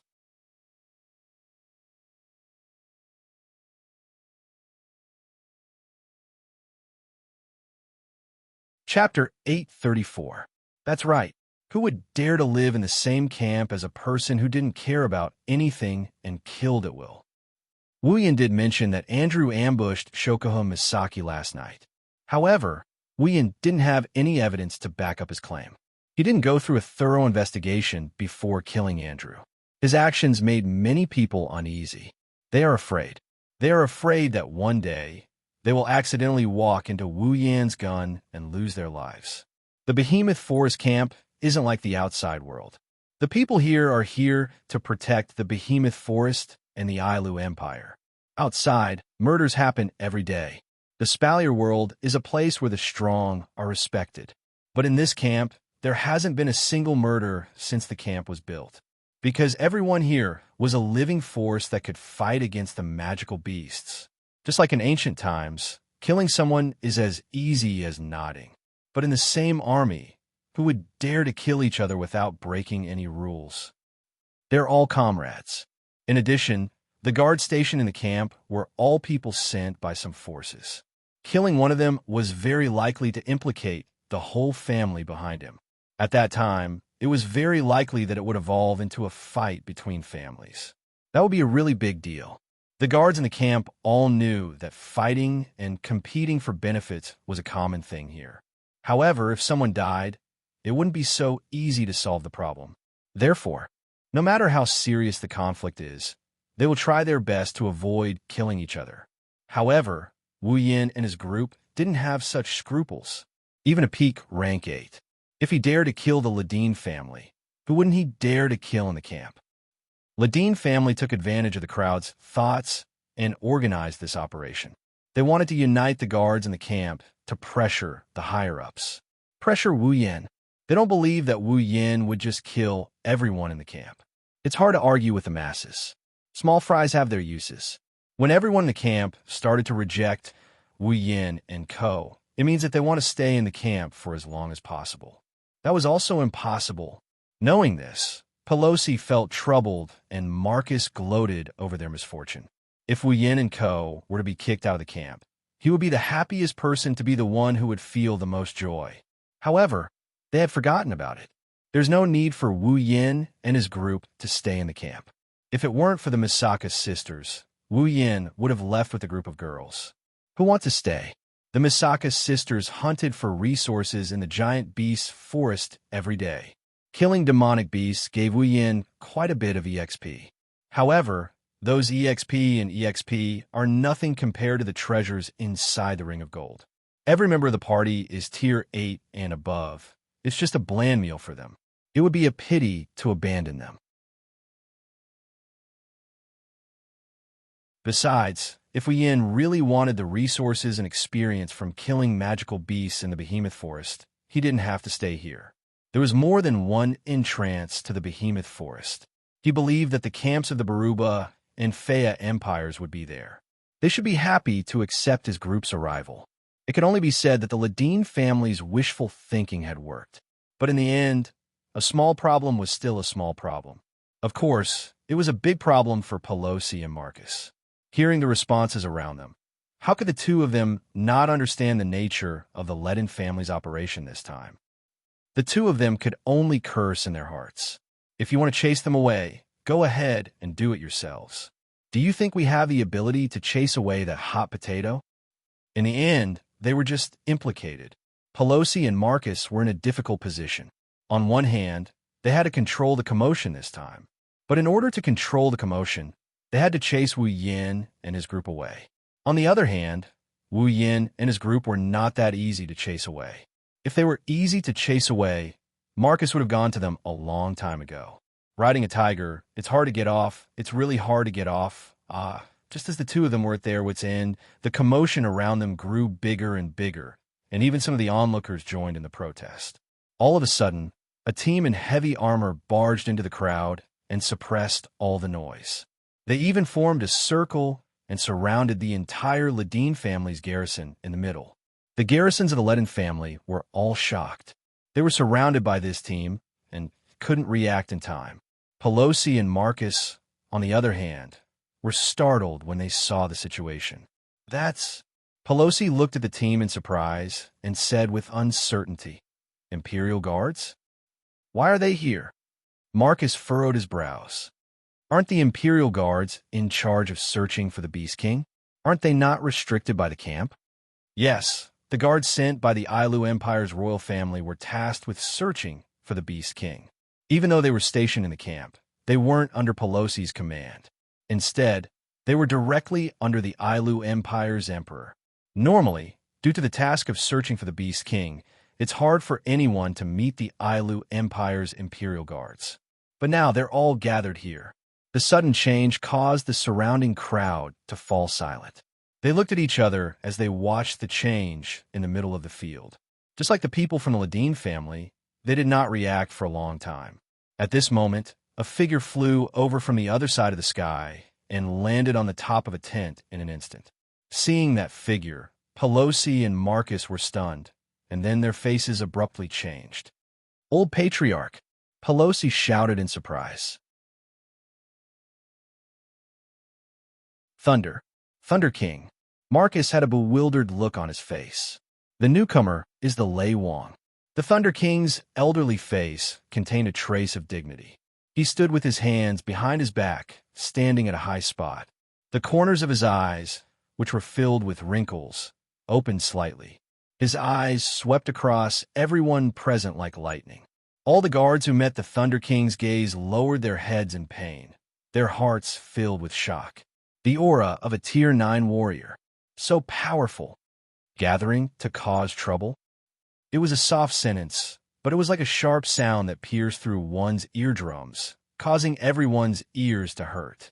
The Thunder Sovereign's face was cold as he said, "Who gave you this right?" Silence, a deathly silence. Do you know how many cities in Ailu Empire are waiting for you to provide them with resources? Do you know how much damage the camp will suffer? Do you know how much damage your families will suffer? Do you know how much damage your families will suffer? Everyone present was slightly taken aback. Immediately after, they lowered their heads in shame and did not say anything else. Even the guard from the Ladine family gritted their teeth and lowered their heads. The loud and colorful demonstration just now was completely suppressed by the Thunder King with just a few words. Seeing everyone lowering their heads, the Lei Wang's expression softened. In a flash, he landed on the ground. All of you go back. Do what you need to do.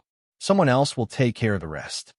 Upon hearing that, the crowd immediately dispersed and returned to their posts and jobs. The people from the Ladine family also ran away with their tails between their legs. They couldn't ignore the words of a Tier 9 warrior. At the sight of this, Pelosi heaved a huge sigh of relief. Together with Marcus, whose head was lowered and whose expression could not be seen, he walked up to the Thunder Monarch. He opened his mouth, but just as he was about to say something, the Thunder Monarch extended his hand and interrupted him. "Where is that little guy?"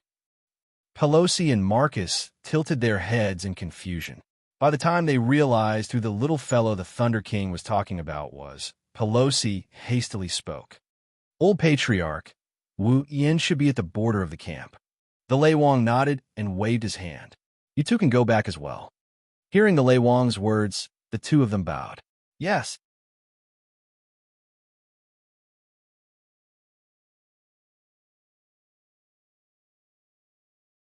Chapter 835. While the camp is in an uproar, Wu Yin is enjoying a cup of black tea in his own tent. He looked like he's taking a warm bath. The girls around him felt very comfortable looking at him. However, although they felt comfortable inside, they didn't seem to be in a good mood. Instead, they looked a bit annoyed by this scene. "Come, little Yin." Shokoho Misaki sat beside Wu Yin with a sweet smile on her face. She took a small piece of food from her plate and delivered it to Wu Yan's mouth like a little girl in love. Ah. Wu Yan took a bite and chewed with a satisfied expression on his face. With Shokoho Misaki serving him, he's enjoying himself more than a member of the royal family. This scene has been going on since Wu Yin woke up this morning. Just like that, the two of them sat in the huge tent, doing something that only the most intimate of couples would do while releasing flashbangs as if there was no one else around. The other girls originally planned to keep their eyes down and obediently eat their breakfast. However, even if they could control their eyes, they couldn't control their ears. Finally, after the N+1 feeding session, someone couldn't hold it in any longer and exploded. Hey, you guys. Mikoto closed her eyes and her eyebrows twitched. Don't you know that this will affect others? Yeah. Toka, who had been holding back for a long time, pouted her lips and glared at Shoko Misaki. The breakfast was supposed to be delicious, but now it's tasteless because of you. Shoko Misaki blinked her eyes, and a bright smile appeared on her face. Well, I can't help it.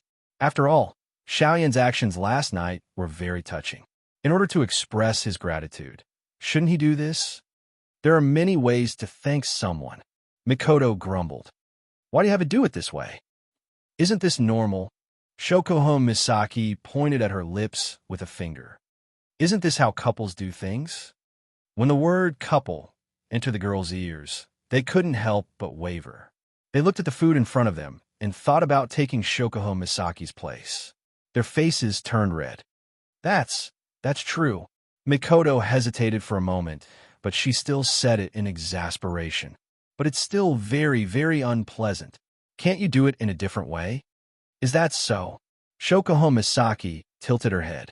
She seemed to have thought of something, and her face blushed a little. She acted like a little girl and stole a glance at Wu Yan. Then, little Yin, I'll give you your reward tonight. Wu Yan lost his cool and spat out everything in his mouth. The veins on the surrounding girls' foreheads popped out. In addition to Kurumi, who had a seductive smile on her face, Toka, who didn't know what was going on, and Flander-chan and Yoshino, who were still in a daze, the other girls' pretty faces were all red. You woman, sparks flashed across Mikoto's forehead as she tried to suppress her anger. You must have done it on purpose. There's nothing bad about it. Kurumi covered her mouth and chuckled. The corner of her mouth raised into an incomparably evil arc. Her cheeks were red and her eyes were misty. I don't even have the chance to do it. When will Out-Susama make a scene for me? Hey. Kotori squinted her eyes and looked at Kurumi speechlessly. I knew it. You're the most dangerous one. Anyway, Mikoto stood up and yelled at Shoko Misaki. Stop what you're doing. All right. Shoko Misaki pursed her lips and placed the thing in her hand on the table. Mikoto wasn't the only one who felt the same way. Even Chuju, Kotori, Toka, and the others breathed a sigh of relief. Shoko Misaki's flashbangs put a lot of pressure on them. Unfortunately, right after they breathed a sigh of relief, Shoko Misaki's next sentence made them realize that they were too sweet. Little Yin, I'll make it up to you tonight. Hinajiku and Kotori raised their hands and covered their foreheads. They couldn't bear to watch anymore. Mikoto's body was crackling with electricity. Her body was trembling. Obviously, she couldn't take it anymore. You. Just as Mikoto was about to give Shoko Misaki a bento, an old voice with a bitter smile came from the tent. The campsite is about to be turned upside down because of you two, and here you are flirting with each other. I really don't know what to say about you two. The noisy crowd was startled and quickly turned their heads to look at the source of the sound, which was the entrance of the tent. There, the Thunder King was looking at them with a helpless expression. He looked like he wanted to say something, but was unable to express it, looking extremely conflicted. Grandpa Lei Wang. Wu Yin stood up in shock. Why are you here? Why am I here? I'm here to watch a good show. Lei Wang grumbled at Wu Yin. You caused such a big ruckus that His Majesty almost lost his throne. If I didn't show up, who knows what kind of ruckus you guys would have caused in this camp. Wu Yin scratched his face awkwardly and mumbled. Is it that serious? What do you think? Lei Wang rolled his eyes. The person in charge of the campsite, the second in command of the Ladin clan, one of the 3 major clans. He was a pinnacle tier 8, and you killed him just like that. Tell me, is it serious? Yes. It does sound serious. Wu Yin pursed his lips and looked at Lei Wang. But if I had to choose again, I would still kill him. That's right. Let's not talk about one more time. Even if it happens 1,000 times, 10,000 times, Wu Yin wouldn't show any mercy. It wasn't just because the girls were his reverse scale. It was also to tell the world that anyone who dares to touch the people around him must be prepared to die.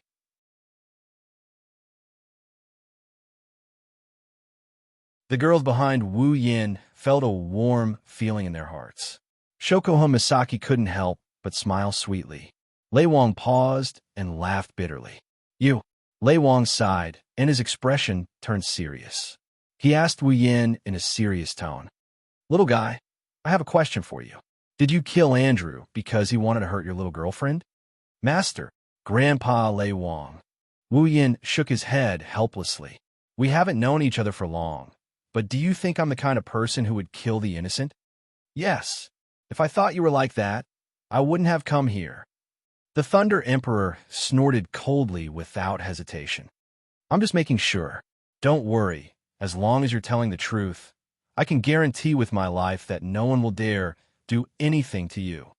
Wu Yin and the girls looked at each other and smiled. Grandpa Lei Wang, don't worry. Wu Yin grinned. His wine-colored eyes flashed with a strange glint. If you want to touch me, you should at least consider your own strength. Oh, Lei Wang looked at Wu Yin in shock before he guffawed. I almost forgot. You little brat, you can even casually kill a peak rank 8 powerhouse. Wu Yin chuckled before his expression changed. He took a step forward and stood in front of Lei Wang. Grandpa Lei Wang, I have something to tell you.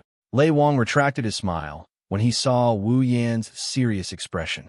Looking at you, it seems like it's something important. Not really, just a suspicion. Wu Yin whispered something into Lei Wang's ear.